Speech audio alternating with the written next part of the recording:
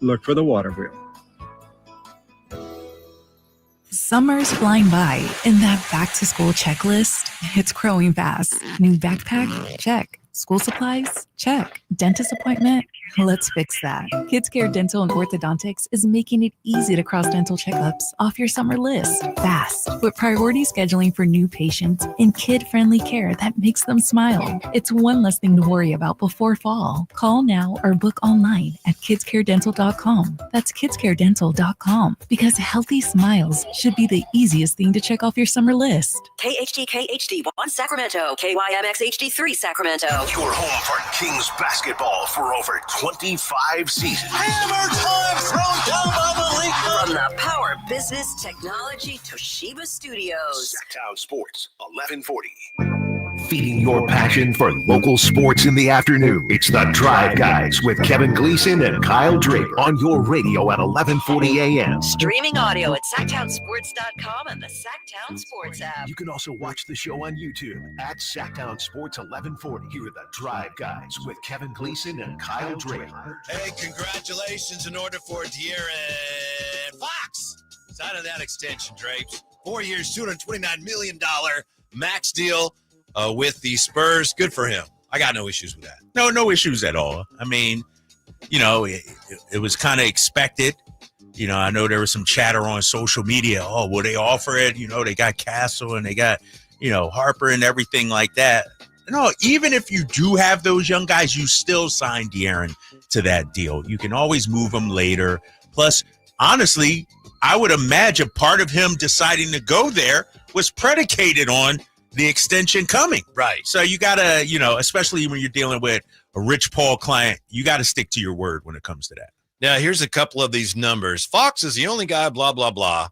You tell me, is this something or not? Is this like, wow, or is it like, no, there's too many conditions on this. DeAaron Fox, one of two players to average 20 points, 5 assists, and 1 steal in each of the past 6 years. Nah, where are you finding these? This is ESPN.com. I'm with you. Along sports along press with release. Luca. Yeah. Luca averaged a steal. That's the shocking part about that. Luca. And De'Aaron Fox is one of 4 players with 10,000 points, 3,000 assists, and 700 steals since entering the NBA in 2017-18, along with James Harden, Russell Westbrook, and Jokic. Okay, great. That's a Clutch Sports press release right there, right? Yes. That's where that's coming from. They probably had about 14 more of those. Right, exactly. No, shout out to DeAaron, man. I was driving in, I was thinking, all right, the dude got paid, well-deserved. But it got me thinking, because there's this narrative about my boy Zach LaVine that his contract is, will we look at this De'Aaron Fox contract in a year or two and think, man, that's one of the worst contracts. That's an unmovable what is it, $58 million per or something like that? 57, I think it works out to. What it averages out to? Mm-hmm. I mean, because here's the thing. You got Harper. You got Castle. You got Wemby. Is De'Aaron Fox in 2 years the undoubted number 2 option on San Antonio? We don't know. I think it depends whether they win or not. Obviously, the ceiling for them is sky high. Mm-hmm. By the way, how do you like my throwback shirt today? Oh, that is nice. Yeah. Dude, that looked like it could be like I know last week's shirt, too. I haven't worn it very much. I know. Yeah. Where are you finding these things, man? Do you have like a bin or something? I don't know. Sheena said it was at the bottom of the hamper. I don't know. There's all kinds of stuff. How many there. T-shirts you got, would you say? I don't know. Way too many. Over 100? Probably. Damn. Yeah. I just had to move a whole bunch out to like, okay, time to move on for them. And I keep going back. Well, maybe I'll wear this one more time. Maybe I'll wear this one. What is it with guys in T-shirts? They're so comfortable. Like, what's the woman equivalent, if you will? Yeah, I mean, handbags, purses, things you hang on where you wear. Like, when's the last time you wore it? I honestly don't know. I don't remember ever wearing it. I really don't. That's what I'm saying. It's a fair question, but I don't know. You go to my house, I got about 30 Sacramento Kings giveaway T-shirts. Yeah. In my drawer. I'm not wearing those things Mhm. because, they're a little too small, but I got them. Why am I hanging on? Yeah. Why do guys hang on to T-shirts? Because they're free. Right. They're- Right. And you can wear them you can wear it to work. Not everyone can, but you can, or you wear it when you're out in the yard. Right. Get Jay, about 5 of those. Yeah. Jay, you like my throwback? I see you, baby. Yeah. That was our old logo, huh? Back Yep. in the day. Where, Yeah. And then That's at like some Channel point, 31, 1140, or what was that? Yeah. What year was that, would you say? and And if you're on the YouTube chat, check it out. yeah, I only started my first go around was 99. And then shortly after I got here, they switched everything to like purple. Oh. So that might have been part of the welcome package. You know what I Maybe. mean? Like, I really welcome don't- aboard. yeah. Here's, Yeah. you know how Jose tried to give us those polo shirts last year? Remember? That we haven't wore yet. No, it looks good, man. It looks good. Oh, it's nice. Anything yeah. on the back at all or not? You tell me. Same thing that's on the front. A bigger one? Yeah, just Okay, a bigger one one of those on the shirts? back. Yeah. That's awesome, man. I love it. I it's love a it. pretty decent shape. It is. Mhm. The issue, not even the issue, what I'm most proud of is it still fits you Yeah. after all these 25 years or whatever. I don't think it got a lot of wear, but like I said, I really don't remember. Dude, it So- still fits perfectly Yeah, too, man. pretty That's nice. impressive. Pretty man. nice. Okay. Yeah. All right. I got Somebody lots of- says, what does the shirt read? And I should probably describe it for people listening, not just on the YouTube chat. It's a red T-shirt, and it has the old Sacktown Sports 1140 logo. It wasn't Sports even, 1140. yeah, it wasn't even Sacktown. Yeah. Sports 1140 KHTK. Yeah, and what's the color, like the yellow part? Is that just It's got a yellow circle Okay. oval that Oval. says sports. Yeah. 1140? In the 1140. Okay. And the All right. funny thing about the call letters, when they first started the station, it was Hot Talk, KHTK, Hot Talk. Hot Talk. Then they got the Kings, and someone realized Home of the King. Home of the Kings. Wow, it Yes. works out. Okay. Yeah. All right. I've Got heard any other people extras? say KHTK, Kings hold the keys, but we don't like to say that. Yeah, we don't. Yeah. Yeah. Even though some people think that's accurate. Right. Right. Right. Oh, right. man. All Yeah. right. Where are we at? Well, you were asking about DeAaron Fox. To me, the whole thing with DeAaron Fox, if they are really good, if they win a championship, it's like, yeah, it doesn't matter what we paid them. You win one. Right. You know, Right. with Wemby. So it's all about him helping Wemby become the Wemby we all know he can be. Well, yeah, exactly. And the thing about DeAaron Fox, still in his prime, still a fantastic player, but also you're looking at somebody that can be a veteran, a stabilizer out there. You know, people are saying, why give DeAaron when you got Castle and you got – because those guys are young. Mm-hmm. You know what I mean? Those guys would resemble the Houston Rockets of a few years ago, you know, running around with chickens with their heads cut off. DeAaron Fox gives them some stability, so I get the move.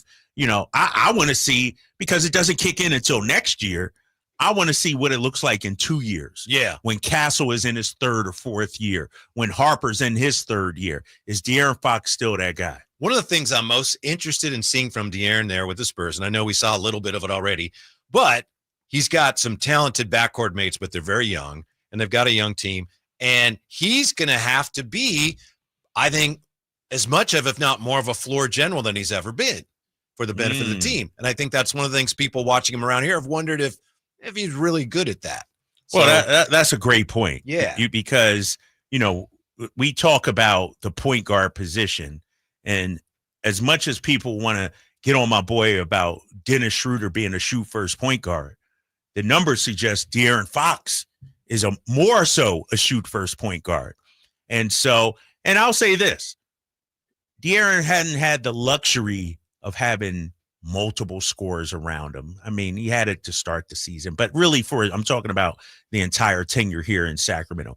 His scoring was needed here in Sacramento. Is his scoring needed as much in San Antonio? Maybe to start, but maybe not, you know, halfway through the season next year. Like, if I'm DeAaron Fox and, you know, Chris Paul was there a part of the year last year, he learned from him. I'm looking at it, all right, how do I get the best out of Castle? How do I get the best out of Harper? How do I make their transition easier? You got Victor Wembanyama also. There's no reason why Victor Wembanyama shouldn't average 28 to 30 points a night this season in the NBA. So DeAaron's scoring may have to take a step back, come down to 22 points per game, and Victor Wembanyama becomes that leading scorer, 28-29. I know you had the call when DeAaron made history with a 60. Yeah. But do you think I think it was a ruptured tendon that he had to have surgery for in his pinky? Yeah. You think that really affected him last year? It had to, right? Yeah, it had to. Yeah, Had to. yeah. You know, with the shot, with the handle. Oh, yeah, it definitely. I mean, look at the numbers, Whitey. And you may have them right there. You got his shooting I just numbers. have the raw numbers. I don't have the shooting. It's 23.5 points and 6.3 assists and just under 5 rebounds, but I don't have the shooting numbers. How about this? 31% from three after the season before shooting 37%. Yeah. So I do think it bothered him. And even, further on in Sacramento this past season, 45 games, 32%. Not great. But then he goes to San Antonio, 17 games with the finger jacked up, 27% from three. I got to imagine he'll be a more efficient player this upcoming season. Now, did you see that Luca signed his extension? He signed for 3 years, $165 million with the Lakers. He could have signed for 4, but this way he has a chance to become eligible for more money down the road. Yeah. And the way it lays out, there's a good chance if the cap continues to go up as much as it's expected to, he could be in line to become an $80 million player. He could be making just about $1 million a game down the road. Not on this deal. Shout out to him. Kudos. Hey, go good for it. And it's smart business, too, like you said. I believe it takes him to his 10th year of service, and then he can get a bigger portion of the salary cap. I'm not looking at Luka and say, giving that, dude, he's the face of the Los Angeles Lakers going forward. $80 million per. What's Wemby going to get when he's comes up? What's Cooper Flag in 10 years? He's going to be $90 million, $100 million. It's crazy, man. Crazy talk. Luka going to Lakers, doesn't that give him the inside track on becoming the face of the league? Or 100%. 100%. You know how it is, Whitey. They're going to be on TV. Right. All the time. Right. He's going to be on TV. The league is going to push him. ESPN is going to want to do stuff with him all the time. Come on, man. It just happens that way with the Lakers. You know what I mean? And here's the thing. Luka was already one of the faces of the league. Sort of like LeBron James. You marry LeBron with the Lakers. People talk about Luka when he was with Dallas. Now you marry him with the Lakers. It's going to be disgusting. I have to say this. Uh-oh. I don't think there's any way Luka should be allowed to become the face of the league. Why not? Hold up. Why Jay, not? I need your opinion on this. Did you guys hear what Luka did, where he went after he signed his deal? He went to Vegas. He went to a concert. Which one was it? He went to see the Backstreet Boys. Was it at the Sphere, though? Yeah. Okay. All right. But it's a Backstreet Boys. But you get a pass at the Sphere, big fella. He didn't go to the Sphere. wouldn't go. Yeah. It's not like, I'm going to the Sphere. Who was there? Backstreet Boys. No, he went to see Backstreet Boys because I think he said, they're my favorite boy band. Well, he didn't say that. You got proof of that? I will find it. But here's the thing. We got to remember, where did Luka grow up? Slovenia? Yeah, exactly. At that time, Backstreet Boys, American culture, if you will. That's like, it's like us falling in love with the Spice Girls over here. We had fans of the Spice Girls. Spice Girls sold out where they weren't American, but they were poppy. And so, come on, man. Don't be doing that to Luka Doncic. He did it to himself. Dude, I mean, and he was with Pelinka and them too, right? I think was Pelinka part of that and everything. Coach Jay's guy, Coach Frederick, was backstage with Jay's guy, the Backstreet Boys. I don't even know who's in the back. Is that Justin Timberlake or no? No clue. See, I get him. Yeah, I don't. That's the other one. NSYNC. Lance Bass. Lance Bass. What was he part of? Now I'm looking for that quote. I know I saw that somewhere. So he went to go see Backstreet Boys. Yeah. You can't be the face of the league if you say, "Oh, that's my favorite boy band." Can you? I would present or propose that no, you cannot. I'm just being, disagreeing with you just for the sake of radio. But the more I think about it, thank you. The more I'm like, if you're Adam Silver, are you like trying to sell this guy? Like this don't play on the streets, on the hardwood, the blacktop in New York. This ain't playing in Rucker Park, if you will. This ain't selling jerseys or anything like that, you know? I remember Chris Rock doing the bit. Oh, the Backstreet Boys. Look out. They're the Backstreet the Boys. tough kids. Oh, no. I will say this because, you know, I've been to Vegas a couple of times recently, and I have not gone to the Sphere yet. I've wanted to, but I look up the playlist, like who's performing. I think Kenny Chesney and Backstreet Boys. And I think U2 might have been there. Yeah. And I was like, I'm out. I'll wait till somebody I want to see. So I get where you're going. Might be waiting a little while. Right. Yeah. So who's that? There's AJ and there he is. There's Let me Luca see with that. all the Backstreet Boys. And good for the Backstreet Boys. They found some measure of relevancy today. I don't blame them. I just think an NBA player can't be coming out. Oh, my favorite boy band, Backstreet Boys. Right. I hear you. Like they've got their residency at the Sphere, right? Yeah, exactly. So what's an acceptable band? Maroon 5? Ooh. Does that that's borderline. Oh, right. Maybe I'm a little biased. I try to be open, like whatever music you like. Coldplay? No, can't do that. No. Okay, all right.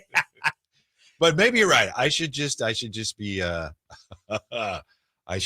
open-minded. Yeah. Just the venue itself is exciting. To know that we were going to work with the boys and actually put the first pop boy band in the Sphere at the very first time. That was Rich plus Tone, the choreographers. So anyway, good for Luca. Okay. He's got all the money. And good for DeAaron Fox. Yeah, dude, guys got paid, right? Guys got paid over the weekend, man. And if you got handed a bag like that, what's your first purchase? What are you splurging on, if you will? Like a rare Honus Wagner card or something like that? Or you know what I've always wanted to do is you hear about people, they go out and they buy an island. You see that? Damn, Whitey. Yeah, Johnny Depp, right? And I think your girl has one. I think Taylor Swift. I'm sure she probably has several. That'd be the first thing. I'd go online and just buy an island. Damn, buy an island. Wouldn't you? I like that idea. Actually, I was thinking, going to Bender around the world or something like that. But you said buy an island, right? Okay. All right, I can see myself doing that. And wouldn't it be crazy to find out how many there are and. Wow, this one costs a little more than that island, but it has amenities and it has a staff. I mean, that must be insane. Dude, knowing you show up to work the next day, you'd still be printing box scores and everything. You know what I would do? I'd buy Sacktown Sports 1140. Would you? Give all y'all raises immediately. Oh, that's nice. Triple the salary. Yeah. Easily. Yeah, easily, because I know, some of the behind the scenes stuff here. Oh, so, okay. Yeah, but well, that's yeah, nice. I would feel totally bad. do I was thinking of myself. Right. And here you are thinking everybody No, else. yeah, come on, big fella.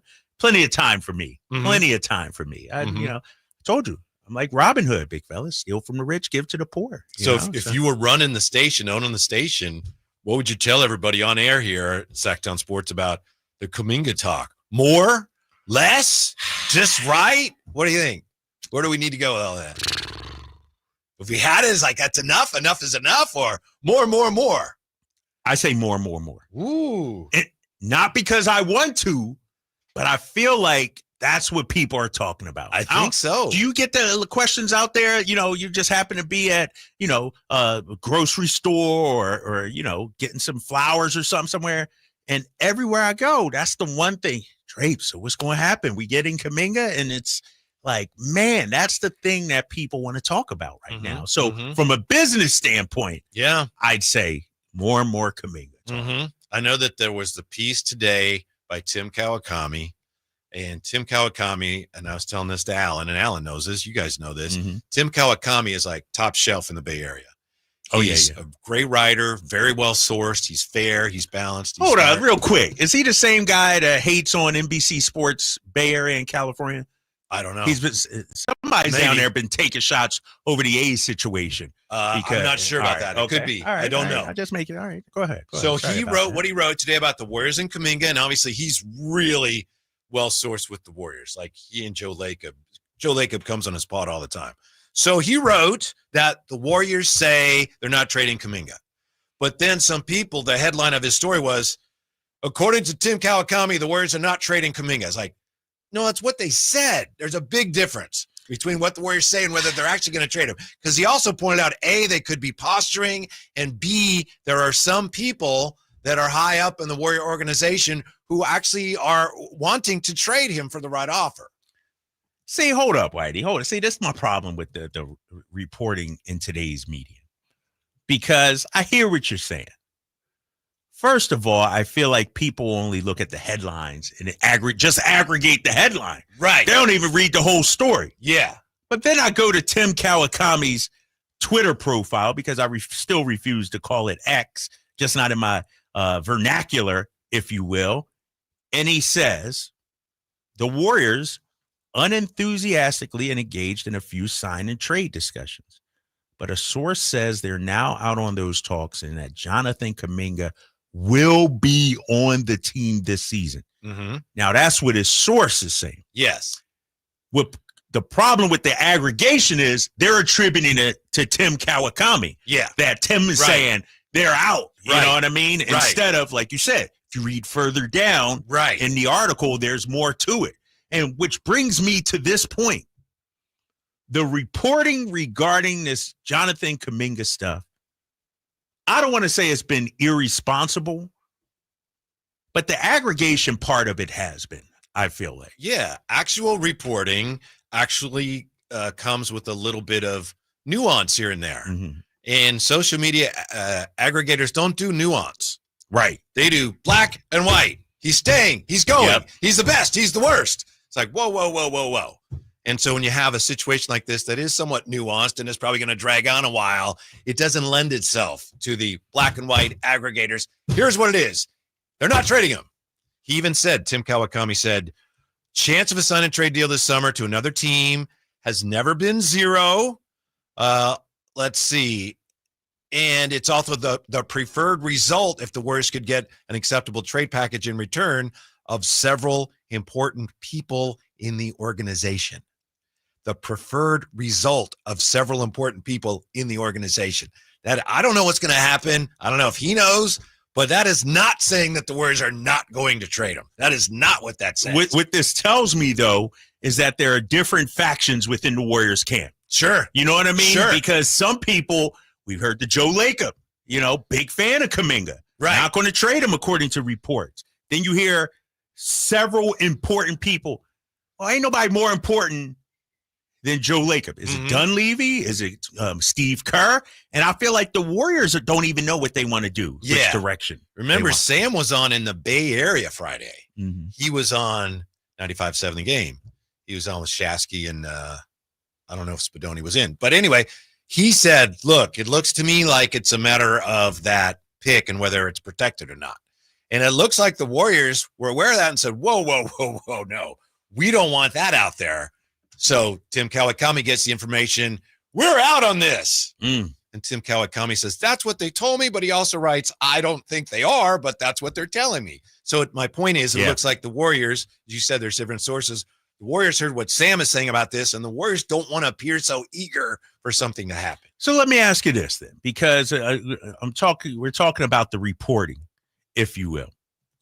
When you look at Brett Siegel, friend of Alan Stiles show, he says one thing regarding the protections on the pick.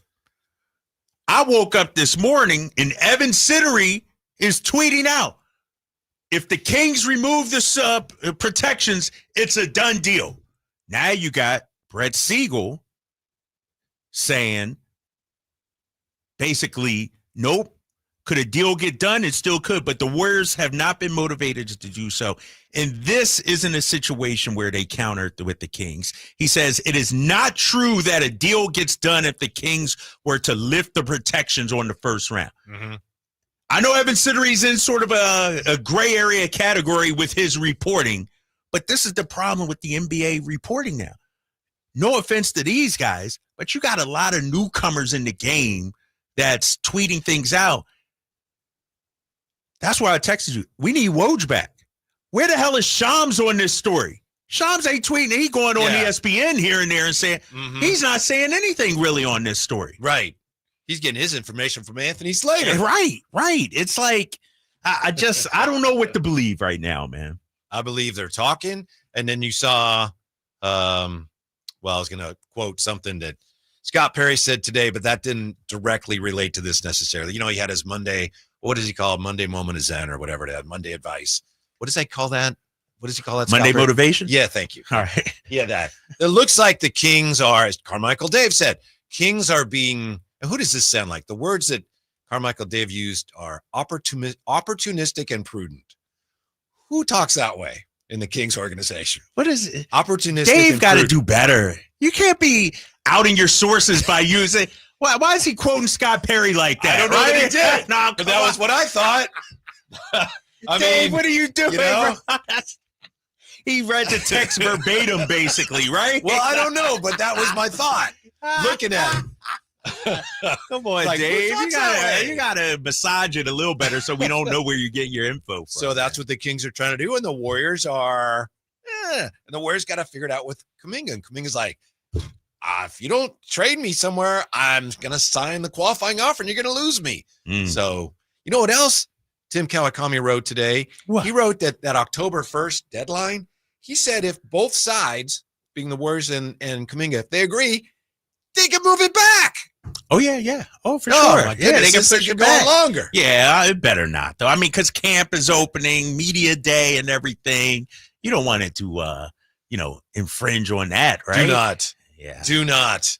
Yeah. So what else? Is there anything else going on with the Kings other than the Kuminga situation? That and more on the new extensions for DeAaron Fox and Luca. Next with the Drive Guys, Sacktown Sports. Ryan Reynolds here from Mint Mobile. With the price of just about everything going up, we thought we'd bring our prices down. So to help us, we brought in a reverse auctioneer, which is apparently a thing. Mint Mobile Unlimited Premium Wireless. How to get 30, 30, to get 30, to get 20, 20, 20, to get 20, 20, to get 15, 15, 15, 15, just $15 a month. Sold. Give it a try at mintmobile.com/save. Upfront payment of $45 for 3-month plan, equivalent to $15 per month required. New customer offer for first 3 months only. Speed slow after 35 gigabytes if network's busy. Taxes and fees extra. See mintmobile.com. This message comes from Viking, committed to exploring the world in comfort. Journey through the heart of Europe on an elegant Viking longship with thoughtful service, destination-focused dining, and cultural enrichment on board and on shore. With small ships that bring travelers closer to the destination, there's more time to explore. And every Viking voyage is all-inclusive, with no children and no casinos. Discover more at Viking.com. The Giant Summer Sale is here. Get giant savings on our giant selection only at Folsom Lake Honda, your one-stop Honda shop. Looking to own or lease? Save during the Honda Summer Event and drive a brand new Accord or Civic. See all our specials at FolsomLakeHonda.com. As a family-owned and operated dealership since 2009, customer service is our #1 priority. Our customers love doing business with us, and you will too. Go to FolsomLakeHonda.com. Your one-stop Honda shop. Come check out Capital Casino, Sacramento's #1 poker room with the most variety of table games in the region in a safe and friendly environment. Plenty of well-lit parking available, conveniently located in downtown Sacramento. And remember, Capital Casino has the best food, the best service, and the best action. 411 North 16th Street in downtown Sacramento. For more information, log on to capital-casino.com and please gamble responsibly. 1-800-GAMBLER. Get ready for a night out with Jordan Davis. It's Country in the Park 2, Saturday, September 13th at Cal Expo. Along with special guests Mitchell Tenpenny, Locash, Vincent Mason, and Averyana. Make it a family day out with food trucks, games, dancing, and more. Saturday, September 13th at Cal Expo. Sponsored by the California Army National Guard and Hop Valley Brewing. Tickets at CITPFest.com. And we're back live during a Flex Alert. Dialed in on the thermostat. Oh, we're pre-cooling before 4 p.m., folks. And that's the end of the third. Time to set it back to 78 from 4 to 9 p.m. Clutch move by the home team. What's the game plan from here on out? Laundry? Not today. Dishwasher? Sidelined. What a performance by Team California. The power truly is ours. During a Flex Alert, pre-cool, power down, and let's beat the heat together.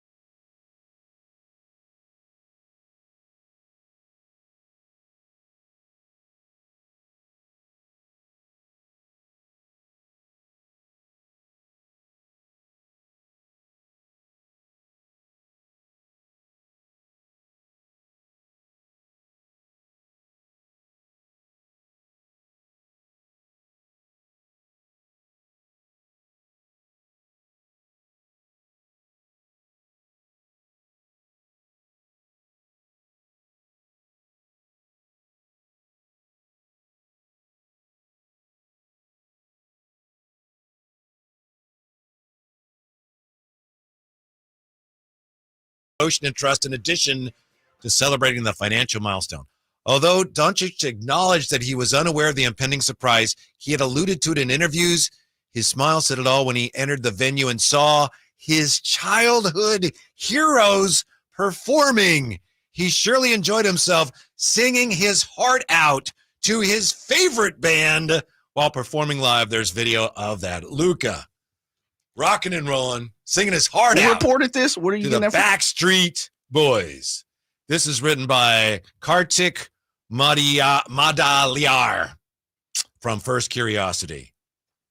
Here's what I'll say. Not the first reference I've heard here's of what I'll Luca say, and his Big favorite band. Here's what I say. This is 2025.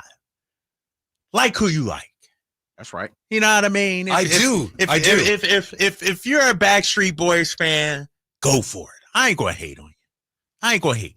I mean, you should see some of the stuff Jay be listening to sometimes. You know what I mean?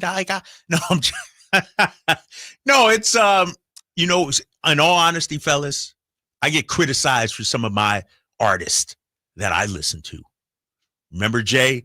Who's Death Cab for Cutie? Yes, sir. You know what I mean? And so Luca might be like your boy Drapes. Eclectic with his music taste. You know what I mean? Like a little well-rounded. You know? To me, it's like, that's fine, but you can't be the face of the NBA that way. That's just me. You're right. Shouldn't be at all, you know, prejudiced against anybody's musical taste one way or the other. It just kind of hit me funny, you know? And a part of it's because it's the Lakers and it's Luca. And let's face it, he's going to be one of our, and I'm talking about sports hate, not real hate. But in the years to come, he sets up as one of our most hated rivals. Luca? Here in Sacramento. No question. And he's already, it's not like any fault of his own? Well, sure. I'm sorry, before he went to LA or no? Sure. Or is it by default because we fumbled the bag or the way he reacted after? Oh, it's not even fumbled the that bag? because Okay. you can't hold that against him. Right, I was wondering. Him. Okay.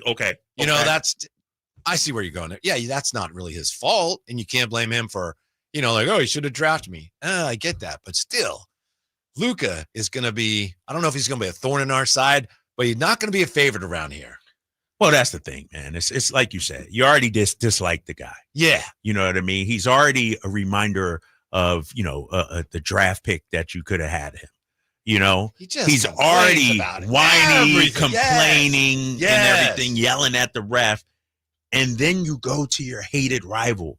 It's like, think about it like this.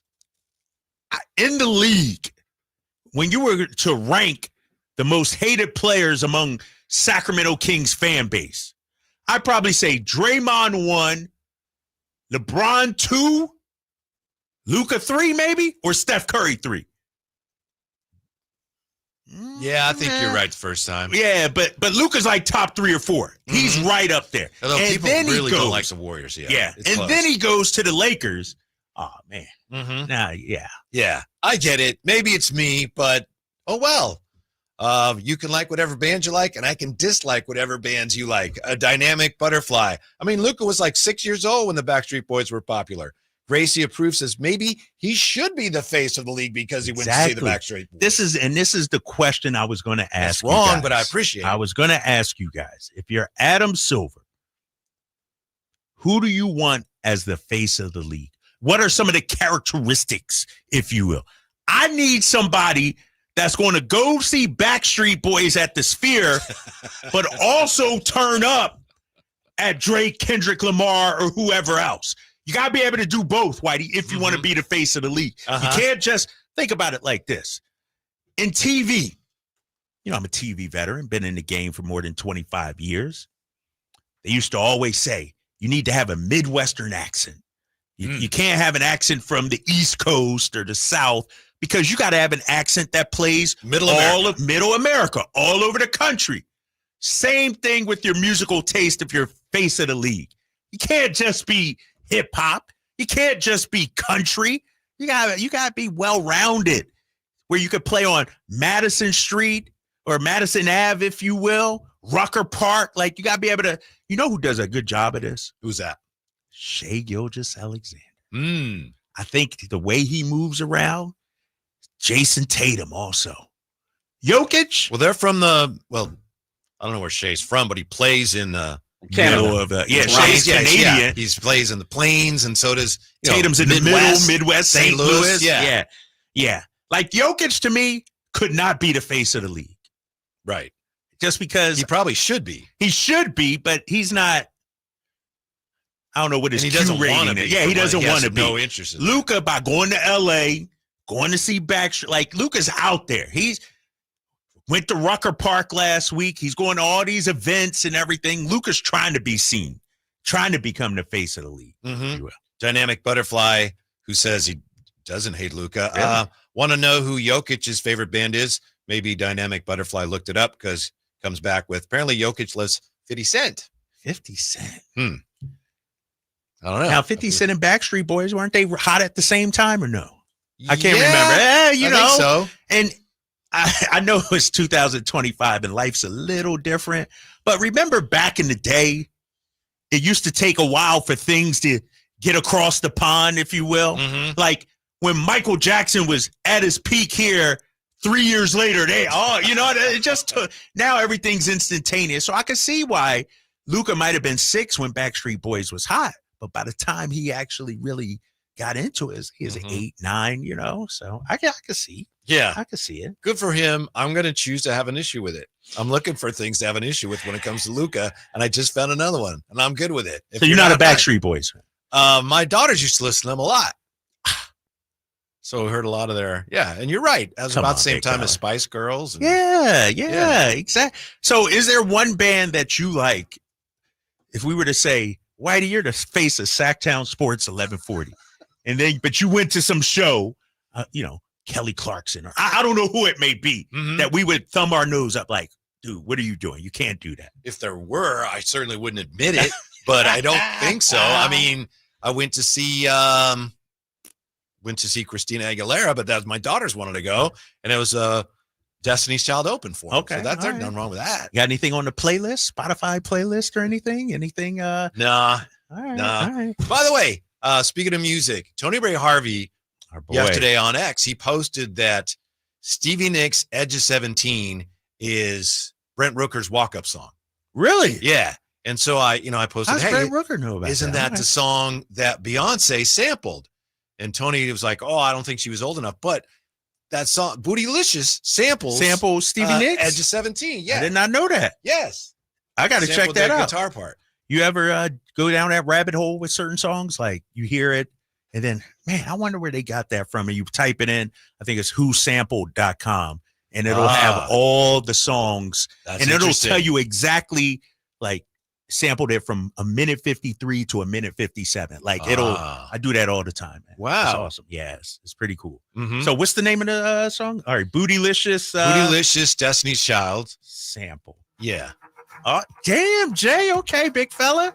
He actually tuned in. He locked in today. Mm-hmm. Bootylicious sample, right? So then I go to the website, whosampled.com. I think they sample of Stevie Nicks. Yeah. Edge of 17. Sample appears at 0 and throughout. Yeah, that's it. And I think that part right there. Just a little bit slowed down. Yeah. That's awesome, man. Never knew. Yeah. Never knew that. Do you have the Stevie Nicks? Yeah, okay. Yeah, you want to look that up, Jay? Yeah. Stevie Nicks says it's sampled at 9 seconds in. Stevie Nicks. Right there. Yeah, that's it. So there you go. Now, why this is Brent Rooker's walk-up song, I don't know. That's interesting. Yeah. That's interesting. Okay, all right. So Yeah, how do you think a parent or something like that might have loved it, growing up or something? I don't know. Maybe some of the lyrics. Right. I'm not sure. Interesting. Yeah. We're all over the place. We're having fun. Dude, ain't nothing going on. Like somebody on the text line said, they said fans from the 916, fans are done talking about Kaminga. We are tired of it. It's just more depressing to realize our best offseason move was to get an okay point guard. So fans are tired. I know, but our new CEO and owner, Kyle Draper, said you guys got to talk about it. Let's talk about this real quick here before we take a timeout. Let's see. Come support the youth in Sacramento by donating school supplies to those in need. The annual backup and school supply drive. Walmart, August 7th, Thursday, from 9 a.m. to 2 p.m. We got our country station, KNCI, Mix 96, and now 100.5 are involved in this. And I guess Sacktown Sports is too now, huh? Are we making any allegedly appearances out there? Anybody showing up? Do you know any celebrities volunteering? When is it? It is Thursday, 9 a.m. to 2 p.m. This Thursday? Thursday. I'm out of town. August 7th. No, say you are out of town. I am out of town, dude. You guys are. I'm out of town. Yeah. Annual backpack and school supply drive. Most in need of, you may have heard Alan talk about this, highlighters, Post-its, whiteout, mechanical pencils and pens, composition notebooks, college ruled binders, folders, pencil pouches, glue sticks, and colored pencils. And any and all donations are very much Who the appreciated. hell still uses whiteout? That's a great question. You know what, Jay? I hadn't thought of that. We buy it every year. Mm-hmm. Do you? It's on the list. That don't mean I stick to it. I wish they had whiteout for like when you do something wrong in life, not True. just. You could just, you could just like whitey out. Yeah. There was a few things that's archaic on that. I think we would change the name. Probably we would go with that. It would be a good seller, but it would be nice. Like a actual mistake in life you made. Yes, like, yes. Man, shoot, you don't need. I need a whole jar of it, a whole ton. Half-ton truck. That would be popular. Oh man, why is it so hot in here? Hey, a lot of people saw what Trey Lance did Thursday night. A lot of people, a surprising number of people. We'll look at how many when we come back. So, Drive Guys, don't go away. With 25 award-winning years in Northern California, Ashton & Price is your local injury law firm. Pro attorney tip: if a firm presents as local, but they're in LA, red flag. If your first consultation is not with a lawyer, big red flag. At Ashton & Price, your first consult is with a local attorney, and if serious injury prevents travel, a lawyer will come to you. Still not enough? George Washington's my uncle. At Ashton & Price, no red flags, just red, white, and blue. Remember, for the best advice, don't think twice. Call Ashton & Price. Great conditions, a fun layout, and unbeatable value. Timber Creek and Sierra Pines are Sacramento's #1 rated golf destination. With 27 holes, a spacious practice facility, and professional instruction, there's always a way to improve your game. Planning a tournament or corporate event, they offer customizable packages and award-winning catering to make your event effortless. Timber Creek is easy to find in Roseville, but hard to forget. Book your round today at timbercreekgc.com or call 916-774-3851. I'm still going for it, even with higher stroke risk from atrial fibrillation and a regular heartbeat not caused by a heart valve problem. Over a 3-year study, Eliquis apixaban tablets reduce stroke risk better than warfarin, and over 97% of Eliquis patients did not experience a stroke. A first stroke occurred in 2.9% of warfarin patients versus 2.3% of Eliquis patients. Don't stop prescription Eliquis without asking your doctor. Stroke risk may increase. Eliquis can cause serious and potentially fatal bleeding. Don't take if you have an artificial heart valve, abnormal bleeding, or antiphospholipid syndrome. While taking, you may bruise more easily or bleed longer. A spinal injection increases blood clot risk, which may cause paralysis. Get medical help right away for unexpected bleeding or bruising, or back pain, tingling, numbness, muscle weakness, or incontinence. Aspirin products, NSAIDs, SSRIs, SNRIs, and blood thinners increase bleeding risk. Tell your doctor about planned medical or dental procedures. Learn more at Eliquis.com or call 1-855-ELIQUIS. Save $12,000 off MSRP. Every new 2025 Silverado 1500 5.3 liter at Maida's Elk Grove Chevy after all rebates. And Maida Chevy has one of the largest selections in the Sacramento area. Plus $12,000 off new Silverado exclusively at the Maida Chevy Silverado Supercenter. Now that's big, huge. See them all at MaidaChevy.com. Together, let's drive. Excludes work truck. Must trade in 2011 Chevy car or truck. Not available with special financing, leasing, some other offers. Made a great deal at Maida. Hello, Sacramento. I'm Emran Pilati, owner of True Sports Cards and Collectible Store here in Rockland, California, and the host of the True Sports Cards Show that airs right here on Sacktown Sports 1140 every Saturday from 10 to 11 a.m., where we discuss the latest trends, hottest products, and deliver exclusive interviews with other industry leaders. And don't forget to visit our shop, True Sports Cards, at 6661 Stanford Ranch Road in Rockland and see what we have for all your sports card and memorabilia needs. Saturday, August 9th, it's the Night of Champions at Stockton 99 Speedway. Meet past champions during the exclusive autograph session and buckle up for pro late models, mini stocks, and more. Tickets start at just $20. Get yours now at Stockton99.com. Be there. Carmichael Dave here for my friends at American Energy Heating and Air. Yes, I always tell you they are a family-owned operation, been in business since 81, A-plus Better Business Bureau, but it is hot. We are in those Sacramento hot months. I want to focus on them being your second opinion partner. What does that mean? Maybe you've got somebody you're working with or you've worked with in the past in the HVAC world. Guess what? They want to give you a second opinion. How much does it cost? Nothing. You call them up and say, hey, can I get a second opinion on this deal? They come out and they either say, wow, that's a great deal, you should feel better about that. Or they say, we can beat that price. And usually they're going to beat it by a lot. Guess what? You just saved money and it didn't cost you anything to find out. It's a no-lose situation. Go with a trusted company. American Energy, 916-520-9990. That's 916-520-9990 or AmericanEnergyAir.com. Jingle Singers, take it away. Call 916-520-9990 now.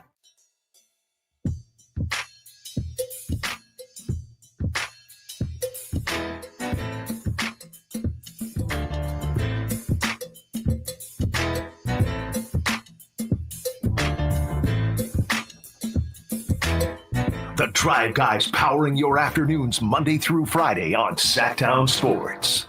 All right, all of a sudden, a number of things to get to, so let me just start where I left off. Yes, Peacock and NBC Digital did really well for the Hall of Fame game, and it looks like the Hall of Fame game drew 6.9 million viewers. I need something better to do with your life. That is the most watched Hall of Fame game since Dallas-Pittsburgh in 2021.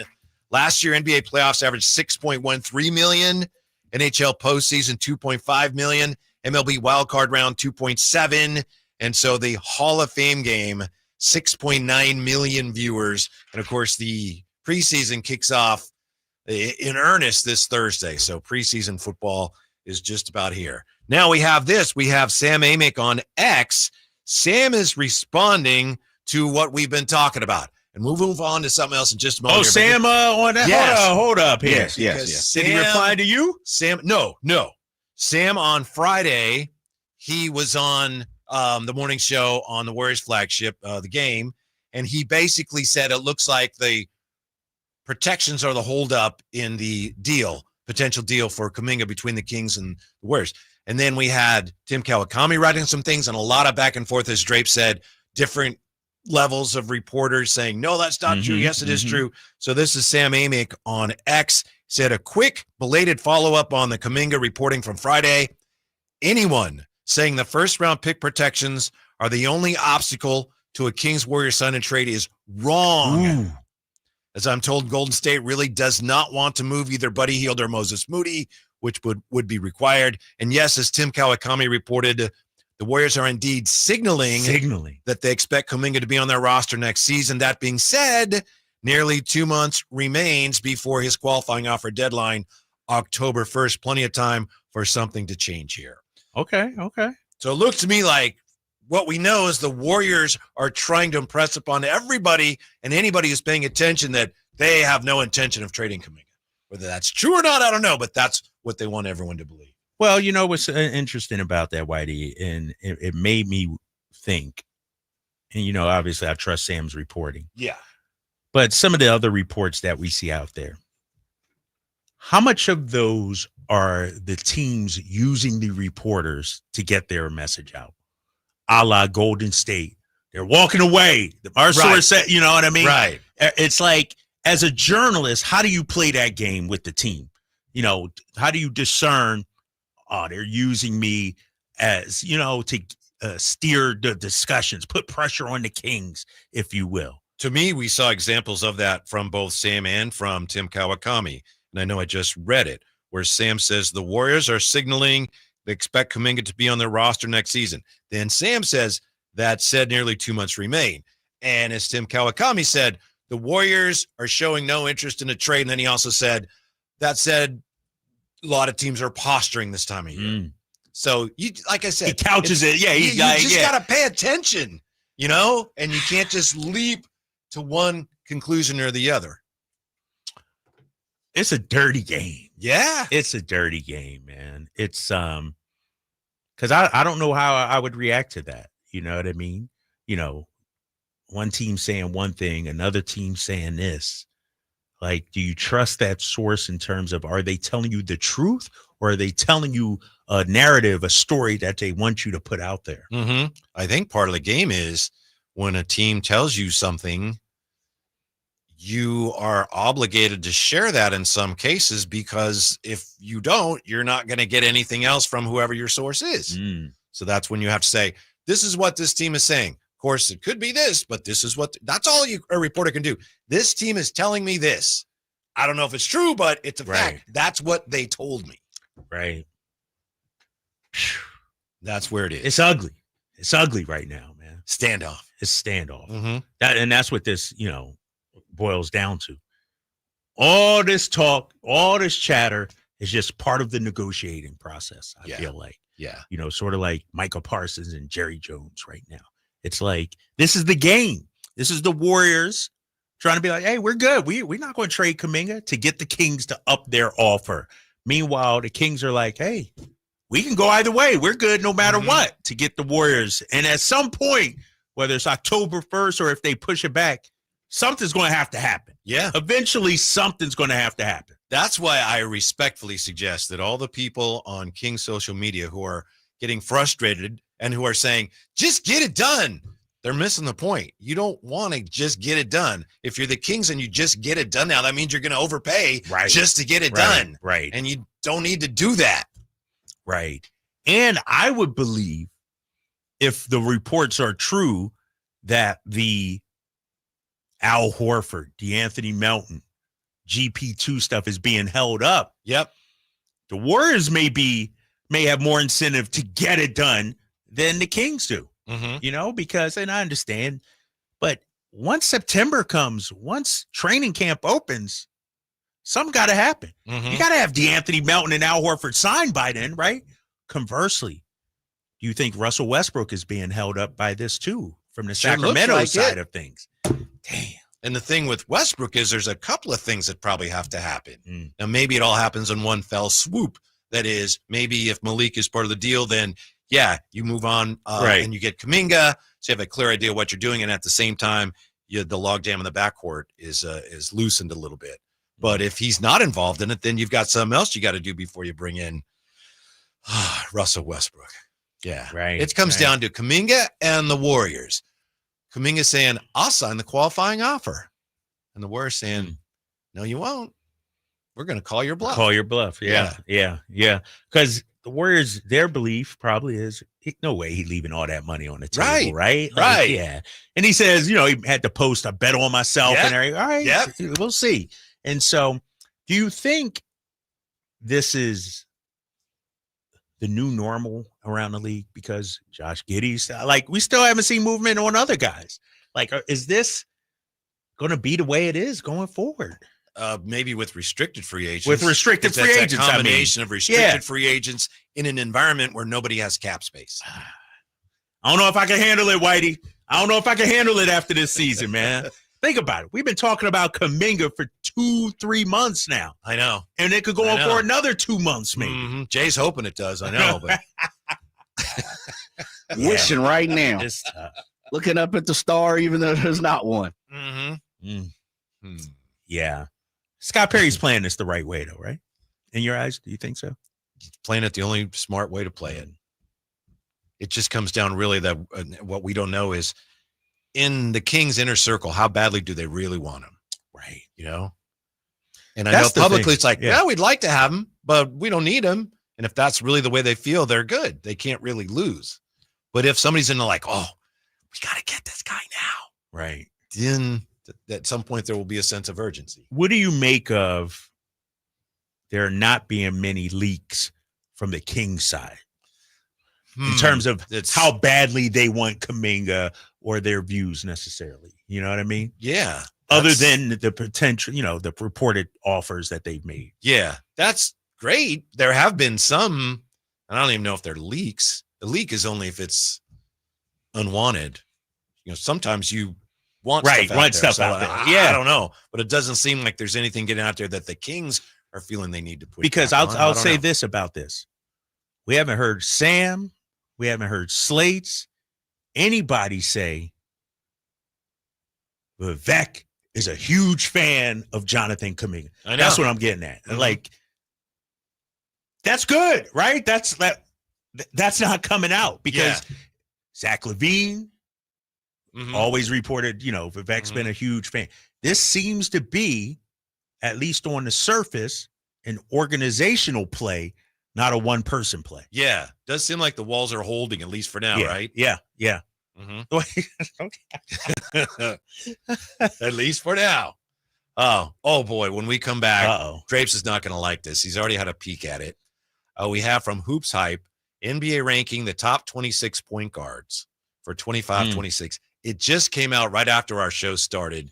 Drapes has peeked at it. There's one thing he looked at right away, and you were not happy, were you? Nah, because we'll talk about it. I'm upset. I'm upset. There's a number of things wrong with this list. Find out why Drapes is upset. Will you be upset, too, about the top 26 point guard rankings that just came out? We'll find out next. Drive, guys. Don't go away. This is the story of the one. As a safety manager at a manufacturing plant, he does everything he can to keep his coworkers safe. From finding ways to reduce risks to keeping safety supplies in stock. And for that, he relies on Grainger. Grainger offers a broad range of quality products and next-day delivery, so he can always play it safe. Call 1-800-GRAINGER, click Grainger.com, or just stop by. Grainger, for the ones who get it done. Sacramento River Cats baseball is where future San Francisco Giants are grown. Join us on Friday, August 22nd at Sutter Health Park for a special night celebrating the next generation of Giant stars. The first 2,500 fans through the gates score a free Giants Grown Here t-shirt, only available at this game.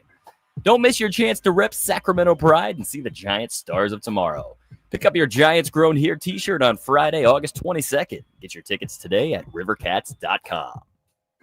I'm Ken Korak with your Green and Gold Report, brought to you by Xfinity. Introducing the 5-year price guarantee. One internet price, 5 years guaranteed. Well, by his standards, Lawrence Butler isn't having the kind of season he expected, but still, Lawrence is just 25, and he's only played the equivalent of 2.5 seasons in the minor leagues. And now he's on a pace to become the first athletic since Coco Crisp back in 2013 to go 20-20, 20 homers and 20 stolen bases.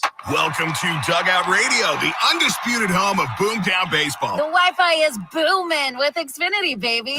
Our next caller is Stacy. How do you stay locked in on every pitch and play? We stream it all live on Xfinity Internet with low lag, 99.99% network reliability, and speeds faster than a base runner beating the throw to home plate. I stream on my TV, tablets, even my smart fridge. Smart fridge? With all those games, we gotta refuel. Stream live baseball with Wi-Fi built for the biggest moments. Xfinity. Restrictions apply. Actual speeds vary, not guaranteed. Summer's flying by, and that back-to-school checklist, it's growing fast. New backpack? Check. School supplies? Check. Dentist appointment?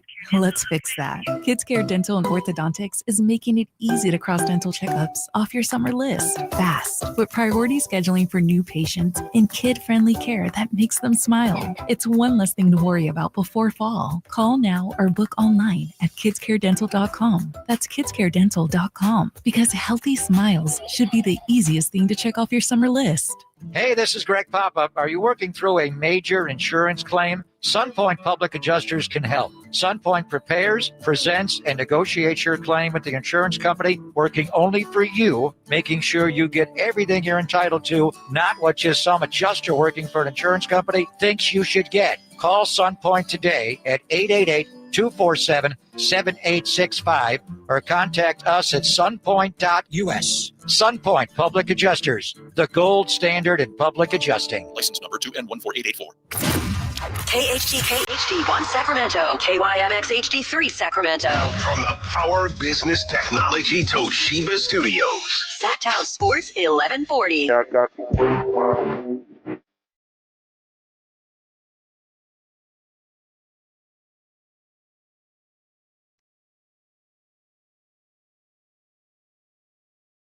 Live and local, it's the Drive Guys.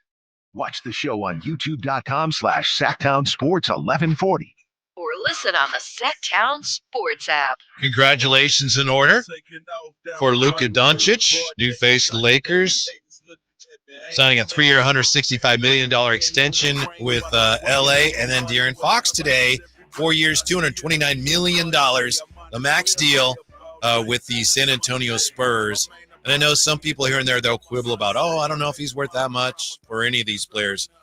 But putting aside the particulars, the individuals, aren't we in a situation, Drapes, where when a guy's eligible for the max or the super max, whatever the case is, if you don't give it to him, it's almost like an insult.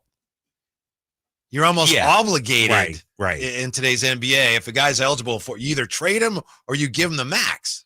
Well, yeah, and here's the thing: if you don't do it, it signals, all right, a breakup is coming, right? It's just like, because it's how the team views you. Mm-hmm. You know what I mean? But I will say, Whitey, we've seen other guys, Jalen Brunson, Mikal Bridges, Luca, take less. Yes. For the betterment of the team or future earnings or whatever. And so DeAaron could have said, no, I'll take a little less. But he wants his full max, and the team's okay with it. But if they, for instance, let's say if he wants the max and we're like, well, I don't know, because there was a report out of Boston actually that they weren't sure if they were going to offer Jaylen Brown the max.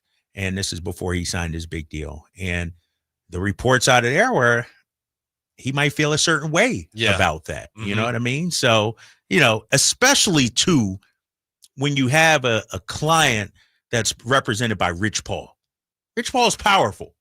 You do dirt with him, you know what I mean? Like, ruffle his feathers, if you will. Right. He could strong arm you at, down the line. So play ball, play nice.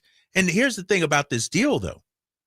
It's not like San Antonio's married to DeAaron Fox for the next 5 years and have no way out, $58 million in 2-3 years might look like 40 looks right now, too. Yeah. You know what I mean? Mid-level. Right.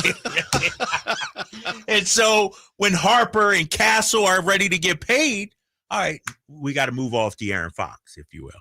Do you think, I know this is all water under the Tower Bridge now, but do you think, going back to before DeAaron was traded, before Mike Brown was let go, do you think there was still a path for the Kings to have kept DeAaron and extended him? And I realize he said, I want to play for Mike Brown. Once Mike Brown was gone, that was pretty much it. But he never actually demanded a trade that we know of. Do you think that there was ever actually a path there before that happened? Maybe the Kings had a shot to keep him. I think so. But the question is, do you think the Kings were willing to offer the full max? Yeah. That's what like, I think if the Kings offered DeAaron the full max, yes, he would still be here, before the Mike Brown situation and all of that, but there were reports, questions, are they going to offer him the full max? You know what I mean? Mm-hmm. And because he didn't make the all-NBA squad, all-star squad, his full max was lower. Like the advantage the Kings had versus other teams, not as strong. And so I think so. It's hard to turn down a max contract, dude. I don't care who you are. Like, who does that? Mm-hmm. Like, when's the last person that got offered a max and said, nope, I'm going somewhere else? That's a good I question. can't think of it. Speaking of point guards, we have this today. It just came out right after our show started from Hoops Hype. NBA ranking the top 26 point guards for 2025-26. Frank Urbina put this together. Okay. And you know that Kyle Draper's singing, Schroeder's going to be way up there. Top 20. Top 20? Top 20. Mm-hmm. Top 20. Number 26, Tyus Jones, Orlando. Number 25, TJ McConnell. Probably got a ways to go before we get to your guy. TJ McConnell? Yeah. Hold on. The dude don't even start, first of all. He a bench player, first of all, but go ahead. Despite his athletic and size-related limitations, TJ McConnell uses his quickness, strength, and toughness to make a huge nightly impact. I'll say no disrespect to Tyus Jones, but if we're starting a list of Tyus Jones 26, we in for a tough situation. Number 24 of Dennis Schroeder. Number 24. Ahead of, hey, how about that? Ahead of TJ McConnell and Tyus Jones. I got to read what they say before I rip this apart. Who's this? Stuart Urbina? No, this is what's his name? Frank Urbina. Frank. Yeah. The great Oogie. You remember that? Oogie. Yeah. All right, go ahead. Whitey, go ahead. Read it. You want to read it out or you want me to read it? Maybe you may have to. Dennis Schroeder put up I might impressive just numbers, disappeared. over 18 and 6 assists per game for a bad Brooklyn Nets team last season, leading to the Warriors and Pistons, 2 playoff-level teams acquiring him. Naturally, Schroeder's numbers took a dip once he joined those 2 stronger teams. But even so, the German floor general acquitted himself nicely in Detroit, making the team, how about this, 2.8 points per 100 possessions better during his time on the floor, despite not having much time to acclimate. Pause. All positive so far, Yeah, right? this is no great. knock. How is he knock. only number 24? That's what I'm trying to figure out. Now set to join the Sacramento Kings, we expect more solid play out of Schroeder, a point guard who can score from all 3 levels, albeit sometimes not all that efficiently, and who can create as well as rack up steals on the other end. Not glowing report. But yet he's 24th? And yet he is behind 23, Emmanuel Quickley, 22, Stephon Castle, 21, Drew Holiday, 20. You were up in top 20. Hold up, White. Andrew Nembhard. Hold up. We're going to get to Nembhard in a second. I want to go back to Quickley, who's at 23. Mm-hmm. Former Kentucky standout Emmanuel Quickley played in just 33 games due to injury, putting up decent numbers. So already at 1 negative. Not available, 33 games. Then he goes on to say, the jury is still out on whether Quickley is more effective as a starter or a change of pace backup who can enter games and just get buckets while doing some creating. So we're not even sure if this dude's a starter. So that's 2 knocks, as far as I'm concerned. Quickley projects to remain one of the better point guards in the league next season. That's an important point because it's obvious here that Frank Menachino, who did this list, he's actually thinking if you're top 26, that's good. These are all good. How many teams in the league, though? 32. You're 26 in a 30 team. You got bench guys ahead of you. Quickly, he's not even sure if he could be a starter or is he best suited to come off the bench. So I got a problem with that. I got a problem with that. Yes, Stephon Castle, as we said, 22. And I'm sorry, my screen keeps blinking. All right, here, 21, Drew Holiday. Mm-hmm. All right. 20's Nembhard. Andrew Nembhard. Let's take a look at this. Let's take a look at it. And I like Nembhard. He plays with a little swagger, some toughness, with a more consistent outside jumper. So the dude can't even shoot, Whitey. Canadian guard Andrew Nembhard. So that's 1 knock. Mm-hmm. Would rank at least 5 spots higher on this list. That might be shortchanging him a bit too, as the former Gonzaga standout is one of the best guard defenders in the NBA today. Let me say this. I don't want to diss Urbina or, whatever his name, but this guy watches 1 or 2 playoff series and makes a sweeping indictment. Ain't nobody said a damn thing about Nembhard's defense until the Knicks series and until the finals. Now, all of a sudden, he's turning into, Marcus Smart 2.0 defensively. Drapes, a guy with a 29.1% three-point shooting mark is higher on this list than your guy. Right. I'm sorry. Dennis Schroeder's only 1 spot behind ahead of TJ McConnell. Right. This is ridiculous. Kyrie 19. How's Kyrie 19? Is it just because of the injury? If there weren't so much uncertainty about whether or not Kyrie would play next season, he'd without a doubt rank higher on this list. This is terrible. Jalen Suggs, 18. Suggs ain't play all last season, Whitey. Fred VanVleet, 17. Peyton Pritchard, 16. Hello. My guy. 8 spots better than Dennis Schroeder. Peyton Pritchard. Here's the issue I have with Peyton Pritchard. Everybody know I'm not a fan. I'm not a fan of Peyton Pritchard. I think Peyton Pritchard is a solid ball player whose ceiling to me is probably a really good 6th man, but probably thinks he's a top 2 or 3 option. Yeah, a lot of the best 6 men have that mentality. But I haven't seen him create a shot for somebody on his team in 3 years since he's been in he's not a distributor, Whitey. He's not a point guard. I don't even think of him as a point guard, but I'll tell you, Drapes, he has the quickness to get to the basket and finish creatively over taller players, making him a pest on both ends of the floor. Ridiculous. I think there's this, I want to say bias against Schroeder. I think people are not realizing how good he is because, like the author said, he played on a bad Brooklyn team, so he was able to put up numbers. But then you go to Golden State, that's tough to get shots. You go to Detroit, you're backing up Cade Cunningham, but yet he still was able to make an impact. Yeah. If you will. And this writer hardly said anything negative about Schroeder at all. Right. That's what I'm saying. We're looking at the Hoops Hype. They're brand new, just came out right after our show started. Top 26 point guards in the NBA. And Drapes is crestfallen because Dennis Schroeder is 24th on the list. Although the writer of the piece seems to think that, hey, if you're on this list, good for you. That's solid. Josh Giddey, 15. You guys love Josh Giddey. LaMelo Ball, 14. Jay. LaMelo Ball, 14. That's about 14th best point guard, Jay? No, come on, man. Top 5 around here. Injuries as well as shot selection have been LaMelo's biggest foes thus far in his NBA career, writes Frank Menachino. No way he's the 14th best point guard in the league. But you got to factor in health, Jay. That's why he's getting a nod, right? Well, as you said, let's see who else is 13, 12, and 11. All right, let's do it. Jamal Murray, 13. Jamal Murray or LaMelo Ball, Jay? You know where I'm going, so go ahead. Darius Garland, 12. Jay doesn't like this guy. Yeah, all right. Derek White, 11. Oh, come on. Stop. Derek White is the 11th best point guard in the league? Yes. Yeah, 3 spots better than your guy, Jay. I'm sorry. He ain't better than Kyrie. He's not better than LaMelo.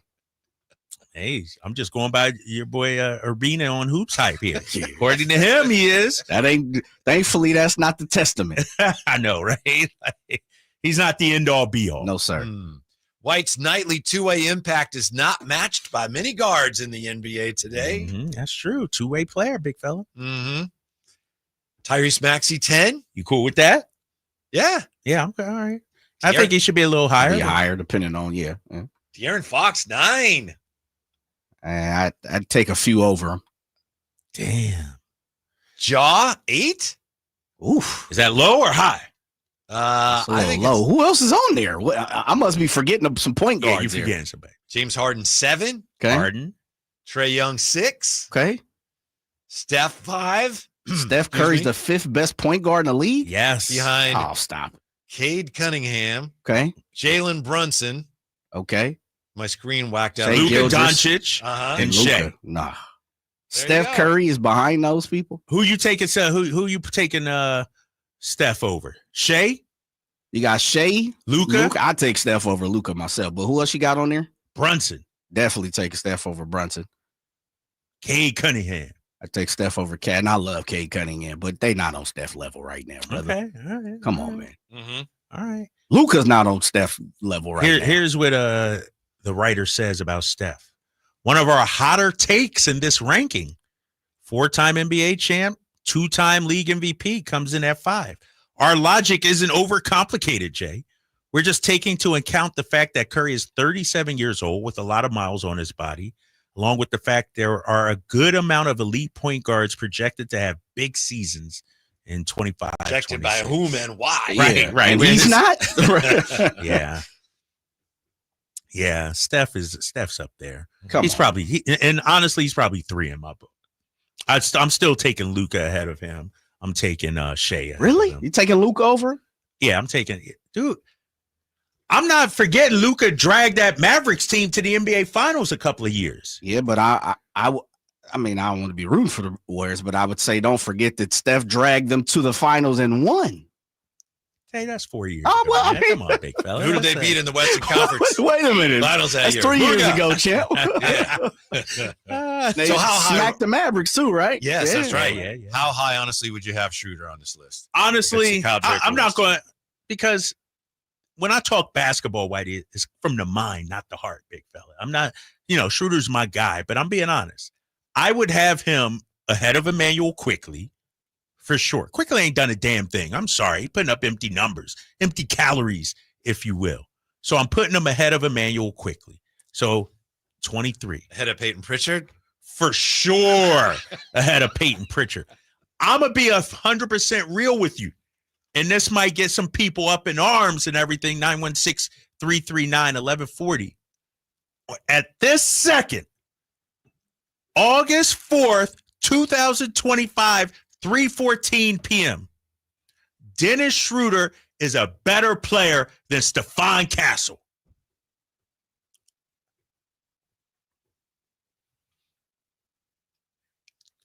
Show me the lie, big fella.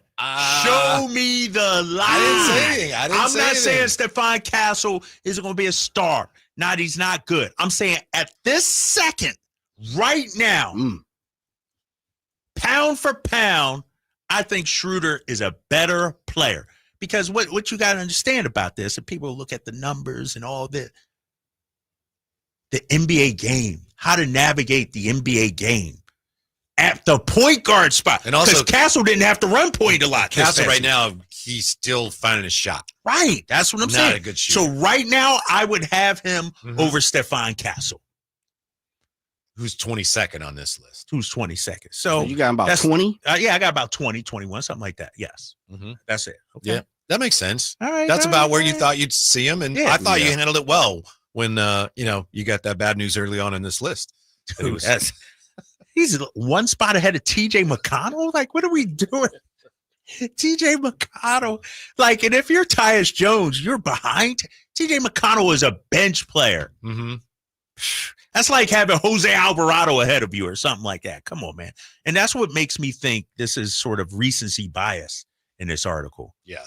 You got 2 Indiana Pacers in the top 26, and one of them ain't Tyrese Halliburton so if Tyrese is healthy, you got 3 of the top 27 point guards, maybe. Come on, man. You know, what's interesting is obviously they didn't put Dame in there. They didn't put Tyrese in there because they're both hurt.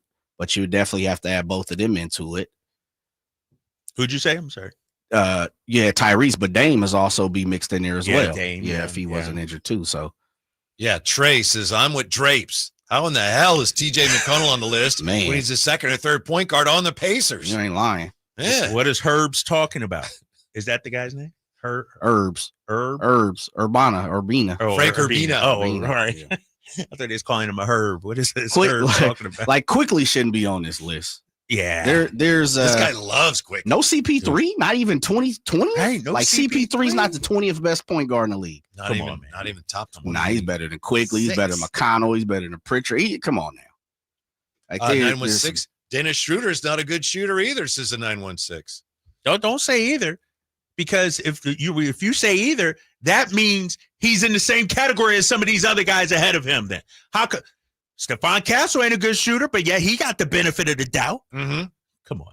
209. Yeah, I agree with Drapes. What player do you want on your team today? I would say Schroeder. Now, what player do I want on my team long term? Of course, Castle. Yeah, Castle. Yeah, Yeah, I'm not right. that way. Exactly.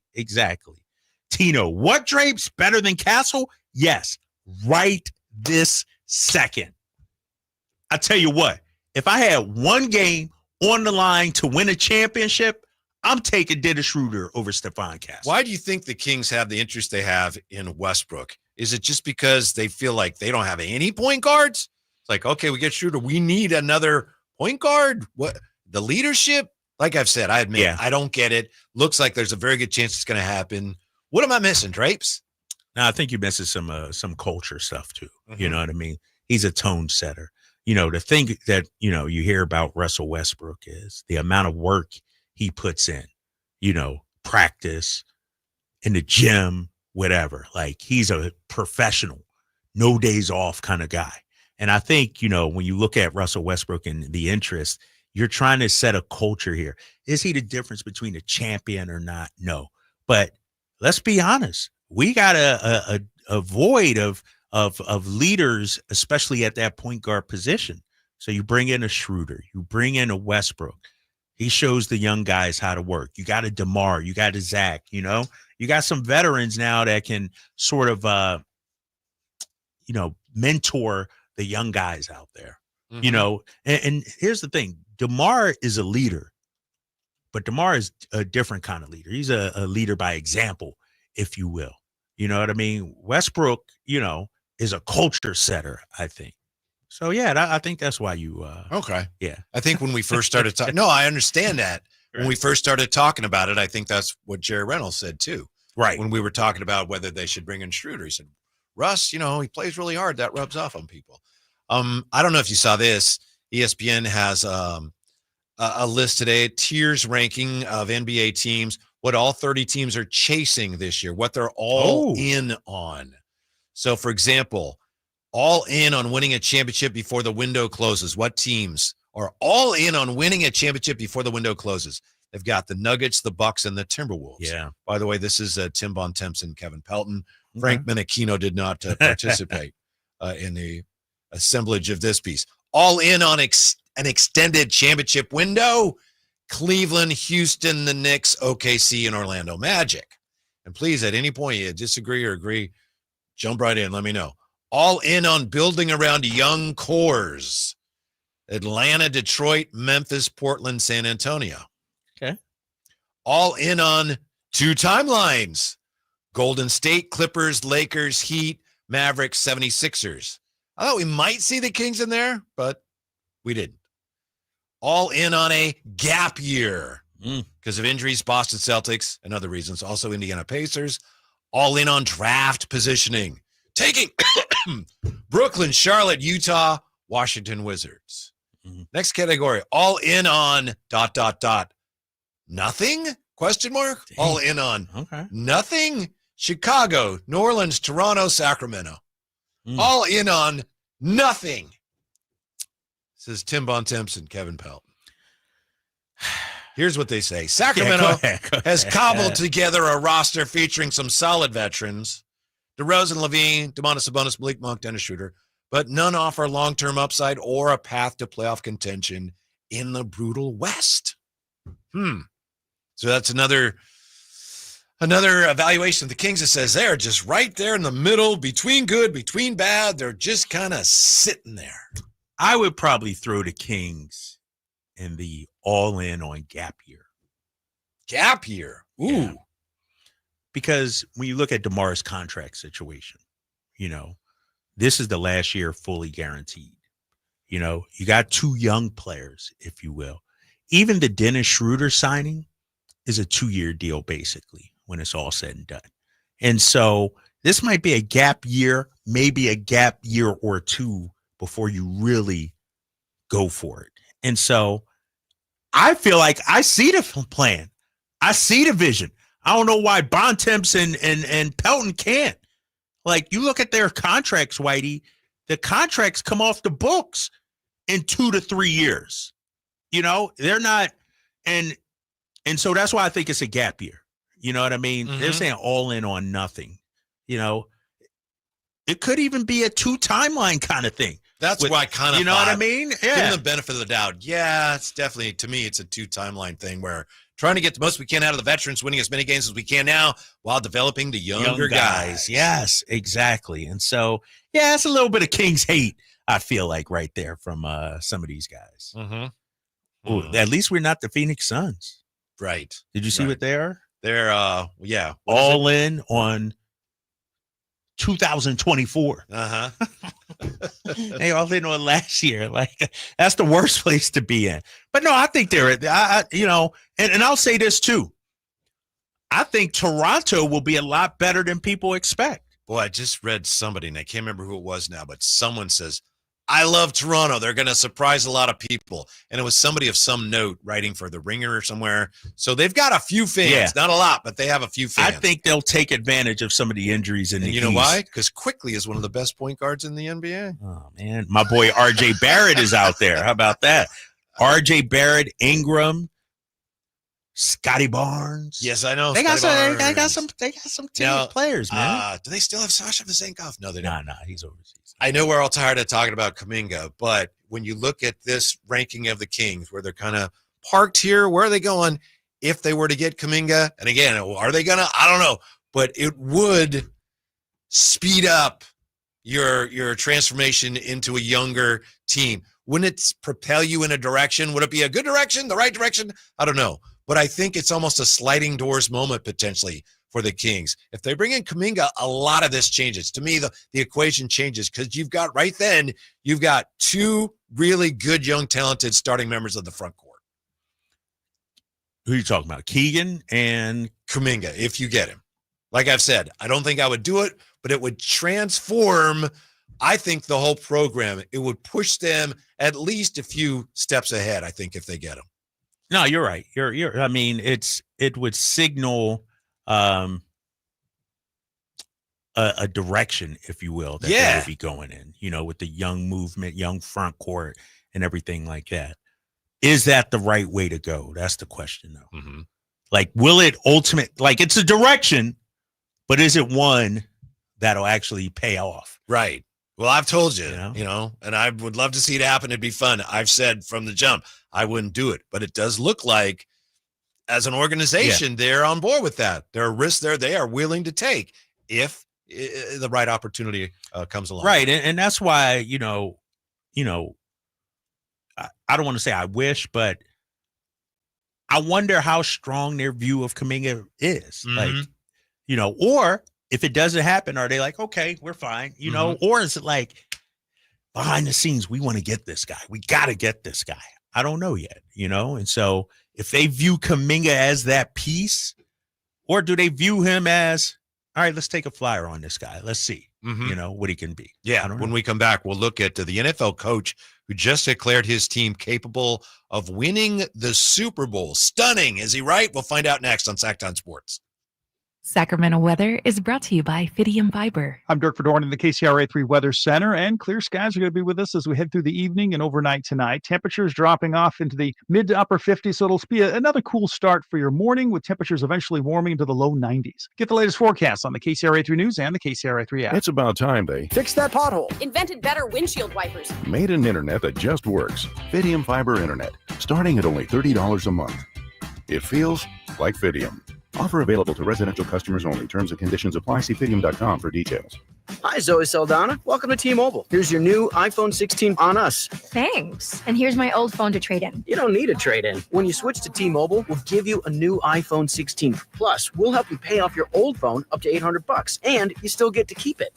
There's always a trade-in. Not right now at T-Mobile. I feel like I have to give you something in return for karma. That's okay. I don't really have much in my purse. Oh, let's see. Juice box. I'm a mom. I'm good. Seriously. Let me check. Oh, hot sauce. Take it. Really? I'm fine. Oh, I have raisins, a balloon. Wait one sec. I've got cupcakes in the car. Switch to T-Mobile. Get a new iPhone 16 with Apple Intelligence on us. No trade-in needed. We'll even pay off your phone up to $800.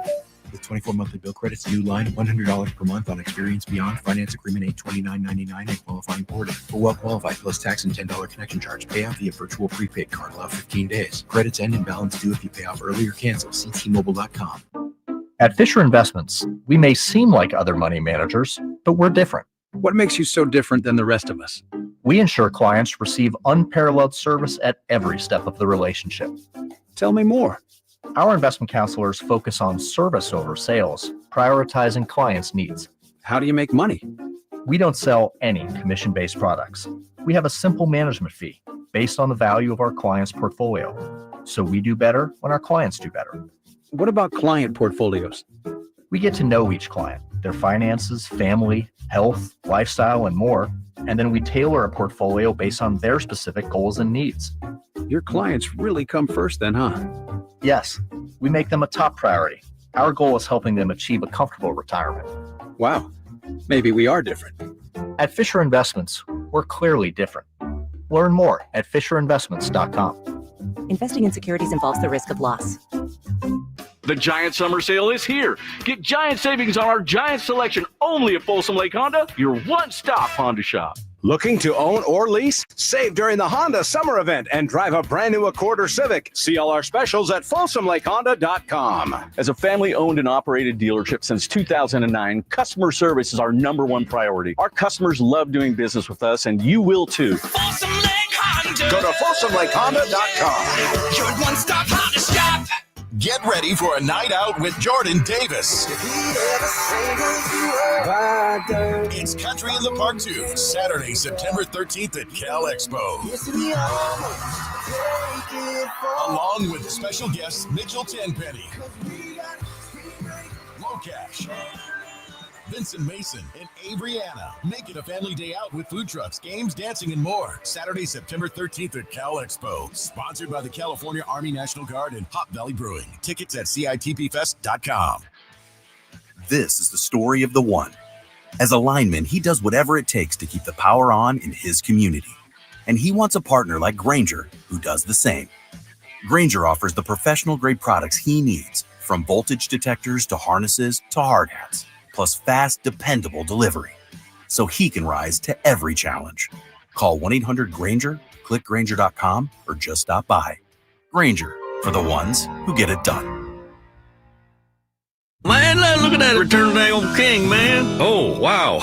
Emotional. King of the Hill is back. They got a Bob's in the airport now. Oh, that's Boba. World has changed, Dad. Bobby wants to bring that new girl over for dinner. The Vegas? What the hell am I supposed to feed her? Can't we just put some grass in a bowl? From Mike Judge and Greg Daniels. Ready to make some memories, Dad? Let's freaking go. A Hulu original series, King of the Hill.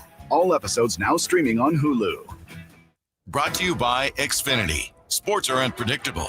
The price of your internet shouldn't be. Introducing the 5-year price guarantee. One consistent internet price for 5 years with no annual contracts. Guaranteed. The Drive Guys.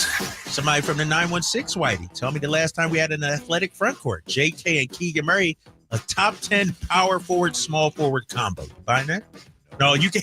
Why you give me that 10? I mean, let's slow down. He's not even here yet. Right. He doesn't even play here. You can listen to The Drive Guys Monday through Friday from 2 p.m. to 6 p.m. on 1140 a.m., YouTube, and the Sacktown Sports app.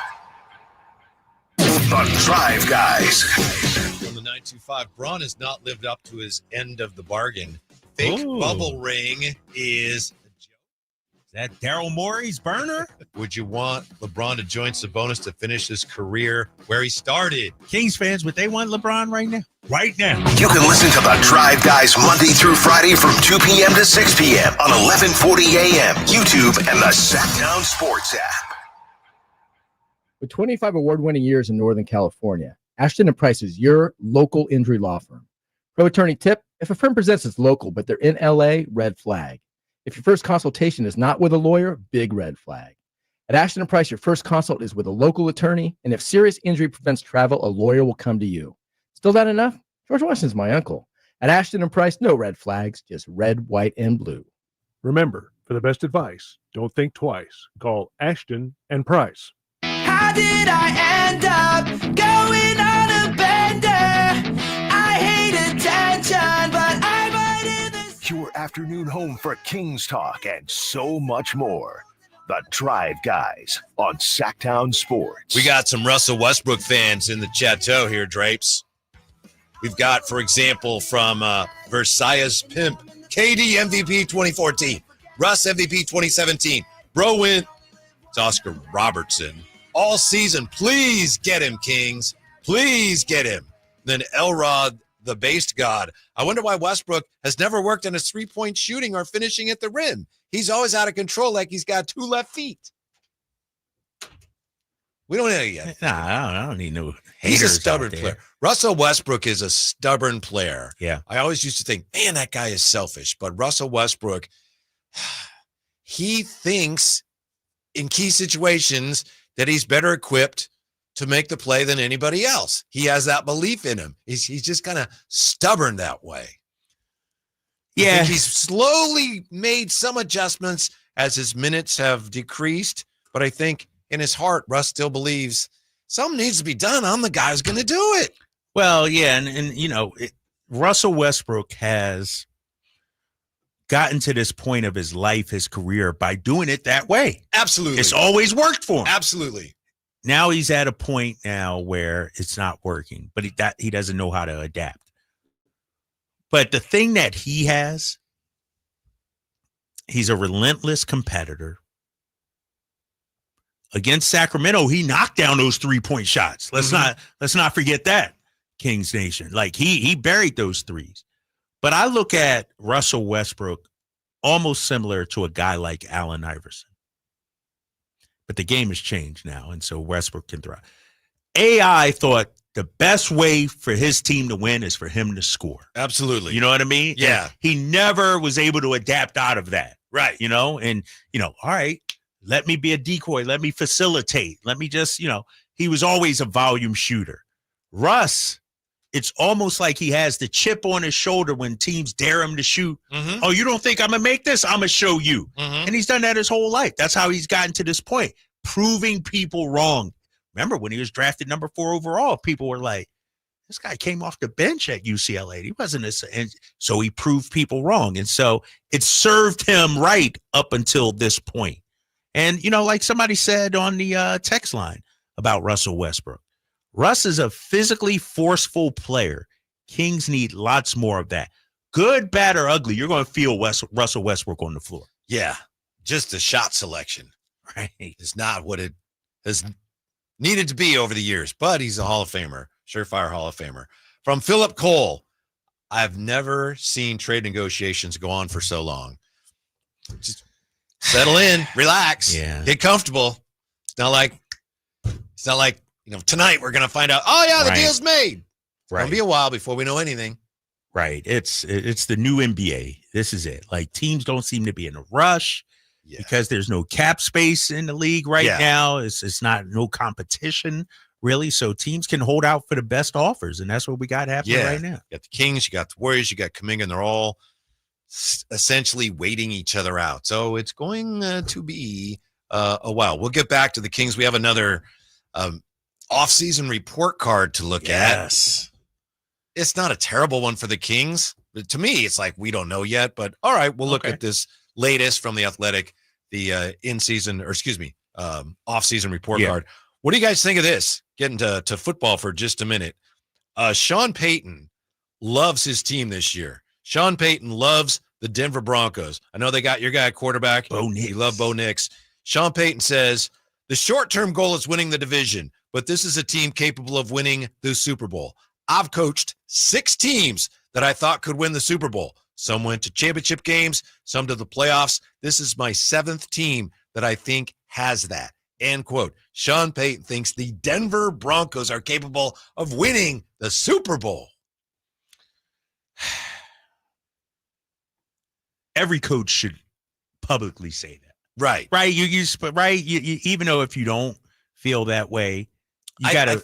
But I think, Drapes, some coaches say that, maybe they don't mean it. I think in this case, he's coming out. He's not being asked. He's like, no, let me tell you how I feel about this team. He honestly feels that way about this team. But they love their quarterback. And here's the thing, though.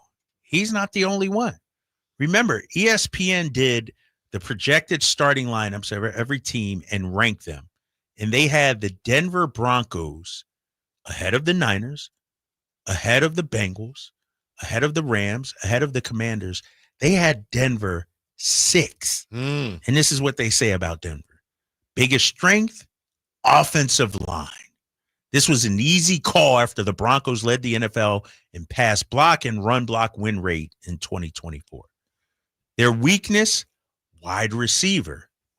They got Cortland Sutton. Right. But who's their number 2? Marvin Mims, they say, 3rd-round pick, so the wide receiver core. But when you look at it, and I believe their defense is supposedly stout also, if you will. And so I get it. The Denver Broncos seem to be this year's Washington Commanders to me. A team that's, all right, people are high on, traditionally they haven't done well, but watch out for the Denver Broncos. Super Bowl, though, in the AFC, which is tough, Whitey. The quarterback's Bo Nix going to have to outduel in the AFC. Drapes, let me help you. Yeah. How about y'all beat the damn Chiefs first before you get to the Super Bowl? Win a division. Man. So first, like that. Yeah, there's a piece at SI.com today about how much Sean Payton and the Broncos love Bo Nix. And as they were evaluating him, for one thing, they point out, Sean Payton says, people say this guy has a not very strong arm.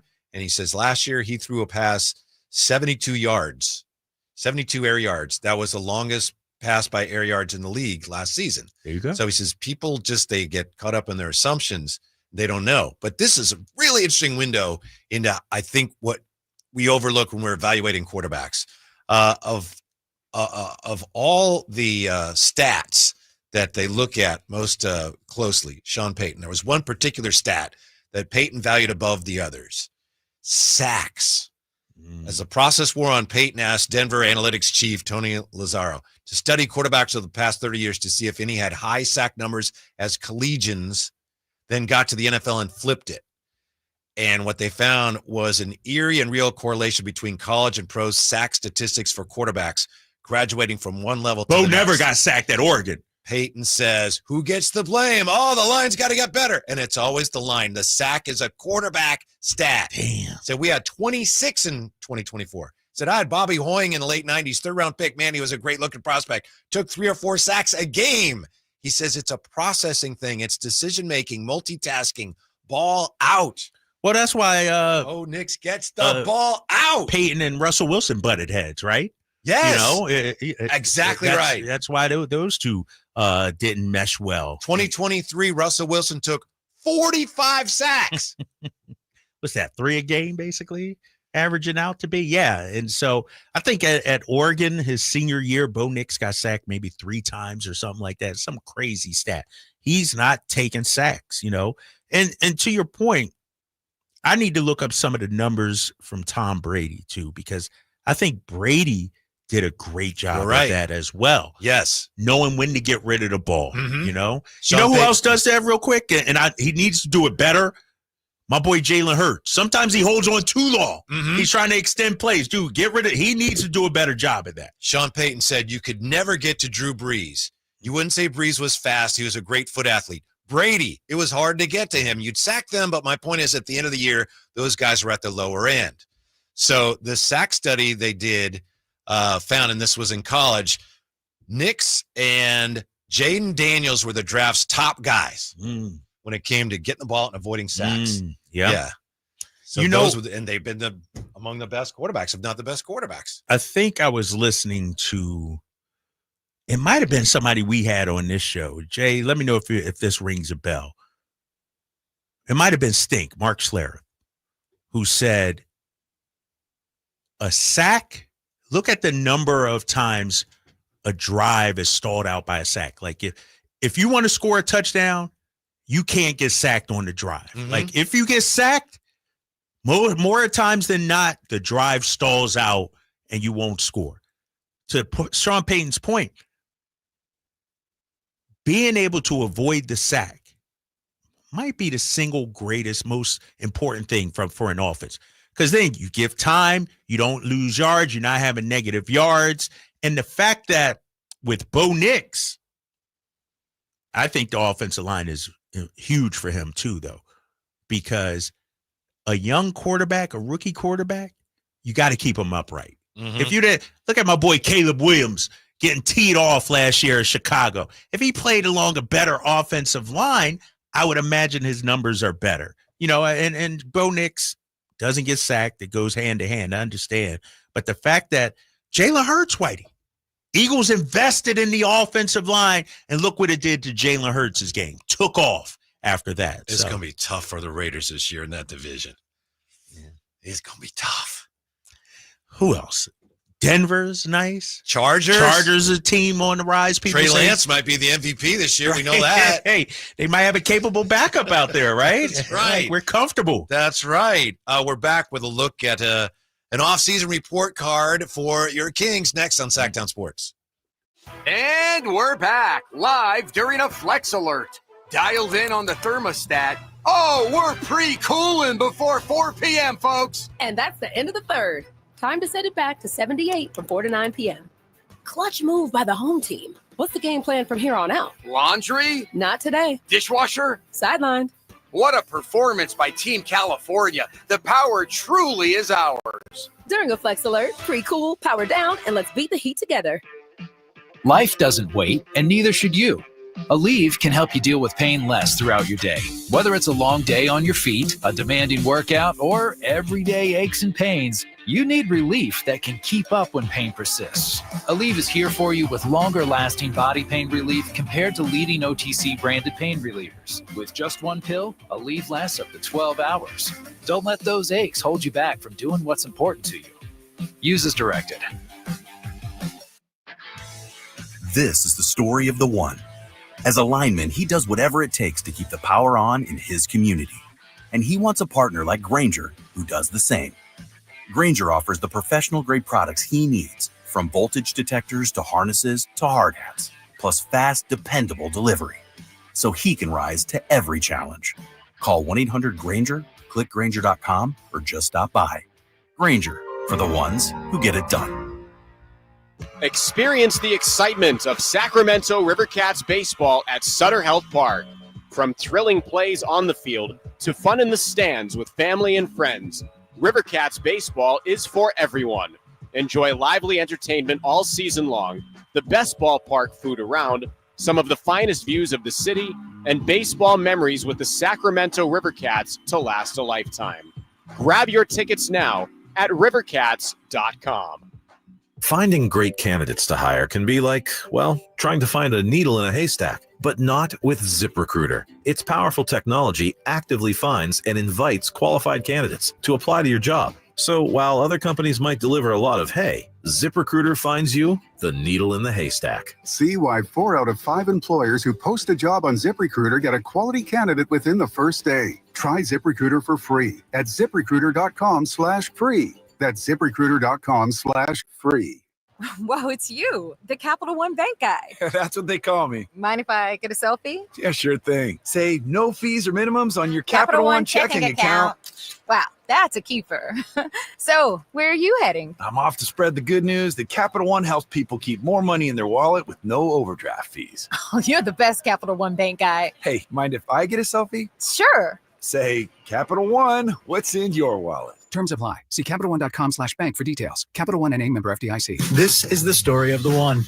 As a safety manager at a manufacturing plant, he does everything he can to keep his coworkers safe. From finding ways to reduce risks to keeping safety supplies in stock. And for that, he relies on Grainger. Grainger offers a broad range of quality products and next-day delivery, so he can always play it safe. Call 1-800-GRAINGER, click Grainger.com, or just stop by. Grainger, for the ones who get it done.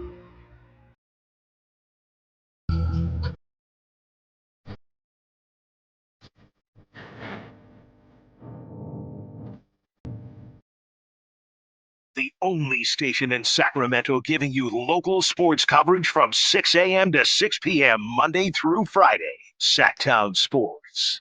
I got a player for you, Drapes. Jay, Kings fan. You know, the Kings, they have a soft spot for veterans, for guys who maybe are on the back nine of their careers. Yeah. I got a guy for you. You need some help in the front court, right? You could use some help in the front court. Yeah. I've got a guy who's power forward, career 369 from three-point line, shot 358 there last year, averaged 4 rebounds a game off the bench last year. Very accomplished player. Doesn't like his current situation, and he's looking to get out of Utah. Kevin Love. All you need is love. He's still in the league? Yes. Kevin Love retired 5 years ago. Kevin Love. Fits your timeline, which is anybody older than 34. Wait, Kevin Love, 36. He'll be 37 September 7th. Mm-hmm. Can I tell you Kevin Love's games played last 2 seasons? 23, 55. Mm-hmm. Then played 62, 74. I'm taking a pass on K-Love. 17-year veteran. Got that experience. Whitey. How many minutes? Because here's the problem. He'd give you a solid 11 minutes a game. I see you looking at. We need more than that. We need more than that, Kevin Love. Like, I know. He's like the 13th man on the team. He's not a everyday kind of guy. I'm sorry. Yeah.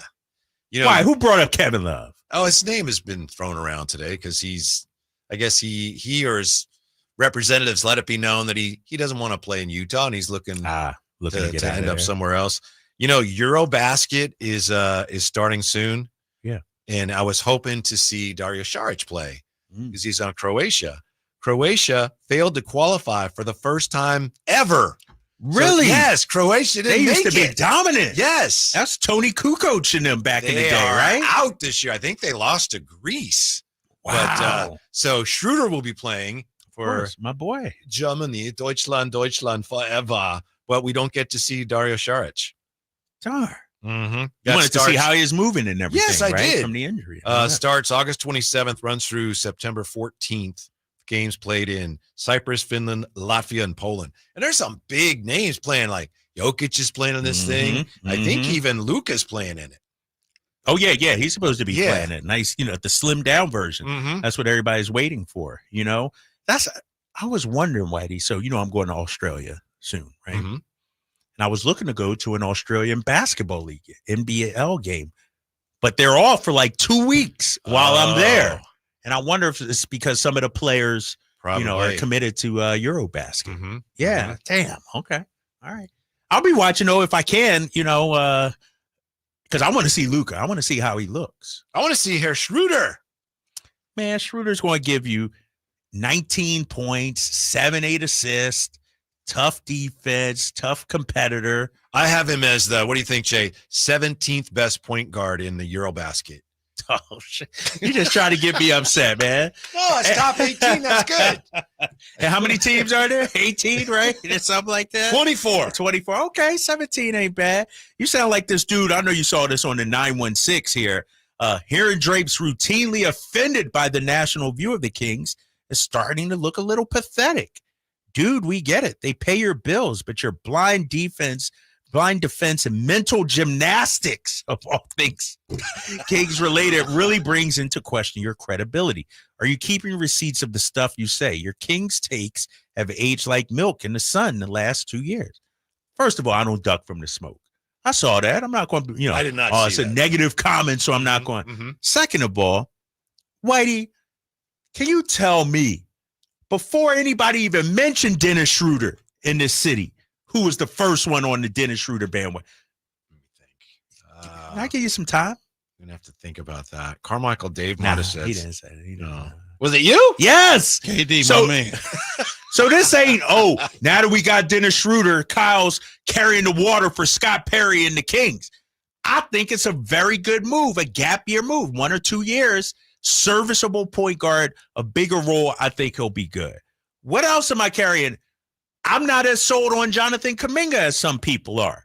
You know what I mean? I see the vision. I see the risk and everything that, the reason why you would be interested, but I'm not so sold on him as a player just yet. I got to wait and see. This guy being a hater right here. Well, man. to that point, can you walk us through? I know you mentioned this. The Athletic today has another one of these report cards for all the teams and the off seasons they've had. What do they think of the Kings, and what do you think of what they think of the Kings? All right, so the Athletic came out with their NBA off-season grades, rating each team's summer moves. I'll just jump down to the Sacramento Kings. And if you guys want to chime in on this, you can. Can we just do the division first? 339-1140. Yeah. You want to do the Kings division? Warriors incomplete. Clippers. Oh, you A-, got that up there? Yeah. Lakers B-, Suns C+. Let's start with the Suns real quick. Yeah. They say the Suns deserve credit for pulling the plug on a miserable stretch.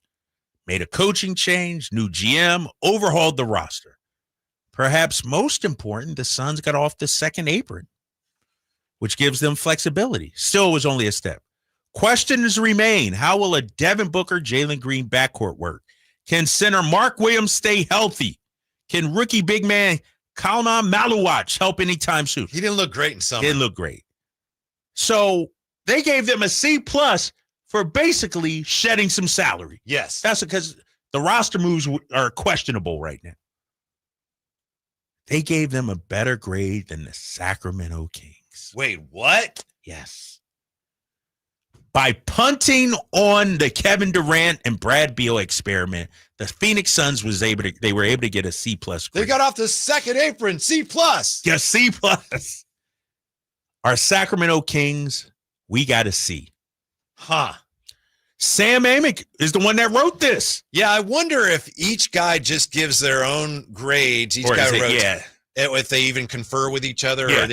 So, okay. All right. So here's that's what Sam gave him a C. Our guy Sam. Yeah. Let me read it. I have not actually read this, Whitey, so my reaction will be authentic. Sam says, I was tempted to go with incomplete here, as the Kings remain engaged on the Jonathan Kuminga front, and as such could still have a far different offseason than the one we've witnessed thus far. But they have made substantive moves that we can evaluate. Chief among them, the calculated risk of signing Dennis Schroeder. Back to Schroeder. Yep. Regardless of how you feel about Schroeder, and he's been a mixed bag in recent seasons, the point guard void had to be filled after the previous front office regime traded DeAaron Fox to San Antonio. So, Sam said, you had to go out there and get a point guard. Yes. Mission accomplished. Check. Yes. Accomplished what you needed to. First-year general manager Scott Perry was aggressive in landing shooting guard Nick Clifford in the draft, sending a 2027 protected first to OKC to bring the 23-year-old from good. Colorado. Sounds good. Yeah, he earned first-team All-Summer League honors, as Sam points all out. in all, it's going to take Perry a while to clean up this messy roster. So the question I have for Sam is, and maybe Dave and Jason and those guys will ask him this week on their show is, or maybe Sam can text me. I'll text him here in a minute. What would have constituted a better grade for the Sacramento Kings? What moves did he feel should be made? Yeah, a C, average achievement. A C. You got a point guard, which you needed. Check. The description doesn't match the grade. That's what I'm saying. That's what I'm talking about. Obviously, he can write whatever he wants to write and grade it however he wants to grade it. But it sounds like he's leaning towards giving him a little bit of sugar and then But I agree. I still think what it boils down to is we just don't know yet, because the Kuminga thing, if it happens, and I know we're all tired of talking about it, would really change your grade. Yeah. I think he was right there. The incomplete at this point is probably most appropriate. Yeah, and I wonder if some stuff was edited out because of space and everything like that. That's a good point. Yeah. You know, what Sam wrote to me doesn't justify a C. Now, it don't justify an A or anything. I'd probably get a Kings, honestly, a B minus. B minus here. You know, you got Dennis Schroeder, who obviously I'm a fan of, but, you know, I just had Draper rankings, probably a 20, 21 on the point guard scale. You know, if you would have got, you know, made a move to bring in John Moran or whatever it may be, overhaul the roster, whatever, maybe you get a better grade. But, and Sam alluded to this, all in all, it's going to take Scott Perry a while to clean up this messy roster. I feel like he kind of has done the best he could do, because I also think that Nick Clifford pick, after not having a first rounder, right, you got to give him a bump up for that. No first rounder, you turned it into a player that's all summer league, a first round draft pick. Didn't even mention Max Reynaud, who a lot of people view as a first rounder. I'd probably at least give Scott a B minus C plus, at least. A C is just I'd go C plus, but I wouldn't quibble with a B minus. Yeah. Maybe gives you some extra credit, you know, to raise that up to a B. I don't know. But yeah, so much of it is going to change if they get Kaminga. But obviously the whole thing is, it's kind of ridiculous because we don't know how those players are going to end up. Yeah, we got. But as far as getting fans engaged again, the young players they drafted, we saw at Summer League a lot of fans. Not everybody. I know some fans. What do you mean? These guys, we haven't seen them play. The rookies. But a lot of fans were energized. For that alone, I would give them at least a C plus. C plus, right? Yeah, because you also got to take into account, what was it like the day before the draft? Then when we got the draft in the Summer League, like, things were down. Not only that, Drapes, what was it like during the draft before they traded? Right, before they even into traded the first round? People were losing their mind. Like, we're not going to do anything. Everybody else making trades. And so I think, you know, obviously I'm not giving an A, but considering what he had to work with this short amount of time, I feel like he's done an all right job. More on the Kings and today's big DeAaron Fox extension and Luca's extension when we come back. Drive Guys, Sacktown Sports. The Alan Styles Show. But it's very simple. Jonathan Kuminga is sitting there saying, y'all wasted my time for 4 years. Now I'm going to waste your time. I'm going to waste your time now. You thought that your time was more valuable than my time. You can listen to the Allen Style Show Monday through Friday from 10 a.m. to 2 p.m. on 1140 a.m. YouTube and the Sacktown Sports app. Hi, Sacramento. It's the No Surprise guys at Bell Brothers Plumbing. Need a water heater or plumbing repair? Call Bell Brothers. Clogged drain? We'll clear it for $67. Plus a free camera inspection, a $250 value. We're fast, on time, and the price we quote is the price you pay. No surprises. Plus, we'll check your plumbing for free. Call Bell Brothers or book at thenosurpriseguys.com.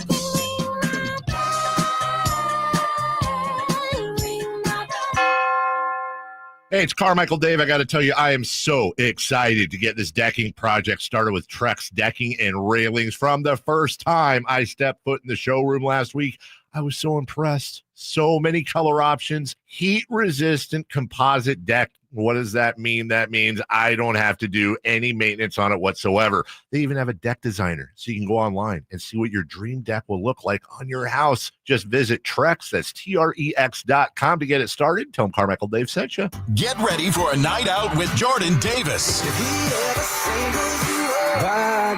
It's Country in the Park 2, Saturday, September 13th at Cal Expo. Along with special guests Mitchell Tenpenny,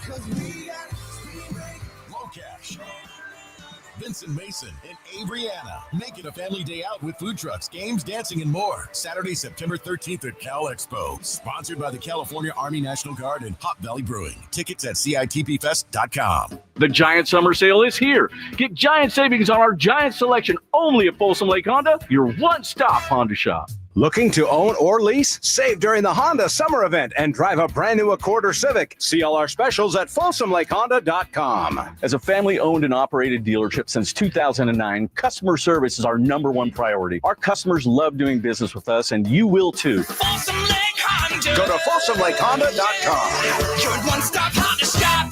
KHD1 Sacramento, KYMX HD3 Sacramento. From the Power Business Technology Toshiba Studios. Sacktown Sports, 1140.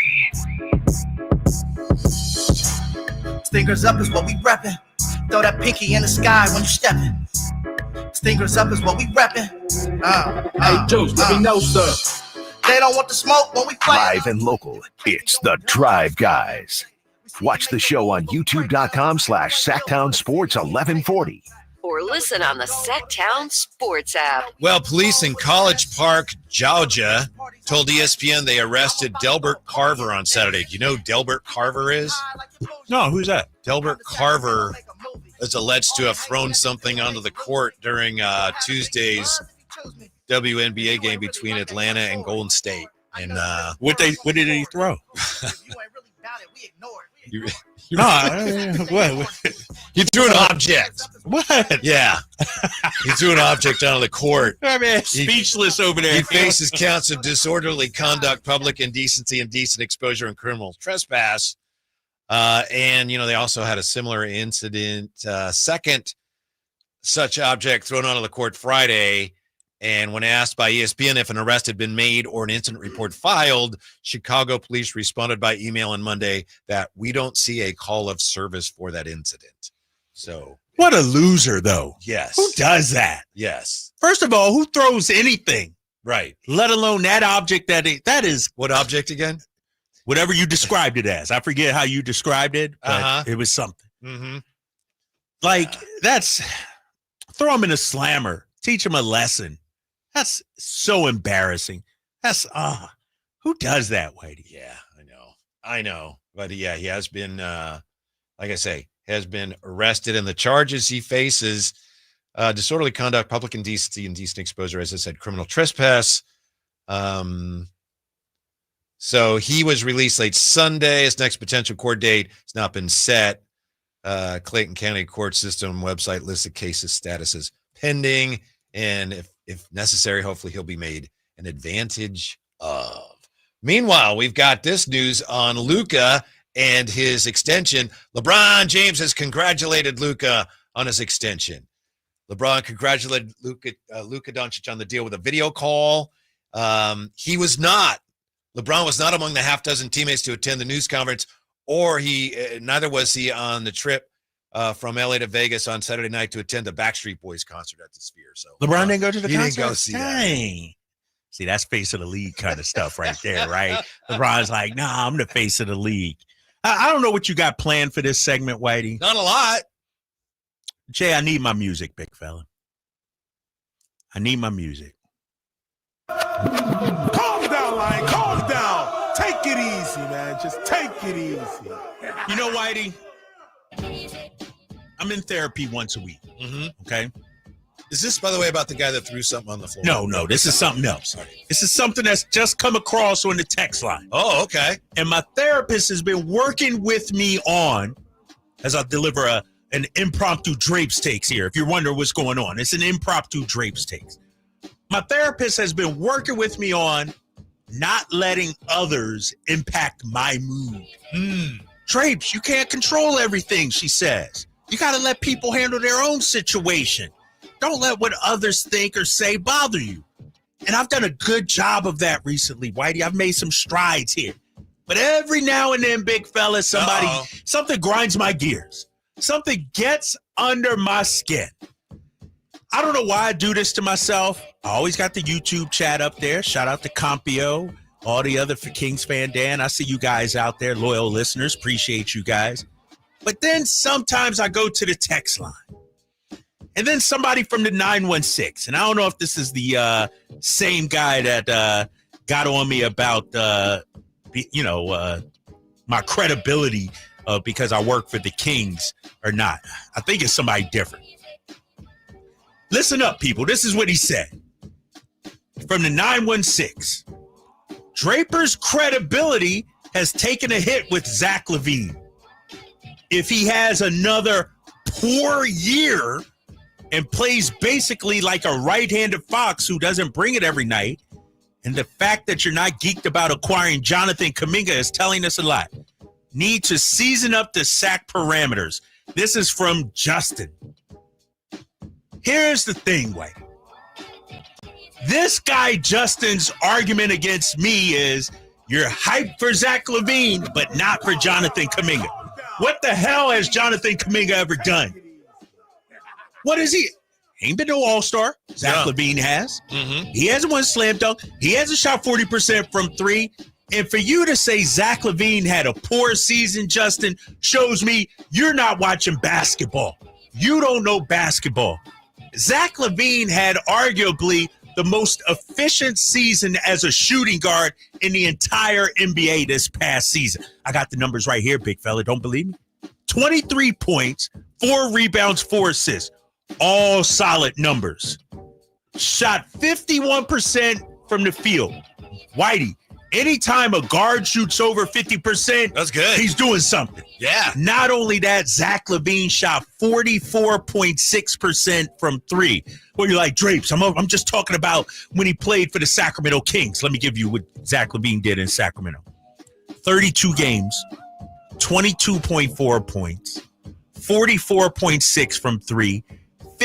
Zach LaVine was who he was in Chicago. Zach LaVine was who we expected him to be. And to say he had a poor season, hell, if you want to say I'm carrying water for the squad, go for it. Go for it. That's up to you. But I don't think Zach LaVine had a poor season. I don't think so. May I? No, hold on. This Drapes takes, Whitey. This ain't Whitey's wishes or anything like that. Let me finish here. All right, I was trying to help you out. And so, all right, yeah. You come over the top rope here in a second. But for Justin to criticize my takes, my credibility, I've been telling you about Zach LaVine, and Zach LaVine was exactly what I thought he'd be. Mind you, with a rookie coach, no point guard, turmoil behind the scenes, and the fact that he still was as efficient, 51 and 44.6 as he was, shows me Zach, during those circumstances, put those on, he got room to grow. When everything's smooth, think of it like this, Whitey. I know you and Shinya have the perfect marriage. You guys are, harmonious and everything like that. But imagine if you got some turmoil at home. Do a great job on the radio every day. But then you go home and you're like shaking your head you're not going to perform at your best, big fella. You ain't going to be your best. Zach LaVine wasn't at his best, but he was still damn good, even though we had dysfunction going on behind the scenes. So I take offense to what Justin had to say. I had to get that off my chest, big fella, because like I said, me and the therapist, we've been working hard for years. Drapes, Kyle, don't let people bother you so much. But the nonsense that Justin just said had to be addressed, big fella. Yeah. I think Scott Perry addressed some of that today in his Monday Motivation. If you can control your own emotions rather than let others dictate them, that's one of the keys to success. I just want to say thank you, Justin, for putting your name on it. Okay. Seriously. I mean, it comes at you a little bit, but at least he has the courtesy of signing it. So appreciate that. What I was going to say is I have not been as big a Zach LaVine fan as you have been. Right. That said, last year when they got him, he was having one of his best years. Yeah. Yep. He really was. Yep. I know that he shot the ball well here and had some big games. Things didn't come together, but he did have a good year last year, and he was healthy. Right. That was one of my biggest things on him. He was not healthy. The other thing is I don't understand from Justin, again, is where he says, well, I don't understand why you're in on LaVine and out on Kuminga. That to me is like, I don't understand. That's two different. Yeah. And I didn't say I was out. I'll say this about Drapes. You know, it looks like the Kings are interested in him. And Drapes works for the team, but he's not saying, well, I don't like this guy, but I better say, oh, yeah, he's great. He's not doing that. No, I'm saying, is he the guy that we're giving up the assets for? Now, if Scott Perry does that, well, I want him to be great. Let's go. But he got to show us something, Whitey. And I will say this. I believe I have been a Kaminga guy at points throughout this whole thing. When he came in and we didn't have any kind of matchup for Kaminga, like he owned us a couple of games. And I'm like, man. And so it's not that I'm out on Kaminga. I just got questions. That's it. You just got questions. You'd have to. You'd have to have questions.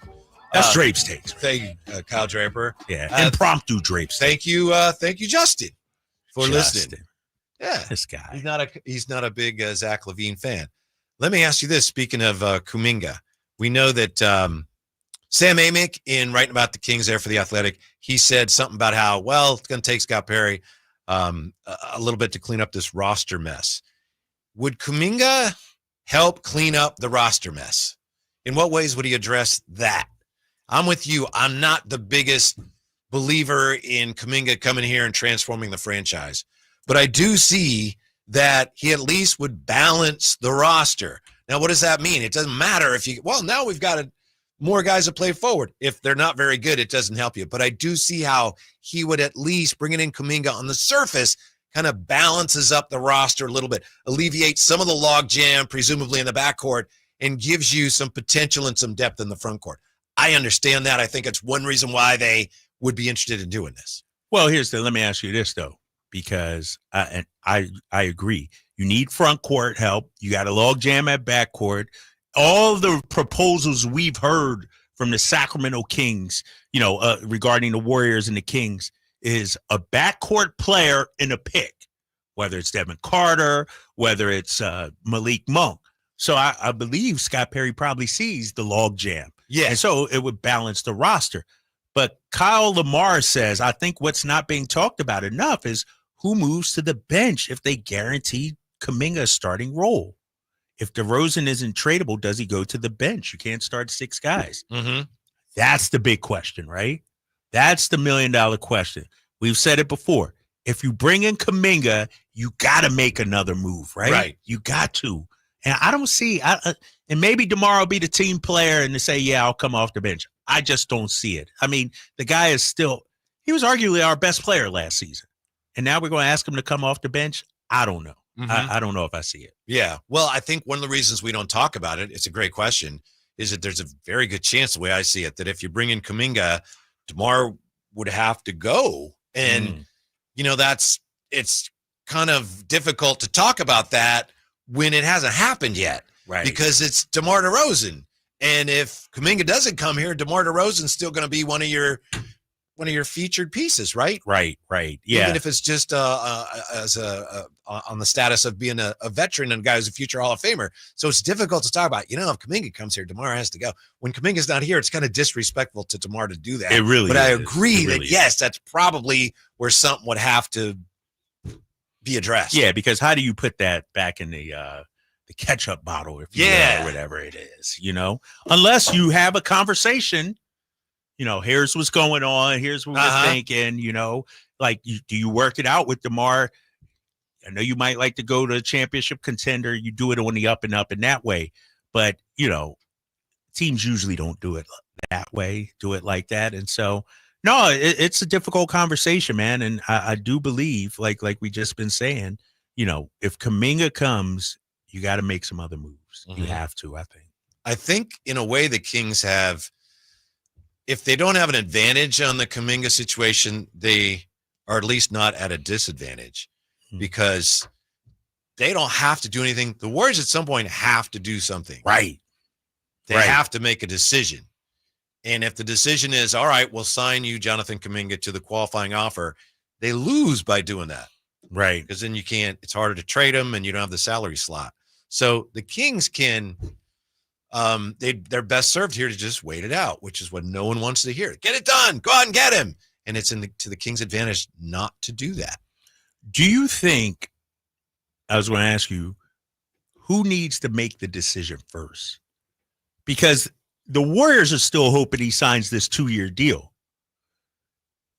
If they get wind that Kaminga is just going to go for the qualifying offer, then do they spin him off like that? So are they really waiting on Jonathan Kuminga to make a decision? Yeah, but he's indicating that he's made the decision, right? So they're still hoping he'll change his mind. Yeah, and that's why it's going to take forever. Yeah, no one's in a hurry yet until you get.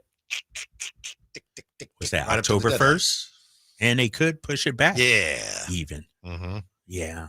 Now, there is a case to be made for if you're the Kings just saying, you know what, we're out. I think a lot of fans are at the point where just either do it or don't. Do it or don't, It's just not how it actually works.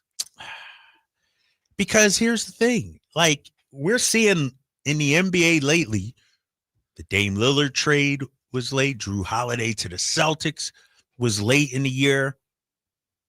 Look at the Cat trade with Minnesota and the Knicks last year. What was that, like day of media availability or something like that? The camp breaking? I mean, so these teams just don't seem to be in a rush right now to get things done like that. They're like, we're going to be patient. We're going to take our time out there. I'll tell you one thing we have to look forward to as basketball fans and as Kings fans that doesn't have anything to do with Kuminga. Look where we are in the sports schedule. As of yesterday, 8 weeks left in the Major League Baseball season. It's only 8 weeks left. Really? So that's going to heat up. NFL preseason, I know we had the Hall of Fame game, but the NFL preseason starts Thursday. I think your team plays the Bengals, and the 49ers play this weekend. So the 3 weeks of preseason, it starts. And I know it's like, but it gets us that much closer to the regular season. And the NBA schedule usually comes out in mid-August. Yes. It often comes out on a Thursday, which would suggest that a week from Thursday we get the NBA schedule. Nah, why don't be doing that? I'll tell you when the schedule's coming out, big fella. I'll tell you right now. This is just my guess. So you think the 14th? Yeah. Whew. That's based on when it usually comes out. It's a guess. I admit. I'm not saying you watch. Let me see. Let me text somebody real quick. It often comes out on a Thursday, and it usually comes out in mid-August. So I'm just saying it's maybe that day. It's coming soon, though. Dude. Yeah. And it directly impacts our lives here. Mm-hmm. Your boy got to see if I'm going to be here or not, on the road. NBA schedule release day, honestly, is better than Christmas for me. No way. It really is. No, like, it's not. Meaning I look forward to it more than Christmas. Really? Yes. Christmas? What, dude? I already got enough socks and ties and coffee mugs from Quinn and everything like that. Uh-huh. The schedule? Yeah. Big fella. Miami. That says Philly, a lot about New you. York. Dude, I'm a 50. Like, seriously, I need to know which cities I'm going to be in. When's our first home game? You understand? How about Thanksgiving? Thanksgiving or the schedule release? Schedule release. Dude, I think you got some other things you need to talk to your Yeah, therapist I do. But it's I'm with the kids all the time. I got a small family out here in California. It's not like mom and dad is coming out, aunts and uncles and everything. And a lot of times I'm on the road. Mm-hmm. Last year I was in Minnesota or something, or wherever it was. Yeah, I remember you telling us about it. Yeah. So it's not, it's not. I think the holidays aren't as they are cracked up to be. Like in the Draper household. All right. No, it's 4th of July. Give me schedule release. Give me that. People, am I in the wrong for thinking schedule release day outside of my birthday is the best day of the year? That's just the way you feel. Right. It's unusual, but who can say you're wrong? I wonder. I need to check with other people in the league. Christmas or schedule release day? Like, I enjoy Christmas. You're talking for people in the league. In the league. Yeah. In the league. Did you find out, by the way? You said you were going to text somebody and find out when the schedule's going to be released? You're a mean one, Mr. Grinch. All right, I just sent the text. I'm gonna send one more or two to another person, and we're going to get to the bottom of this. It's coming soon. It's usually mid-August. So yeah, mid-August. Last year, what was it, like the 17th, I think, or something like that, right? Was it? I think it was on a Thursday, but you're shooting down that theory, so we'll see. No, they usually do like a little show or something like that. ESPN, I think NBA Today is might do it. All right, I sent 2 texts. Hopefully somebody gets back to me. I got people listening and laughing. At socks and ties drapes. Come on now. Yeah. No, but seriously though, man. Schedule release is like, of course he likes NBA schedule release date over Christmas. He's usually last minute shopping at True Sports Card day of. Oh, man. Cameron, let me in. Because here's the thing, Whitey. Let's keep it real. See? That's what we do. Christmas is really for the kids, at least in the Draper household. That's a big part of it. I don't get to sleep in, which I'd like to do.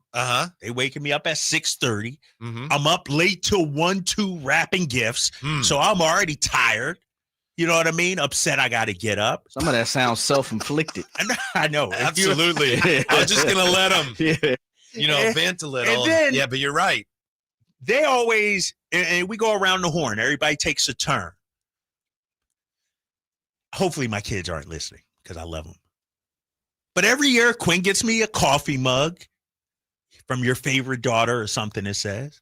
And Nick gets me a pair of sneakers. It's like, all right, I got it. I'm good, big fella. I'm good.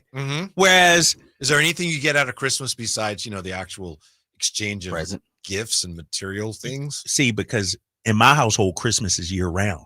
I get that year round. Okay. The joy of seeing the kids, bonding, spending time. Like, we got memorable days 365 a year, big fella, not just Christmas.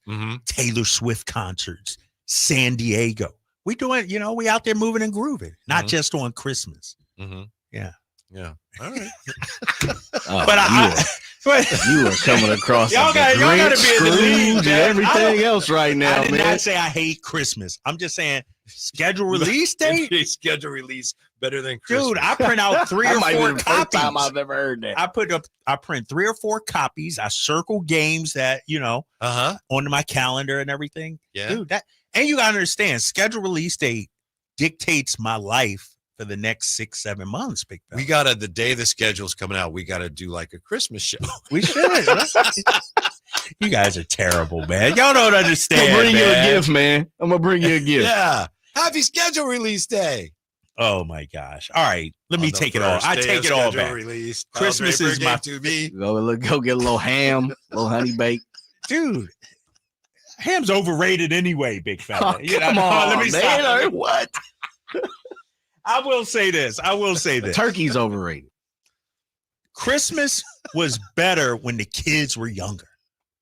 When you got the new bike for them. Christmas is better. I've noticed there's something when you have real little ones. Yeah. Whether it's your kids, someone else's kids. Yes. When they're part of Christmas. Yeah. Right. There's an element that, yeah. Exactly. That's what I'm talking about, Whitey. Yeah. And like I said, these damn kids are spoiled, big fella. We doing making memories year round.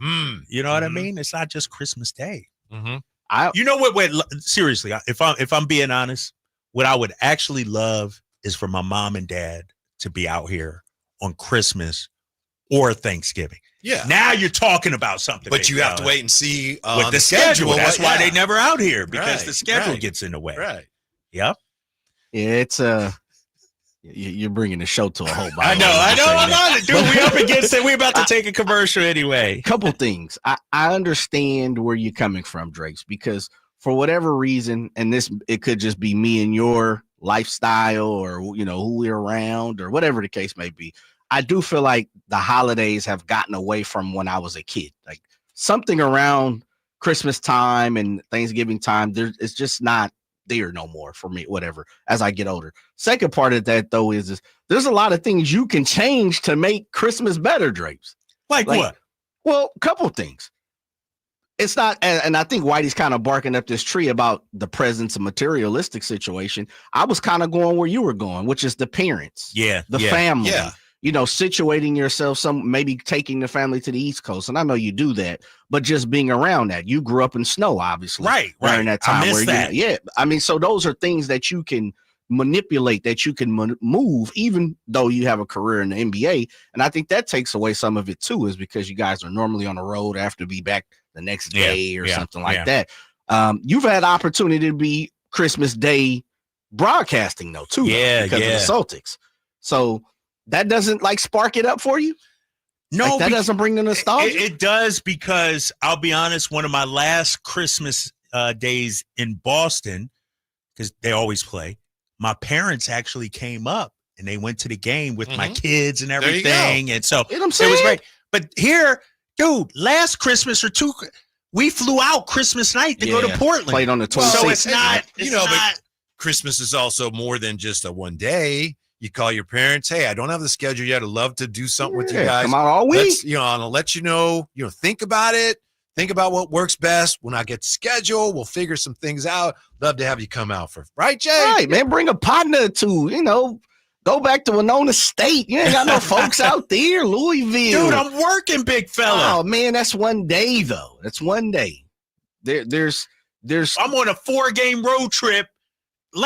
3 years ago, we were on the road Christmas and New Year's. You guys don't understand, last year, right? Yeah, was it last year? Yeah, I think it was last year. 2 years ago, I believe they played one game in Portland and came back because they played New Year's Day or something. Then you also got to wait with the in-season tournament, right? You don't even know. Might be in Vegas or something. Yeah. But here's the thing, though, we're wishing upon a star here. I'm not saying, I'll be honest with you, Christmas as an adult 50-year-old looks a lot different than growing up. Because in Philadelphia, we used to go, my dad's family first, and my dad was one of 15 kids. Wow. So it was massive. Yeah. It was massive. And then we go to my mom's side of the family. She was one of 5. So those were the memories. Now it's work. It's hard, man. It's difficult. Schedule release day, though? Come on, man. Come on. We'll come back and look at the big money reason Luca signed for 3 years instead of 4. And I mean the big money reason. And more on why the schedule release day is bigger than Christmas in some households with the Drive Guys, Sacktown Sports. Sacramento weather is brought to you by Fidium Fiber. I'm Dirk Fedorn in the KCRA3 Weather Center, and clear skies are going to be with us as we head through the evening and overnight tonight. Temperatures dropping off into the mid to upper 50s, so it'll be another cool start for your morning, with temperatures eventually warming into the low 90s. Get the latest forecast on the KCRA3 News and the KCRA3 app. It's about time they fixed that pothole. Invented better windshield wipers. Made an internet that just works. Fidium Fiber Internet, starting at only $30 a month. It feels like Fidium. Offer available to residential customers only. Terms and conditions apply. See Fidium.com for details. I'm Matt Morgan of Morgan & Morgan. Your car steering wheel could be a ticking time bomb. At least 24 people have died and many more injured because their airbags fired shrapnel at them upon inflating. Tens of millions of cars have been recalled. If you suffered cuts that required stitches, hearing or vision loss, or broken bones, please contact us today. You could be owed money for medical bills and other damages. Morgan & Morgan. Visit us at badairbags.com for an office near you. Prior results do not guarantee a similar outcome. Are you having trouble hearing? Hearing loss can devastate the quality of your life. Now, there's an affordable fix for you or your loved one. Rated the best hearing aids of 2025 by Forbes Health, Audion Hearing has the highest quality hearing aids at the lowest prices, starting at just $98 a pair. I actually like them better than my old $5,000 hearing aids. I could not believe how my hearing and life changed. Join over 1 million happy customers by going to audionhearing.com. That's AUDIEN hearing.com. With 25 award-winning years in Northern California, Ashton & Price is your local injury law firm. Pro attorney tip: if a firm presents as local but they're in LA, red flag. If your first consultation is not with a lawyer, big red flag. At Ashton & Price, your first consult is with a local attorney, and if serious injury prevents travel, a lawyer will come to you. Still not enough? George Washington's my uncle. At Ashton & Price, no red flags, just red, white, and blue. Remember, for the best advice, don't think twice. Call Ashton and Price. Carmichael Dave here for my friends at American Energy Heating and Air. Yes, I always tell you they are a family-owned operation, been in business since 81, A+ Better Business Bureau, but it is hot. We are in those Sacramento hot months. I want to focus on them being your second opinion partner. What does that mean? Maybe you've got somebody you're working with or you've worked with in the past in the HVAC world. Guess what? They want to give you a second opinion. How much does it cost? Nothing. You call them up and say, hey, can I get a second opinion on this deal? They come out and they either say, wow, that's a great deal, you should feel better about that. Or they say, we can beat that price. And usually they're going to beat it by a lot. Guess what? You just saved money and it didn't cost you anything to find out. It's a no-lose situation. Go with a trusted company. American Energy, 916-520-9990. That's 916-520-9990 or AmericanEnergyAir.com. Jingle Singers, take it away. Call 916-520-9990 now. Summer's flying by, and that back-to-school checklist, it's growing fast. New backpack? Check. School supplies? Check. Dentist appointment? Let's fix that. Kids Care Dental and Orthodontics is making it easy to cross dental checkups off your summer list fast, with priority scheduling for new patients and kid-friendly care that makes them smile. It's one less thing to worry about before fall. Call now or book online at kidscaredental.com. That's kidscaredental.com, because healthy smiles should be the easiest thing to check off your summer list.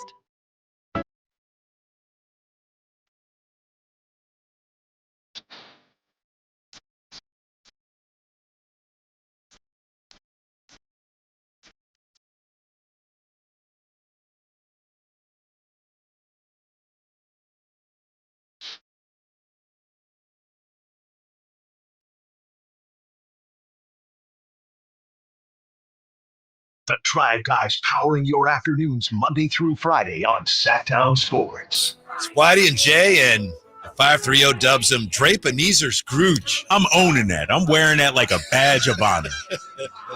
Drape's the Christmas pooper.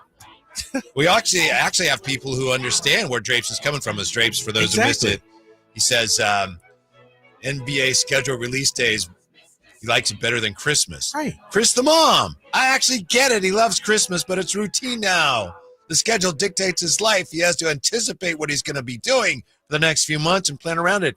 Also starts the excitement for the season to start. Yes. That's what I'm saying. How about this from the 530? Get off Drape's back, man. LOL. And then 97. Where's the 973 at? Is that new? I'm with Drapes.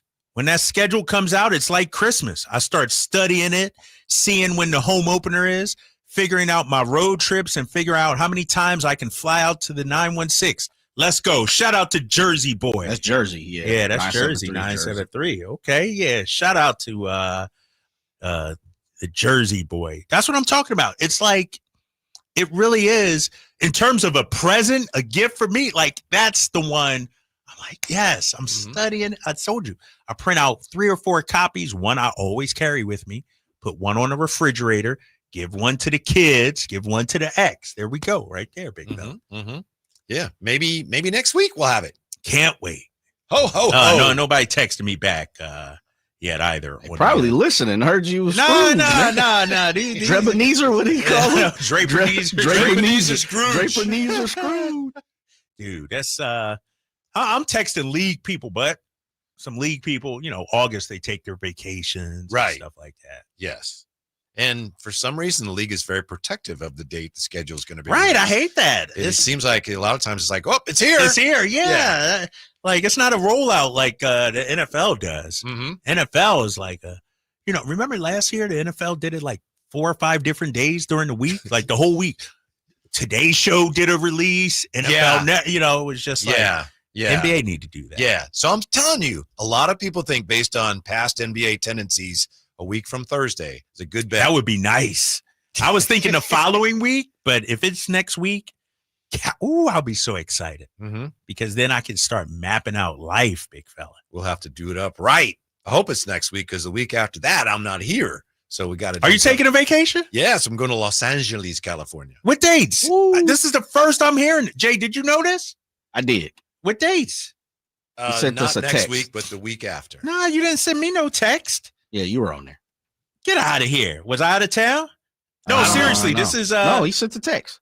What date? I need to look at this. I Seriously. don't know. It's the week after next week. What is that? Because I think. Oh no, is that all right? I'm here that week. All right. Just make sure. Well, we made sure. Oh, we did make sure. Yeah, okay. yeah. All right. I was anyway, worried about the show. I hope. I hope it's next week, and we'll do it up right. We'll have schedule release Christmas Day here for the Drive Guys. Christmas Day for Luka Doncic, huh?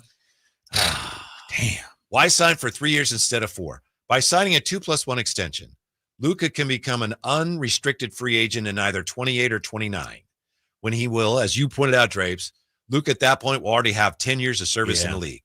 Yeah. Based on Bobby Marks' annual cap projection of 10%, there will be another enormous payday coming for Doncic. The Lakers will be able to redo his deal in the summer of 2027 and offer him a 4-year, $323 million extension at that point. On the other hand, if he plays the 2 guaranteed additional years on his deal and declines his player option for 28-29, he could sign a 5-year extension at that point worth around $418 million in his age 29 season. That could make him the first player in league history to land an $80 million season salary, taking him nearly $1 million per game. Damn. Wow. Merry freaking schedule release day. I'm not hating on the players because if the players are getting paid that, imagine what the owners are making. Owners must be doing pretty good too. But you're looking at Luka getting this $400 million deal possibly, and that probably won't be his last big contract if he continues to play. So he's going to be well over $1 billion in money earned from the basketball side of things. Mm-hmm. Damn it, Whitey. Damn it. Your boy had skills back in the day, but I was messing around and man, we need to get like high flyer. Like, dude. And I'm listening to Alan Stiles and Kyle earlier, the dial on my radio was broken, so it just was stuck there today. No, but seriously, the point was made. Where's the motivation? Like, you give me one contract, 200-something million, I'm good. Like, where's the motivation to be great? I know. It's just human nature. Yeah. A human being is going to question, I'm getting all this. And some guys will be. The guys that are maybe in some ways not entirely healthy, that's all right. I got to be the best no matter what. No matter how much money I get, I got to be the best. But I would think a lot of guys are just going to be a little less inclined to put in the extra work when they're making $1 million a game. Yeah. Like you, I don't begrudge them at all. I worry about us, the fans. I was listening to Jeff Teague's podcast, and they were talking about this very thing. It's like, first of all, I'm kind of hard on the players when they lose a game. They should feel it, go home, But then Teague was like, well, it's one of 82. You got a game 2 days. Remember, DeAaron did that all the time. Yeah, went nuts. People went nuts. And, even after the Jay Nivey game. Right. I think when you're a star player or a bona fide NBA player where you're not going to be out of the league, it would be hard to be motivated. You know what I mean? Like, shoot, we lose. I go in, hop in my $200,000 car, open up the bank app. Oh, a check just hit, another 10 million just dropped in. It's like, life ain't all bad, And so I guess the point that I want to make is that shows you the dedication the great ones are having. The Steph Currys, the LeBrons, the Durants, like they're doing it for more than a paycheck. And it's pretty evident, like losing sucks. They're doing it to be great, to be immortalized. But I would imagine it's harder and harder to do that. How about this too, Whitey? NIL. Right. Kids getting paid in high school and everything. Like the motivation used to be, I want to get my mom and dad out of the hood. I want to buy my mom a house. Now, you got some guys that's already able to do that and haven't even played an NBA game. People around here, I'm sure you remember this, when DeAaron, and he did this a lot, and he was being very honest, and I'm not coming after him for it. They'd lose a game, and that loss to Detroit was probably the most memorable, and he'd be asked about it, and he'd say, we'll be fine.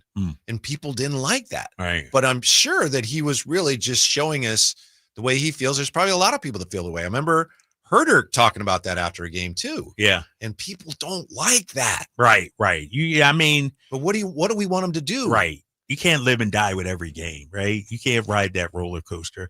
But I think for me, what was lacking was a sense of urgency, though. Mm-hmm. If I'm a fan, all right, you lose a game in December, okay. But you lose a game to Washington where you're trying to avoid the play-in, that's another thing. Like, when you get to a point, and I've seen this happen with fans, where the fans feel like, I think I care more than the players do, then it's a lot harder for those fans to say, I'm going to pay money to watch this. Yeah. Honestly, and somebody raises a good point on the YouTube chat, our boy Campio says, will the average family be able to purchase tickets when the big money comes into the NBA? That's a great question because I don't know how you guys feel. I feel like every damn thing is so expensive now. Houses, bacon, eggs, grocery. You can't get out the grocery. Growing up, we used to have a budget for the grocery store, $100. Growing up, I'm not putting more than $20 in my car. Dude, I went to 2 grocery stores because I had to get some fruit and everything. I spent $200-something for just dinner that night almost. Like everything is so expensive now. And I'm with Campio. But then I look, and I know social media isn't real, but everybody and their mom seem to be taking trips. 18, 22, 23-year-olds out there in Greece and everything like that. Like, it hasn't stopped people from spending, it doesn't seem like. But I'm tapped out. The groceries are no joke. Everything's so expensive now, man. It's crazy. 339-1140, 1-800-920-1140. Thanks to those who've been hanging on. We'll get to the phones when we come back. I want to talk to the people. Yeah, and we also have some card collecting advice from Giannis Antetokounmpo when we come back to Sacktown Sports. Staples presents That Was Easy. Big year. I'm starting middle school. Welcome to the jungle, Missy. Best part? My parents promised me a new laptop. Perfect for homework, essays, and drudgery. So we went to Staples. They had all the latest tech, and laptops were up to 40% off. Woo! Another back-to-school budget saved by Staples Easy Button. Mom high-fived the cashier. So embarrassing. Staples. That was easy. In-store, online, and on the app. In Z23, select models only. Finding great candidates to hire can be like, well, trying to find a needle in a haystack, but not with ZipRecruiter. Its powerful technology actively finds and invites qualified candidates to apply to your job. So while other companies might deliver a lot of hay, ZipRecruiter finds you the needle in the haystack. See why 4 out of 5 employers who post a job on ZipRecruiter get a quality candidate within the first day. Try ZipRecruiter for free at ZipRecruiter.com/free. That's ZipRecruiter.com/free. If you've got a gas-powered engine, keep it running like new at every fill-up. Stable in-season protection is your engine's preventative medicine, cleaning and protecting the entire fuel system in season. In outdoor power equipment, prevent gum and varnish buildup that could cause a rough or non-running engine. For cars and trucks, increase fuel efficiency and power by removing deposits, ensuring your engine's long-term health. Stable outperforms the competition in independent lab testing. So at every fill-up, start with Stable. With Progressive's Name Your Price tool, you get coverage options based on how much you want to pay for car insurance. And then you decide how to spend the rest of your money because you're in charge. And right now, you're going to pay for groceries. But you decide what groceries. Just keep in mind you're running out of dishwashing soap. But you decide if you're going to buy that soap. Just those dishes won't clean themselves, will they? Remember, with Progressive's Name Your Price tool, we'll help you find coverage at a fair price. And then you're in charge. Progressive Casualty Insurance Company and affiliates. Not available in all states. Price and coverage match limited by state law. Power, grit, and capability. You'll find it all at Kia of Vacaville today. Tackle the road or no road at all with Kia of Vacaville in the spacious 2025 Kia Telluride. Rugged, aggressive, and built for adventure. Or load up the crew and hit the trail in the versatile 2025 Kia Sorento. Need efficiency for the daily grind? Kia of Vacaville has you covered there too. Swing by next to the Vacaville outlets or check out inventory online at KiaVacaville.com. Limited inventory available, so hurry in now. See dealer for details. Get ready for a night out with Jordan Davis. It's Country in the Park 2, Saturday, September 13th at Cal Expo. Along with special guests Mitchell Tenpenny, Locash, Vincent Mason, and Abriana. Make it a family day out with food trucks, games, dancing, and more. Saturday, September 13th at Cal Expo. Sponsored by the California Army National Guard and Hop Valley Brewing. Tickets at CITPFest.com.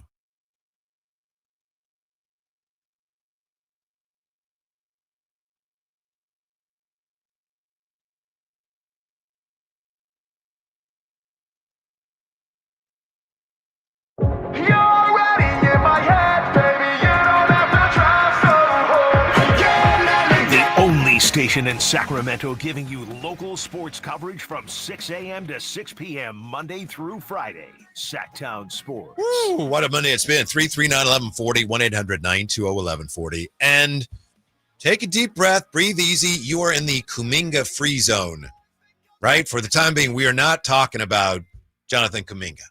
For the time being, we're just not doing it. So I know a lot of people are like, not again, no.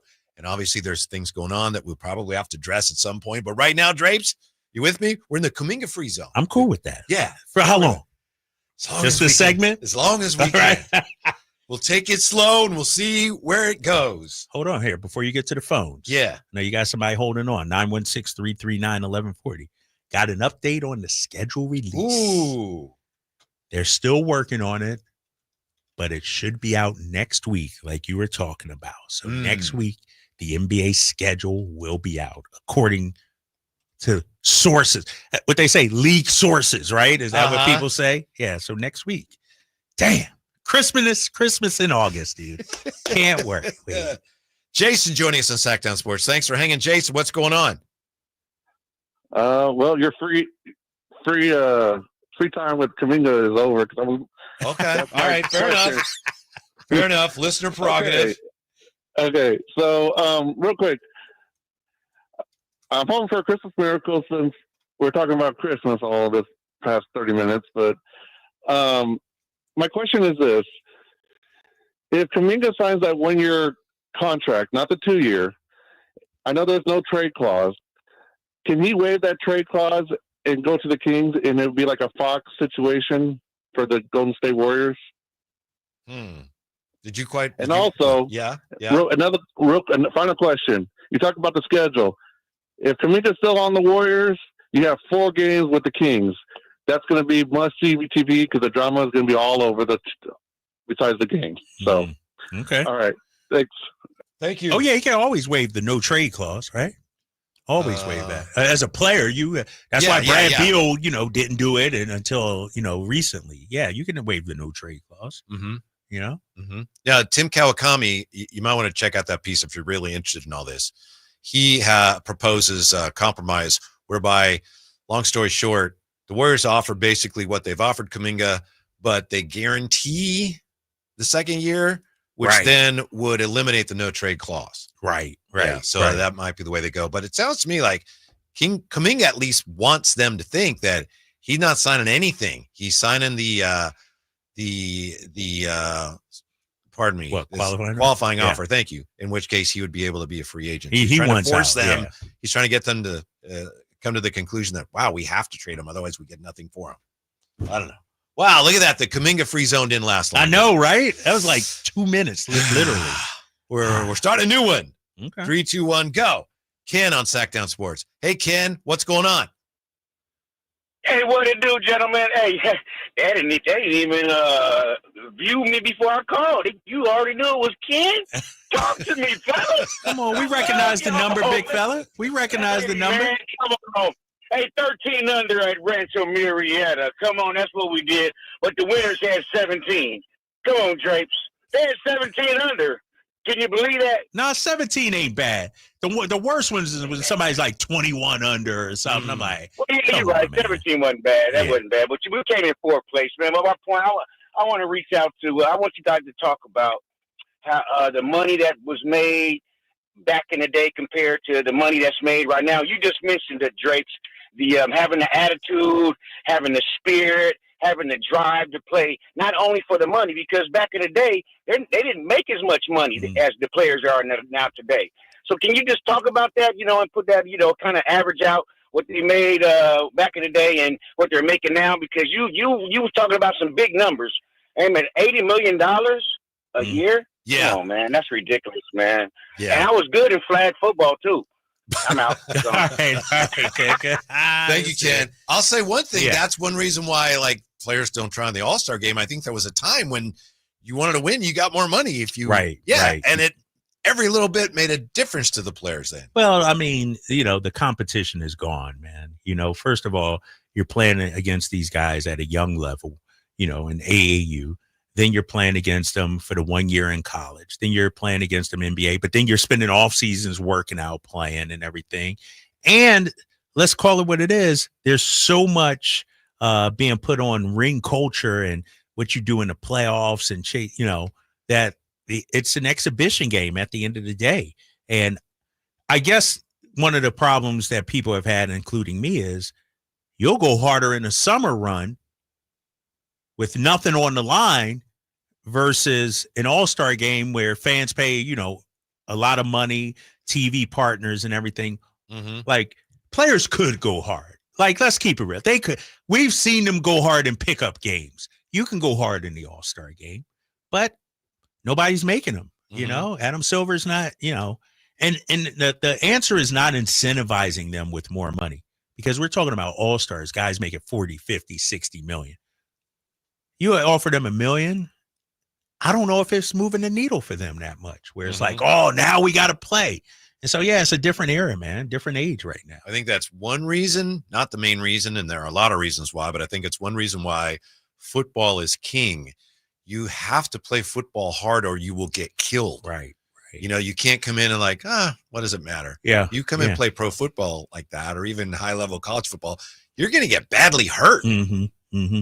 Why do you think they got rid of the Pro Bowl and went to flag football? Because when they would say kick a field goal, the defensive lineman they would just lean. Right, just lean, right? Yeah. Yeah. It's different because that didn't matter. That didn't matter. Yeah. Right. Yeah.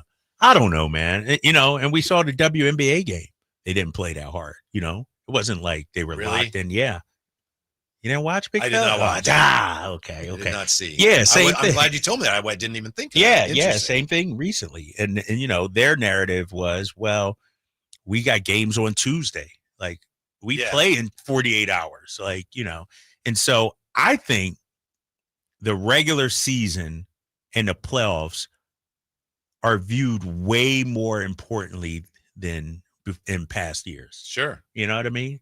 Like, think about it like Jimmy this. Butler just publicly admits, Right. I don't really start playing. Right. Playoff Jimmy. Yeah, exactly. And, back in the day, I don't know how much your legacy was tied to championships. Now, if you don't win a championship, not only are you viewed as an all-time great, but your time in a certain city is being questioned. You know what I mean? It's like, all right, now Giannis, he should want out. It's like everything is about winning championships. And so it's hard to tell these guys this is important too. And it's like, no, I thought championships were important. Real quick, speaking of Giannis, he was at the National Sports Collectors Convention in Chicago. Oh, yeah. And I know that Emron Our was boy there. Emron was there. Yeah. Giannis was on a panel with, or an appearance anyway, with Thanasis, Costas, and Alex. And he was asked about apparently he's a big card collector. He has a lot of his own cards. Here's his advice. I want Wemby's first rookie card ever. I think he's going to be one of the best players in the league in the next couple of years. I think he will have a very great career moving forward. So maybe like a jersey, his first basketball shoe when he played his first NBA game, or the first ball that he played with and scored his very first point. Ooh. You got to go with Wemby, Steph, LeBron, MJ. Those are great investments. Vanessa said, Michael Jordan, hands down. I don't care if it's a shoe, the hat, the card, the jersey. Michael Jordan, hands down. Then they both agreed Kobe Bryant should be added to the list too. Yeah. I didn't know Giannis was a card collector, memorabilia. He has a sizable collection of his own cards, which he has previously shown off on social media. So, yeah, he has a lot. His most valuable card is his own 2013-14 Panini National Treasures autographed rookie logo man, which sold for $1.8 million. Really? Yeah. Damn it. He has that. Apparently he does. Wow. Yes, yeah. That's when you don't sell it. Yeah. Because it's yours. Yeah. You know, I was thinking, fellas, the other day, because I was watching this documentary on Ben Hogan. Yeah. And, some the golfer, and some people are collectors of Ben Hogan. And I'm like, what's the one person that I would just lock in and collect their stuff? And to me, it would be Tiger Woods. I don't have anything from Tiger Woods. Like, if I could get my hands on Tiger Woods 20, 30, 40, 50, 60 years from now, that stuff would be, I would think, valuable. And more importantly, important to me. But Tiger Woods, got to talk to our boy Emran. You mean any sort of like a signed flag or anything from Tiger Woods, signed photo, even just anything, just because of what he represented. Yeah. Like, to me, next to Jordan, Tiger's, in my opinion, the biggest star of my lifetime. Trying to think of my lifetime, and Tyson too. When Tyson was Tyson was at his height. Like a different level. Tyson was at his height. Yeah. Kobe's up there. He's inching up there because of unfortunate death. I mean, he's a phenomenon for sure. With the guys that stood head and shoulders above anybody else in their own sports. Yeah. I think the two that come to mind, if I was to just, and if I'm understanding your question right, Grape, is just collect anything that you can get your hands on. You just continuously. This one athlete. Yeah. Who's that guy? The first two that came to my mind was Muhammad Ali. Ooh, yeah. I think you just grab anything that you can get from Ali. And then Jackie Robinson. Probably those two are the ones. Like, I think forever they'll always be worth something because of what they stood for. Yeah. Babe Ruth's got to be in that too, but that's a whole different, that's a long time ago. So just getting anything of that is going to cost you a little bit too. 339-1140, 1-800-920-1140 if you want to weigh in on that. When we come back, the top 3 non-you-know-who King stories right now. What are they? We'll look at that and more when we come back to Sacktown Sports. The Carmichael Dave Show with Jason Ross. Throwing things at or onto a field or court can seriously injure people, unless it's that hockey thing where you throw the teddy bears on the ring. So they all get collected and given to kids. All of them? No bear left behind. You can listen to the Carmichael Dave Show with Jason Ross Monday through Friday from 6 a.m. to 10 a.m. on 1140 a.m. YouTube or the Sacktown Sports app. This is the story of the one. As a safety manager at a manufacturing plant, he does everything he can to keep his coworkers safe. From finding ways to reduce risks to keeping safety supplies in stock. And for that, he relies on Grainger. Grainger offers a broad range of quality products and next-day delivery, so he can always play it safe. Call 1-800-GRAINGER, click Grainger.com, or just stop by. Grainger, for the ones who get it done. I'm Ken Korak with your Green and Gold Report, brought to you by Xfinity. Introducing the 5-year price guarantee. One internet price, 5 years guaranteed. Well, by his standards, Lawrence Butler isn't having the kind of season he expected, but still, Lawrence is just 25, and he's only played the equivalent of 2.5 seasons in the minor leagues. And now he's on a pace to become the first athletic since Coco Crisp back in 2013 to go 20-20, 20 homers and 20 stolen bases. Welcome to Dugout Radio, the undisputed home of Boomtown Baseball. The Wi-Fi is booming with Xfinity, baby. Our next caller is Stacy. How do you stay locked in on every pitch and play? We stream it all live on Xfinity Internet with low lag, 99.99% network reliability, and speeds faster than a base runner beating the throw to home plate. I stream on my TV, tablets, even my smart fridge. Smart fridge? With all those games, we gotta refuel. Stream live baseball with Wi-Fi built for the biggest moments. Xfinity. Restrictions apply. Actual speeds vary, not guaranteed. The Giant Summer Sale is here. Get giant savings on our giant selection only at Folsom Lake Honda, your one-stop Honda shop. Looking to own or lease? Save during the Honda Summer Event and drive a brand new Accord or Civic. See all our specials at FolsomLakeHonda.com. As a family-owned and operated dealership since 2009, customer service is our number one priority. Our customers love doing business with us, and you will too. Folsom Lake Honda. Go to FolsomLakeHonda.com. Your one-stop Honda shop. You still have 40 million plus vehicles globally that are driving around with a potential ticking time bomb, a grenade in either their steering wheel or their dashboard. When we look to what injuries may have transpired from a defective airbag, we generally see loss of vision in an eye, or we see facial lacerations. We also see hearing loss. Unfortunately, we started seeing death after death after death. When that passenger airbag exploded, it basically degloved his entire face. He lost his nose, he lost his right eye. The type of catastrophic injuries that one is more accustomed to seeing in a Hollywood movie, not something from a device in an automobile that's supposed to protect you. Morgan & Morgan has a national reach in terms of handling and prosecuting cases, notwithstanding the team of lawyers that we have collected that focus only on product liability day in and day out.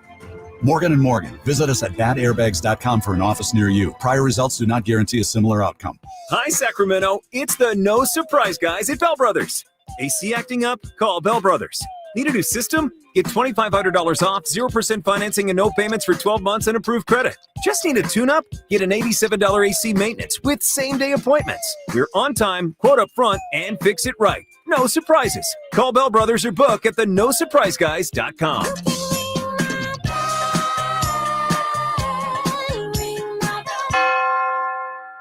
And we're back, live during a Flex Alert. Dialed in on the thermostat. Oh, we're pre-cooling before 4 p.m., folks. And that's the end of the third. Time to set it back to 78 from 4 to 9 p.m. Clutch move by the home team. What's the game plan from here on out? Laundry? Not today. Dishwasher? Sidelined.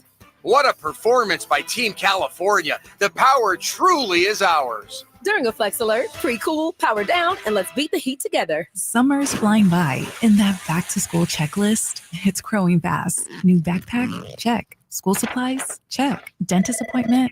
Let's fix that. Kids Care Dental and Orthodontics is making it easy to cross dental checkups off your summer list fast with priority scheduling for new patients and kid-friendly care that makes them smile. It's one less thing to worry about before fall. Call now or book online at kidscaredental.com. That's kidscaredental.com because healthy smiles should be the easiest thing to check off your summer list. Your local sports leader in the 916. KHD1 Sacramento, KYMX HD3 Sacramento. From the Power Business Technology Toshiba Studios, Sacktown Sports 1140.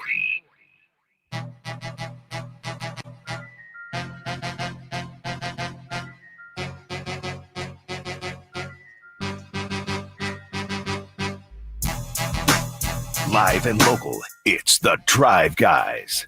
Watch the show on youtube.com/Sacktown Sports 1140.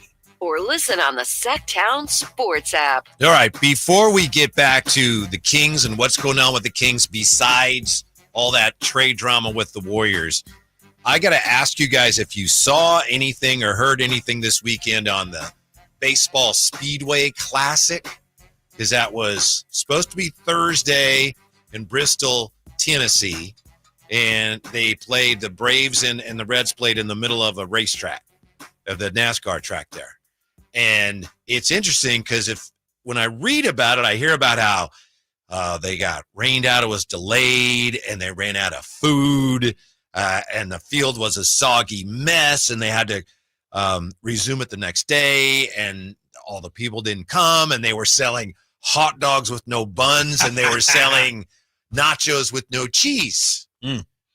But I watched MLB Network last night. I was watching highlights, and they made it sound like it was better than all the Super Bowls combined. Like, oh, it was great, historic. And I'm like,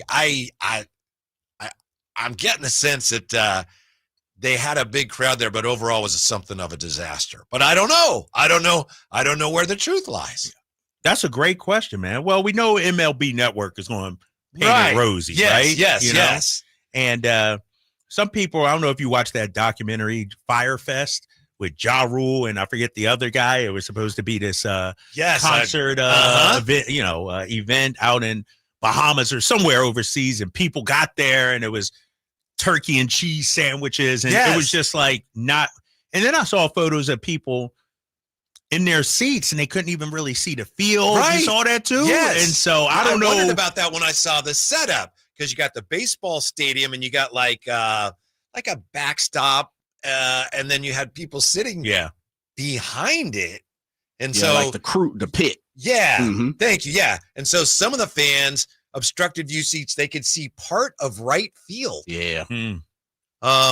So I know they had a lot of people, supposedly 91,000 tickets sold. So this is the biggest baseball crowd ever since 1950, whatever.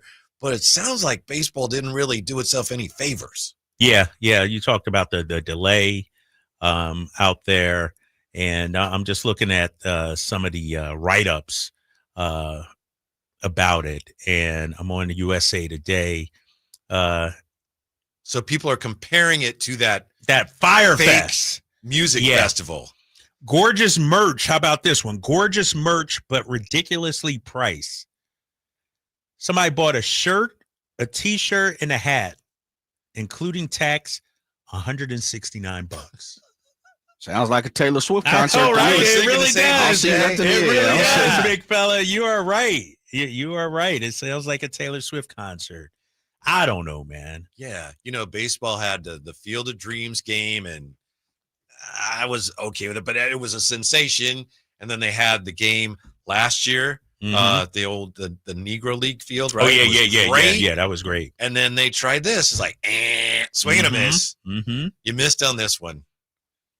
I mean, but I'm hearing two sides of it. You know what I mean? Like you said, somebody said the Bristol game was the MLB version of Fire Fest. They ran out of food and beer, and the fan zone was underwhelming. Kevin Burkhardt of Fox Sports saying we're out of food, so it's really panic time. Yeah, that can't happen. Right. That can't happen. They right? did have a delay, like a 2-hour delay, but still you figure, all right, if they were playing, that would be 2 hours into the game, they'd run out of food. Yeah, some people said they were not prepared for the crowds. Is that but in defense for baseball, is that a baseball thing or is that a speedway thing? Well, to me, baseball has to know they have to cover all the logistics. If they're putting, a showcase game in the middle of the speedway, they've got to make sure everything's covered, don't they? I blame Manfred. I blame John Fisher. This is John Fisher's fault. Of course. Yeah, I would think that's an MLB thing, Jay, because Speedway wouldn't know how many to estimate. If there's 91,000 tickets being sold, then Then MLB should say, all right, 91,000. Yeah. Don't they get crowds like that for the NASCAR events? I would think they do. Yeah, right. Yeah. That's what I'm saying. What am I missing? This is what they're bringing in on a normal. So you would think they would be stocked and ready. Right. So unless they, baseball's got one of them things where it's a complete buyout and we make the money off the food and all of that, then well, I think we'll find that out too, because the Speedway's probably going to come out and say, no, they bought the whole kit and caboodle out. Yeah.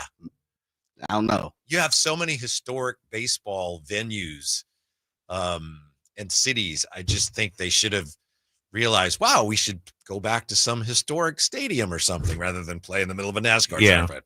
Whatever. It was so bad, I guess, the Speedway announced that fans were able to bring in their own food and drinks in clear bags. BYOB? When they resumed on yesterday. Sunday. Wow. Yep, exactly. Oh, But they want to do it again, right? Well, I hope not. Maybe they go somewhere else. Man. Maybe I don't know. Last night, they were kind of having some fun with it. They were suggesting, all right, how about you play in the middle of in Spain in a on a bullfighter's ring. Yeah. How about this? I'm reading this news article. When it comes to Bristol, perhaps the biggest stage of them all, talking about where they've held, you can't run out of food before the anthem starts. You can't jack up merchandise prices and run out of options before people are settled into their seats. You can't ignore Saturday's debacle just because Sunday was a win. Okay. There you go. Maybe that's it. Sunday they did pretty well, but Saturday, okay. Yeah. That's the story. Yeah. Thank you. What's the story now if we put everything involving the Kings and the Warriors and a potential trade, we put that aside? What are the 3 biggest stories with the Kings right now, Drapes? Would you say, I would suggest, what do you think? The Keegan extension, Schroeder's impact, and then I don't know, maybe Malik's future with the team. Where would you go here? The 3, and I know these are all in some ways related to that, but if you put that aside, because we're all tired of talking about it, what are the 3 biggest Kings things going on right now beside that? What was your second thing you said? Schroeder. Oh, yeah. The ongoing issues about how much he's gonna help as a point guard. Yeah, I think so. I think all those make sense. To me, probably the biggest out of all everything that really isn't being talked about because you still have some time, but the most impactful might be the Keegan extension. What's going to happen is this dude, and we all think it's going to get done, right? I mean, but if it doesn't, if this drags on, I forget the date, end of October, I think it is, before the deadline to get an extension done during the season. To me, like Schroeder, that's in the short term, how it impacts this season. Malik's future is huge too. Yes. Like you were saying, like, is he going to be here come opening night or not? What about the 4 spot, backup 4? What's the big man rotation like? I mean, so there are, and somebody said, Whitey, there are no other Kings, TR. Nothing is going on with the Kings, Whitey, but there are some question marks, some things other than Kaminga that we could talk about. No doubt about it. For me, that Keegan extension, why has it been so quiet? Will we wait? Are we waiting on the Kaminga deal for that too? Yeah, I don't know. Maybe that is holding up a lot of these things. Yeah. But, Schroeder today was listed by Hoops Hype as the 24th best point guard in the NBA. Kyle Draper didn't like that. Glowing review of how good he is, but he was ranked 24th ahead of only TJ McConnell and exactly. You don't even know. No, it was Tyus Jones. Yes. Come on. That's terrible. TJ McConnell is in the same grouping of Dennis Schroeder. He is pesky, Drapes. Emmanuel Quickly puts up, you talk about empty stats. Come on now. He only played 33 games. How is Dennis Schroeder worse than a guy that's not even can't even get on the court? It's and if you missed it, my controversial take earlier. On this date, August 4th at 5'11", Dennis Schroeder is a better basketball player than Stephon Castle, who they ranked 22nd. That's only that ended up being only your 7th most controversial. Really? Today. You did say that, and it raised some eyebrows, but nobody clapped back at me that much. Yeah, but the big one, of course, is that Drape said the NBA schedule release is better than Christmas. That was that's 100%, dude. The schedule is coming out. You did get a lot of support with that. I did. People understand. Schedule's coming out next week, man, and you said usually it's a Thursday. I read that. I don't remember that, but I read that they typically release it on a Thursday. I'm going to be honest with you. I probably shouldn't get that excited about it this year. I always get, it's always but then I'm like, well, I'm not sure Mark's schedule, his ESPN schedule and everything. Sure. They usually wait till late September. So I'm circling dates, and everything. So I still won't know my schedule for a while, another 6 weeks, because I got to wait to hear what Mark's schedule is. So I should probably tamper down my But as a fan, don't you get excited about actually seeing who the Kings are going to play and when they're going to play them? And I don't know how you do it, Whitey. I don't know if you print out the schedule, but you got to do it in color.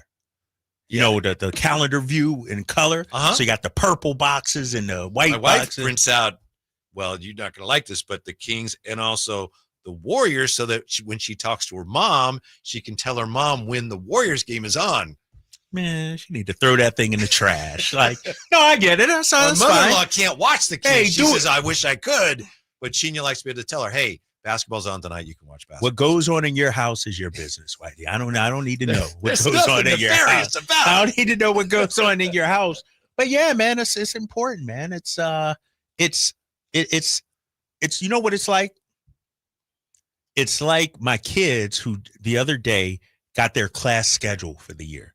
They were so excited. That's how it is for me as an adult. It's like I get my schedule, my class schedule for the year. See which teachers I got, who's also in a class, where am I home Christmas or not? Mm-hmm. Might not be home Christmas. Mm-hmm. Am I home Thanksgiving? When's All-Star? All that, man. Come on now. This dictates my life for the next 6 months. And it also, and by the way, it doesn't look like we're going to get the schedule till next week. We'll see. Next week. But it also just really drives home the point that it's coming. You have to wait a little longer, buddy. It's coming. It's going to happen. Well, think about it. I feel like once you get the schedule, then that next 6 weeks or whatever before camp begins flies by. I feel like to me, kids going back to school, schedule release, Labor Day, start getting darker a little earlier. And the next thing you know, it's Christmas. It's Christmas. And Thanksgiving's over here like, what about me? What about me? Don't forget Halloween. Never. You're a Halloween guy? Not as much as I used to be, because it seems like it comes and it's like, on a Wednesday and it's just like whoosh. It comes and it goes like that. How you answer this question will determine what kind of person you are. Okay. And I need my listeners driving home from work. We turn out the lights and we do not give out candy. No, you don't do that. We do and typically I'm because Scrooge. Because you hear this, Jay? You don't give out candy to the kids? No. Is that what you were going to ask me? Yes, I was. I knew you it. really turn out the lights. Yes. It got to be a good explanation. Because my daughter comes over. She has a dog that is excitable. And they come to our house because he doesn't do well with ding dong, ding dong. So they bring him to our house. And then we have to turn out the lights and then so that Enzo doesn't get too excited. Yeah. Grandpa are taking a smoke. Dude, I'll tell you what, Brady. He ate a door once. You are, sorry, Enzo, but you don't hand out candy on Halloween. That's worse than anything. We could put a bucket out, but we can't do it. Don't open that door. It's not a good idea. What is it, Cujo or something or what? Like, kinda, really? Yeah. Dude, that is crazy. So hold on. Put them in the backyard. So your daughter comes over to store Cujo at your house. They come over and they have dinner. Okay. Because they have a lot of trick-or-treaters more. They're in Land Park. And they don't want to be there. Yeah. Okay. And we don't typically have as many. So they come over and they got to wait till the trick-or-treaters are done at their house. Because it's you don't want any part of it, Drake. So what's more I understand what you're Scrooge-ish? saying and how it looks, but that looks you bad. don't want any part of it. Dude, you gotta figure something else out, right? Do you peek outside and see kids? Like, is your neighborhood full of We used to have a lot more, and for some reason we don't get that many. Okay. Maybe they've learned. Man, that's one of my favorite days to give out. I'll dress up and hand out the candy at my door. As DeAaron Fox?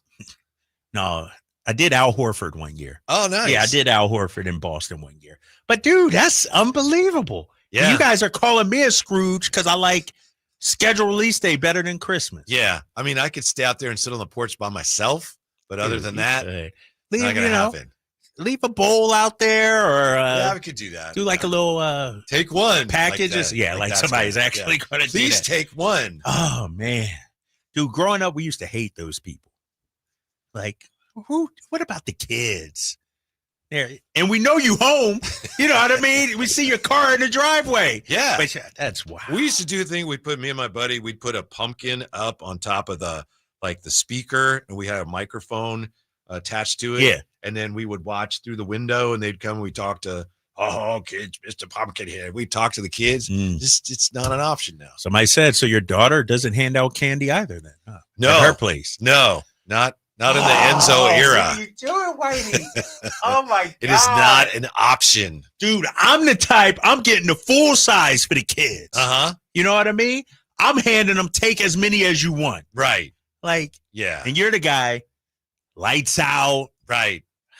Oof, that's tough, man. I can't come out there. And usually watching a movie or something. This is mean. I'm not going to read this last text on the text line. I'm not going to read that one. But yeah, that's pretty mean. That's pretty mean. Wow. Yeah, that's pretty. People are. They're not coming after me. No, they're not coming after you. All right, what else we got going on? Yeah, we've got just a few days till the schedule comes out. Now we also have. Are you excited about football in the preseason starting with your team, the Eagles taking on the Bengals this week, Thursday? I can't get into preseason like that. I mean, I fake do it because of Trey Lance played so well, so I, try to give Niners fans some crap, but 6.9 million viewers for that game, for that Hall of Fame game, the most since Dallas Pittsburgh in 2021. Peacock and NBC Digital. You love Peacock. Made up 691,000 viewers of that figure. NBC's best preseason streaming audience yet. This is incredible. People watching preseason football, the Hall of Fame game, because it's football. As I mentioned, Jimmy Traina had these numbers. Last season's NBA playoffs averaged 6.13 million viewers. MLB's wildcard round, 2.7 million viewers. The division round, 3.56 million viewers. And for the Hall of Fame game, 6.9 million viewers. What is the love affair with football, you think? Because for the most part, we're watching guys that aren't even going to be – it's like watch a preseason NBA or something like that. These guys aren't even going to be on the team, maybe not even in the league. It wasn't a good game, Whitey, 34-7 Chargers over. I know. Like, what is it? Dan Campbell was furious. I don't get it, man. I watched a little bit of it, but it wasn't appointment viewing. 6 million and change. That's more than what? Finals and everything. Yeah. Yeah. They said 6.9 million. Yes. What is it about football? Is it? It's fantasy. Violence? It's the brands. Is it? It's the self-contained. Each game matters. That's the single biggest thing. Every game matters. Would you say football fandom in terms of this is my team is stronger than any other league? Yeah. Like, are Niners fans, Chiefs fans more passionate about their team than Warriors, Lakers? I don't know. Yeah. I remember a couple years ago was doing a pregame show and the 49ers were playing Atlanta. And so we did the pregame show from, is it the Hyatt right by Levi's Stadium? Oh, yeah. The parking lot. And so you're in there and we're doing the show and you can see, and this makes sense. We should do this. There's probably a lot of people listening who do this. There's people that go and they spend the weekend in the hotel. And then, they're gathering on game day and they're all in their 49er jackets and like, hey, and they're so excited all day long. Why is that? One of 17, maybe? Yeah. And then you can walk from the hotel to the stadium. It's huge. Every game is like a holiday. And you know what's crazy about it? And I would love to know if you guys agree with me or not. Football is probably the worst sport to attend in terms of the viewing aspect of it. Like basketball, you can see the players' faces, baseball, it's an event, it's the environment. Hockey is great in person. We know that. But football game, a lot of downtime, commercials. You don't get the replays, so you miss a lot of action. It's hard when you're so used to seeing it on TV, but there is something about actually seeing it. Football. What do you think, Jay? I know that I've said that before too, but there's something about when you actually pro football, when you do actually see it with your own eyes, it pops. Yeah, there's something to it. There's definitely something to it when you're inside and feeling the roar. Yeah. The one thing about the 49ers, if you've ever had the opportunity when they get the first down, there's like a gesture and a sound they make. Right, exactly. So like that brings it out of you, no doubt about it. I will say though, if you are at Drapes, you had the opportunity to get put up there with the pigeons. Right. Football fields are so big that if you don't have a proper seat though, sometimes you can feel like, damn, what am I watching? So it's a little more I love going to college football games. Yeah. Compared to pro games myself, just because the pageantry, and the ambiance. Yeah. I love those things. Yeah, football definitely has a little something to it when you're in the building, though. How much of it do you think is because of tailgating too? Oh, no like doubt you're talking about it. about, you know, the hotel, the walkover, the alcohol. Like, Let's be honest. Absolutely. The Jello shots, especially back where where you're from, where it's so freaking cold. Yeah, that's the only way to make it through. I will say, it's a day experience. It's a full day experience. Right. Yes, I used to work in La Crosse, Wisconsin. And we covered the Green Bay Packers. This is in the 90s. And, you know, this is when Reggie White and they were Brett Favre. And I was the sports crew. And we did a story on the tailgaters out at Lambeau Field. It was a scene. Women doing keg stands. It was a party. So I get that. You know, go to Cowboys Stadium. You walking up and you hearing, smelling a barbecue. We them boys going on. Like, you get that. Actually inside at the game, I actually think the tailgating might be better than the actual game experience.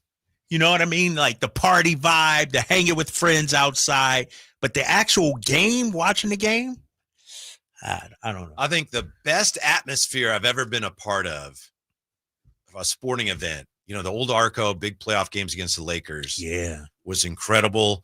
But right up there is 49er playoff games at Candlestick. Wow. 65,000 back in the day. And it was just Montana and them back then? Yeah, like against the Giants. Ooh, you know, trip to the Super Bowl on the Lawrence line. Taylor and the boys. Sims. Yeah. Wow. Yeah. Yeah, I haven't been to a playoff. No, actually I did. Patriots, Ravens. But that was work. It's like where I'm like, indulging in the atmosphere, hanging out, getting there at 8 a.m., 7 a.m., whatever it is with friends and family and everything like that. And I would say from an alcohol stand, if I drank, it'd probably be a little bit better too. You know what I mean? That adds to it. Let's call it what it is. But it's too much. Like you can't hear the officials sometimes. The timeouts take forever and everything. In terms of watching it on TV, I feel like that experience is, you get so much more info from that. Yeah. True. I think to your point, I think the NFL has a bigger problem than the other sports, just trying to get people to, hey, come to the games instead of staying home and watching. Right. And I know some people are loyal and they're going to go to games the rest of their lives every game. But for some, it's like, I can see everything better. Plus, if I'm a fantasy player, I can follow everything at home. That's true. That's true. Yeah. Too bad the Niners schedule sucks this year. No need to go to any of those games. Cupcake City. I get season tickets. Cupcake. Trust me, the resale will be easy for you to get. Speaking of the 49ers, they're going to rely on their draft class more than any team in football this year. We'll look at that when we come back to Sacktown Sports. The Drive Guys. From the 925, Braun has not lived up to his end of the bargain. Fake bubble ring is a joke. Is that Daryl Morey's burner? Would you want LeBron to join Sabonis to finish his career where he started? Kings fans, would they want LeBron right now? Right now. You can listen to The Drive Guys Monday through Friday from 2 p.m. to 6 p.m. on 1140 a.m., YouTube, and the Sacktown Sports app. Hey everyone, it's Kyle Draper here. If you're in the market for a new car, let me tell you about my experience with Mercedes-Benz of Stockton. From the moment I walked into their state-of-the-art showroom, I knew I was making the right choice. There was no pressure from the sales staff, and if I'm being honest, I felt like a kid in a candy store. I settled on the all-electric EQS SUV, and let me tell you why. First of all, the comfort. After a long day at work, I actually look forward to being in my car. It has several different massage settings, including my favorite, hot relaxing back. Plus, the seat heating and cooling features are perfect for the hot summer or those chilly mornings. Mercedes-Benz has the reputation of making the finest cars in the world. Now it's your turn to experience what I already know. Mercedes-Benz of Stockton is the best car buying experience you'll ever have. They're just a short drive down I-5, or you can shop online anytime at mbofstockton.com. That's mbofstockton.com, and tell them Drape sent you. Finding great candidates to hire can be like, well, trying to find a needle in a haystack, but not with ZipRecruiter. Its powerful technology actively finds and invites qualified candidates to apply to your job. So while other companies might deliver a lot of hay, ZipRecruiter finds you the needle in the haystack. See why 4 out of 5 employers who post a job on ZipRecruiter get a quality candidate within the first day. Try ZipRecruiter for free at ZipRecruiter.com/free. That's ZipRecruiter.com/free. Why choose a Sleep Number smart bed? Can I make my site softer? Can I make my site firmer? Can we sleep cooler? Sleep Number does that. Cools up to 8 times faster and lets you choose your ideal comfort on either side. Your Sleep Number setting. And now save up to $800 on select smart beds. Limited time. All Sleep Number smart beds offer temperature solutions for your best sleep. Check it out at a Sleep Number store or sleepnumber.com today.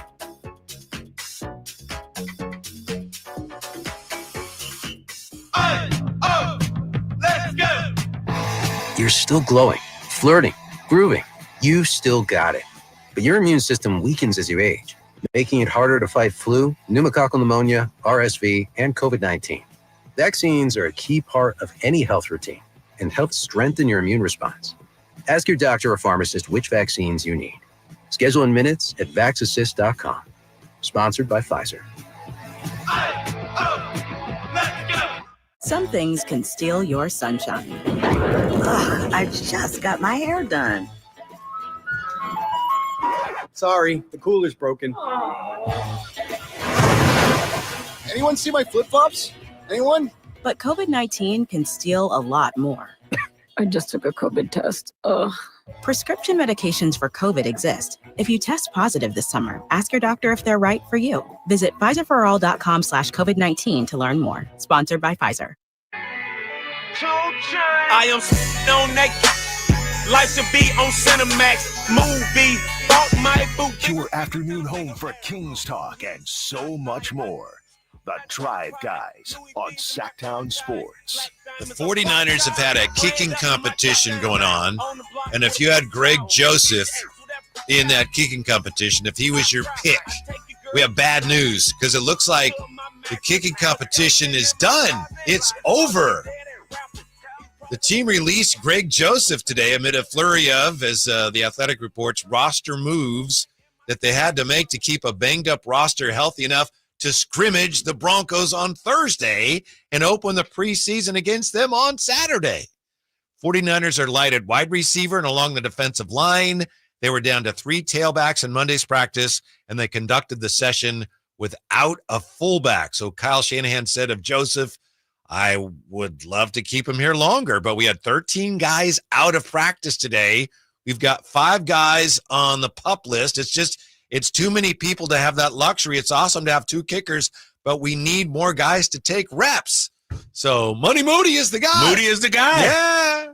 No, he should be good. He won't have Debo breathing down his neck and trying to intimidate him on the sidelines or anything like that. So should have a good year, you know? Mm-hmm. The 49ers also waived quarterback Tanner Mordecai. What? Yeah. Team uses only 3 quarterbacks in practice. For now, you got Carter Bradley, the son of assistant head coach Gus Bradley, will fill the number 3 role. Nepotism. I don't want to hear about LeBron and Bronny. I want to hear about Carter Bradley and Gus Bradley. So, yeah, a bit of a surprise. You figure that Jake Moody had the inside track anyway, but a lot of people, I know Matt Barrows wrote that this may come down to how they actually kick in the preseason. But it seems like it's done, yeah. Right? Yeah. And your team is banged up already, Jay. Jay nervous. No, that's the norm. Used to it, I guess. I look at Moody, 3rd round pick. What's this? His 3rd year. Give him one more shot. But here's the thing. He has to have a quick hook, right? His leash got to be short.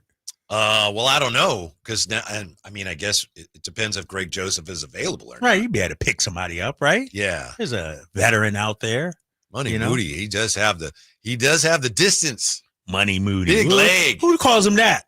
Oh, everyone calls him that. Money Moody, losing Money Moody. That's about it after last season. No, I mean you can't think about it like. He got hurt, and after he got hurt, he didn't kick as well. Gee, I wonder what happened. Come on, Whitey. Are we making excuses? It's not an excuse. It's a fact. Come on. He hurt. Why was there a quick kicking competition there? Oh, because they wanted to put pressure on him. And then it was a dog. It sounded like John Lynch over there. It was there a charade. Then they get to the point where, never mind, we're done with that. Congratulations, money. You did it Jay, again. you got faith in Moody? I think he's close to money 45 and in. After that, he's a little shaky, a little sporadic. He has the leg. I think it's just the confidence for him. I will say this, though. And 49er fans is going to sound completely terrible because I'm talking to my own squad. We were definitely spoiled with Robbie Gould. Mm-hmm. Like Robbie Gould made more field goals than most kickers anyway. And so if you miss 2 or 3, you look terrible, as Jake Moody did. Mm-hmm. So I don't know, man. I don't think he's as bad as people say he is, but I don't believe that they definitely overshot trying to grab him in the third round. Here's the thing that worries me about Money Moody. The Bengals have a kicker, Evan McPherson, and he's pretty like, he's a kicker, but he's And Money Moody's like, I miss, sorry. Right. Just, and I don't know him, so maybe that's an overstatement, but he seems kind of like, like Debo's getting after him, lock in. And he needs a Kittle or someone who was it that had to come to his defense. I don't know. I'd like to see a little more in your face, Jay. From the kicker? Yeah, a little more. I got you. Just kickers are usually kind of like just a little more confidence. All off kilter a little bit. You know what I mean? Like pitchers. You call it how you see it. Like a pitcher. Looking at Jake Moody's numbers. Yeah. Money Moody, we call him, right? Yeah, you're probably going to look at the numbers after he got hurt. Then I'm going to say, well, he was hurt. More money. Like Jay said, from 20 to 29, he was perfect. Mm-hmm. 30 to 39, perfect last season. Then 6 of 11 from 40, 4 of 9 from 50 plus. 6 of 11 from, what'd you say? From 40. Yeah, that's 40 to terrible. 40. Yeah. Yeah. That's pretty bad. Yeah. That's pretty bad. So like Jay said, the automatics, the 30, but then that impacts your game plan. We saw it last year, right? Oh, yeah. Then they didn't have a kicker. He got hurt, right? And they didn't have and who they have kicking it? Was it Kittle or somebody they trotted out there, right? Juszczyk, maybe? Yeah, it was somebody they had to do everything, huh? Juszczyk is like the 4th-string QB. Right. Oh, man. All right. Yeah. So that competition, it is all over. Okay. And for all the talk here of the 49ers' success depending on wide receivers or Shanahan or how they're going to replace Debo or how healthy is McCaffrey going to be, those are all important things. But this is a single most important factor for the 49ers this year. Albert Breer writing about this at SI.com today. He says there may not be a team in football that relies more on its draft class than the 49ers. Says it sounds weird saying that since the Shanahan crew has been to 4 NFC title games since 2019. But once you look at the roster and see the team practice, he says it's apparent. I'd say, he writes, at least 5 rookies are trending towards significant roles on the defense. Wow. The youth most obvious on the line. The good news is 3 rookies that will play a lot. Mikael Williams, Alfred Collins, CJ West were taken in the first 4 rounds and have talent. Linebacker Nick Martin could be part of the equation in replacing Dre Greenlaw. Fellow 3rd-rounder Upton Stout may be the starting nickel. On offense, there's less need for immediate contributions. But that's what it's going to come down to. The 49ers made all those moves. They were financially motivated. They got rid of a lot of starters on defense, and they're going to need a lot of young players that they just drafted to come in and be really good from week 1 if they're going to have success. Right. I've spent so much time talking about the wide receiving core, the health of CMC, Ayuk, and all this. And it might be that the defensive rookies that determine how far this team goes. I think so. You know what I mean? Yes. The Rams did something similar in 2023. The Bills did it last year, so it can be done. And I don't know if I agree with this. Albert Breer says the schedule is favorable. Would you agree with that? No, I hadn't looked at the schedule lately. Let me check. Oh, you know what? I'm on this site, and they got the Niners schedule, and instead of helmet logos of the opponents, just got pictures of a cupcake on each one. Cupcake. This is you like how I did it? Frosty, no frosty. No frosting on these cupcakes. Come on, man. Seriously. But the good thing about this schedule for the Niners, though, realistically, when you have a young defense, a young team, that gives them time to get up to speed, if you will, the level of competition. You know what I mean? And so imagine if I'm going to take a look at their schedule right now. Although at Seattle, division game, I know y'all usually smack them up and everything. Then at New Orleans. Boy, there's a big 2-0, right? Am I right, Jay? I mean, a big 2-0. This is, if it's not 4-0, home against Arizona, against Jacksonville. Scares me. Do they really? They do. They always seem to play the Niners well, don't they? Right? Yeah, Kyler of course. Murray and like, who was it? Vic Tafer we had on. I think you asked him. He's like, I never know with them, with Kyler Murray. Right. But they're assembling talent. They have an impressive manner. They scare me. But and they came in Levi and beat the Niners last year too, I believe. And so, all right, maybe that's a toss-up. But then home against Jacksonville, come on, man, y'all should make Trevor Lawrence see ghost out there. And so, I'm looking at it as potential 3-1, 4-0. I believe football, sports in general, momentum, confidence plays a factor. You get these young guys feeling good about themselves. Yeah, good point. You know what I mean? And then you go on the road at Rams, at Tampa Bay. That's your two toughest stretch right there, as far as I'm concerned, looking at the schedule. Then things get a little dicey, but come on, man. Look at this. You get into the Tennessee game for $91. When Cam Ward, I might probably for $100, you probably could play for Tennessee. That's terrible, man. Get a couple reps. Jacksonville, $103. I'm gonna have to start looking at the resale market. Jay, how do you feel about this season? Is getting into the playoffs this year? The last few years it's been like you got to win a Super Bowl. Would getting into the playoffs be a success this year?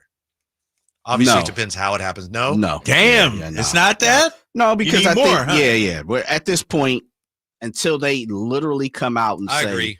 We are we're gonna throw all the chips in, and we're gonna tank, and we're gonna tank for the next couple of years. Until they say that officially, then no, it's Super Bowl or bust for this regime. Like Kyle Shanahan, John Lynch, those guys need to win a Super Bowl.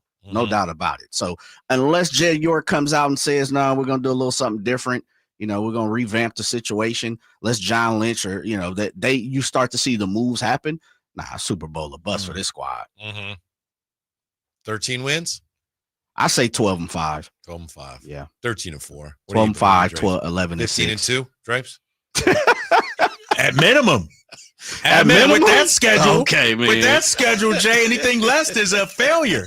Setting it up, right? Setting it up. No, really, 12-5, 13-4 with that schedule. You might lose to the Rams, might lose to Arizona, something like that. But otherwise, at Tampa, maybe you'll lose that game. Well, obviously, those, the schedule's easy, but those divisional games are going to be huge. Yes. Yeah. When we come back, Whitey's Way Back Machine quiz. It's on between Drapes and Jay next on Sacktown Sports. Drivers who switch and save with Progressive could save hundreds. With that kind of money, you could go big time and skip the regular line at the airport and pay for speedy security. Imagine not having to quickly unpack and pack at the place you already came packed to. And wearing your shoes the whole time you're there? You can't put a price on that kind of luxury. Well, actually you can, and you paid for it. Switch to Progressive and you could save big time for speedy security.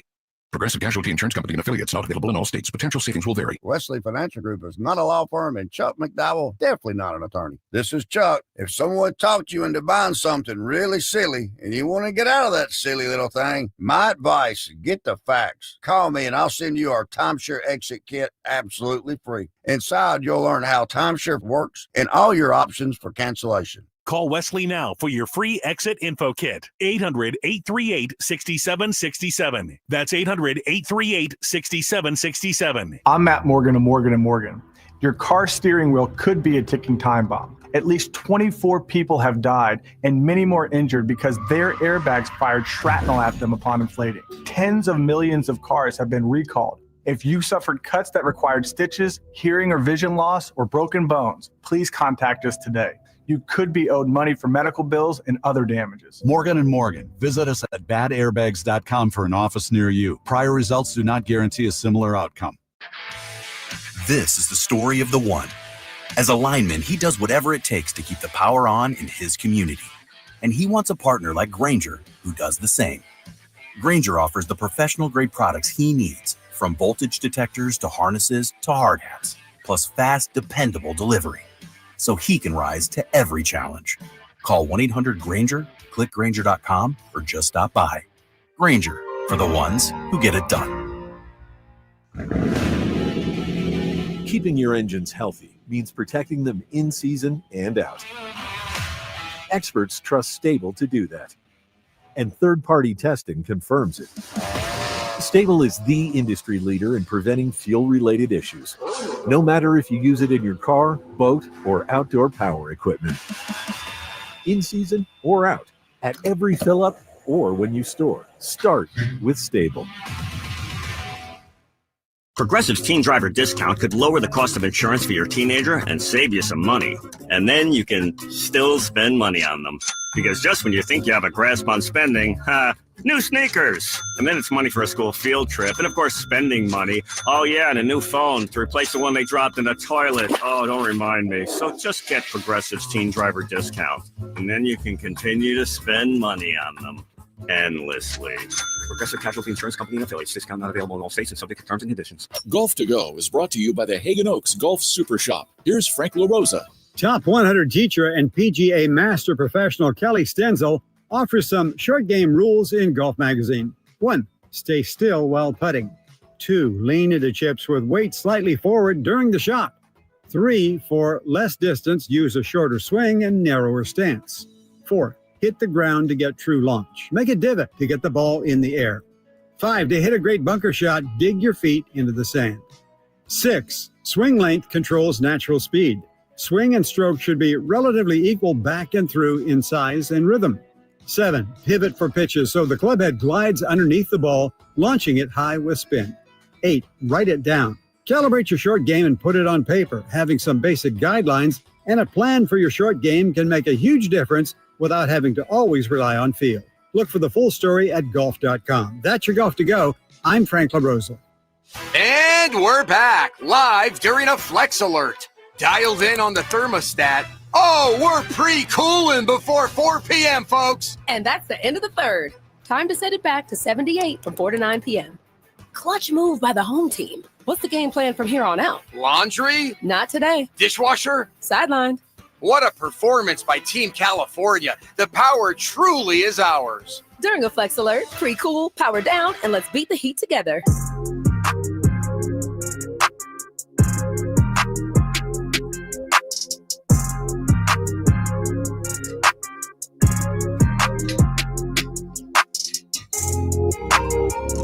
The Drive Guys powering your afternoons Monday through Friday on Sacktown Sports. I'll tell you what, Jay, there is no quit in those Giants.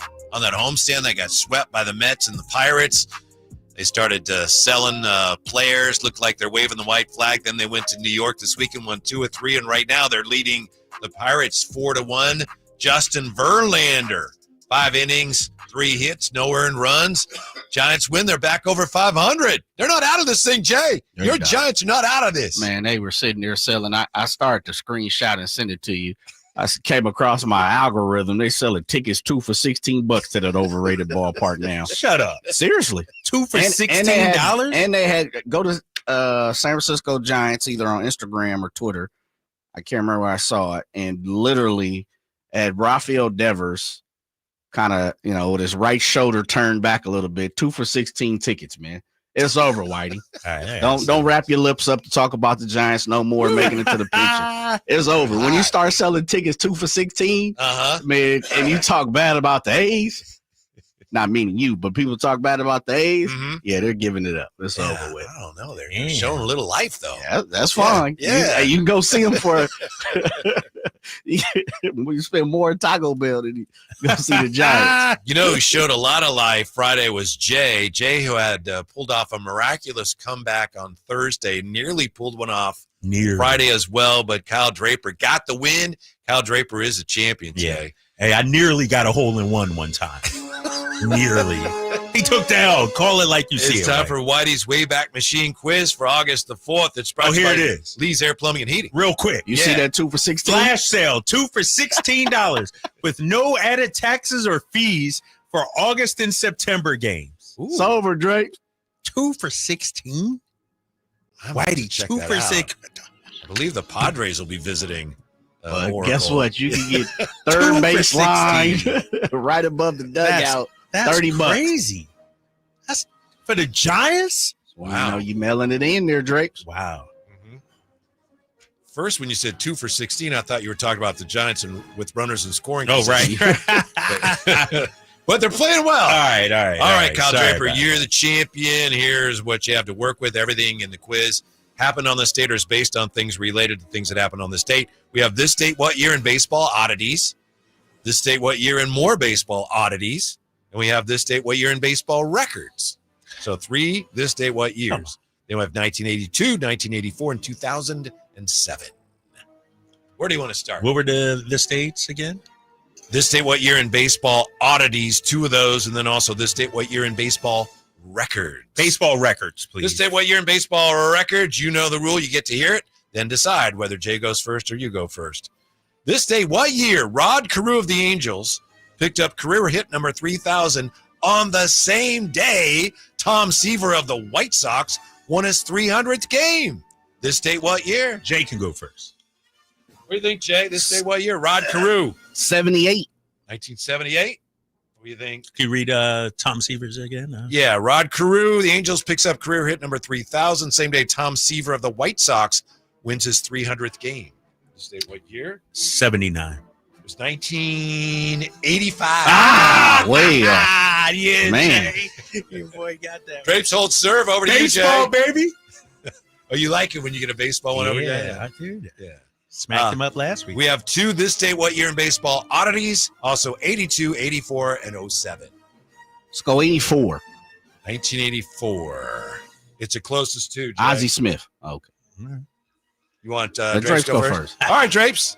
This date, 1984, Carl Lewis wins his first Olympic gold medal taking the 100 meters at Los Angeles. How many gold medals would he earn in his Olympic career? Carl Lewis. Carl Lewis. This date, 1984 Olympics. The Soviets are staying home. 6. 6? What do you think, Jay? Nah, it was more than that. So 7. It was about 10. It was 9. I was going to say 8. Carl Lewis. It's 1-1. We're all even. Back over to Kyle Draper. Oddities 1. All right. This day, what year in baseball oddities? In a win over the New York Giants, Brooklyn catcher Mickey Owen becomes the first catcher ever to grab 3 foul pop-ups in 1 inning. Out number 1, foul pop. Okay. Out number 2, out number 3.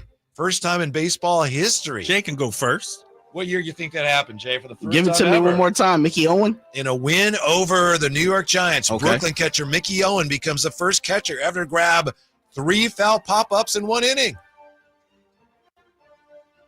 Let's go about 1942. 1942. Over to Kyle Draper. Can I hear it again? Yeah. In a win over the New York Giants, Brooklyn catcher Mickey Owen becomes the first catcher ever to grab 3 foul pop-ups in 1 inning. This day, what year? Jay says 1942. That's a good guess, Jay, but I'm going to go 41. So close to it. Was 1941. You're so close. I was almost laughing there reading it because, like, man, that's really a good guess. Oh, man. Missed it by 1 year. That's a hell of a guess, scoop Jay. and score. I actually know the name Mickey Owen. That's what I knew you know, with the time period he played. Nice work, Jay. Damn, that was a close one. Woo. Dang, that's terrible. That's why I said Mickey Owen. Oh, okay. Yeah. I know the name. Yeah. Wow. Dang. Ooh. Cold blood right there. That's all right. Your turn, Jay. More baseball oddities, 1982 and 2007. Draper with the lead, 2-1 in Whitey's Wayback Machine quiz. Oddities 2007. And what was the other year? Sorry, it was 1982. Let's go 82. 1982, it's multiple choice. Okay. Who gets a hit for the Mets in a day game, gets traded to the Expos, then gets a hit for them in a game that same night in 1982? Was it Tommy Davis, Rusty Staub, or Joel Youngblood with hits for two different teams in one day? Rusty Staub. 1982. It was not Rusty Staub. Oh! He played for both teams. What do you think, Drapes? One more time, please. Who gets a hit for the Mets in a day game, gets traded to the Expos, then gets a hit for them in a game that same night, this date, 1982? Tommy Davis or Joel Youngblood? Tommy Davis. Tommy Davis is not correct. Damn, Joel Youngblood. Joel Youngblood. And it's still 2-1. Over to Kyle Draper. Oddities, baby. All right, you would clinch it if you get this. Yeah, that's the plan. Yeah. Yankee Dave Winfield. This day, what year this happened? Yankee Dave Winfield throws a ball during warm-ups that hits and kills a seagull in Toronto. Manager Billy Martin says it couldn't have happened on purpose because he hasn't hit the cutoff man all year. Oh, I remember that. Yeah. This date, what year? Jay can go first if you so I know. I feel like Jay might know this one, though. Draper with the lead, 2-1. Jay Kyle can Draper, go our first. champion. It's just smart to do that. Jay can go. You want me to read that again, Jay? Yeah, please. This day, what year? Yankee Dave Winfield throws a ball during warm-ups that hits and kills a seagull in Toronto. Manager Billy Martin says it couldn't have been on purpose because he hasn't hit the cutoff man all year. Wah, wah. Jay needs this one. Down 2-1. I'm going to say 1985. 1985, Kyle Draper. 84. It was 1983. Oh, my gosh. Oh. Kyle Draper with another stupid score. He's got it. Wow. Come on, Jay. Come on. Thank you. My music here. Dog, I'm right there. Yeah. Come on. Yeah. I got to soak this in. Man, he is sneaking them out. He snuck the last two out, man. I must admit, he's by the hairs on his chin, man. Mickey Owen, even though you didn't get the point, is one of the great answers in the history of the game. Dude, that was Jay. Like I thought, I can't show any reaction. Yeah. Like 1942. Okay. Oh, Jay, good. I knew the era. Yeah. And I was like, yeah. That's why I put that in there. It's like there's some maybe clues in there. But... Yeah. That's why if you think, it's like, let me hear that one more time. So I know Mickey Owen, the New York Giants. You know, I'm like, Brooklyn, okay, it's got to be right there. Yep, I'm like, yeah. Congratulations, Kyle Draper. Man, he snuck that out. That was a hard third. I earned that one. Hard earned. I did all the hard work for him. No, but there was some good guesses. I did the heavy lifting. Like what you say, 42? 42. I could have went 43, but I was like, nah, I think it's 40. You know, earlier than that. You gotta give me some credit, big fella. I did. Then on top of that, 85. It was 83. Dude, you weren't close. Because here's the thing: if you would have guessed 53. I might have been like, 52. You know what I mean? Like, I was going to go right near you no matter what. Of course. You got to.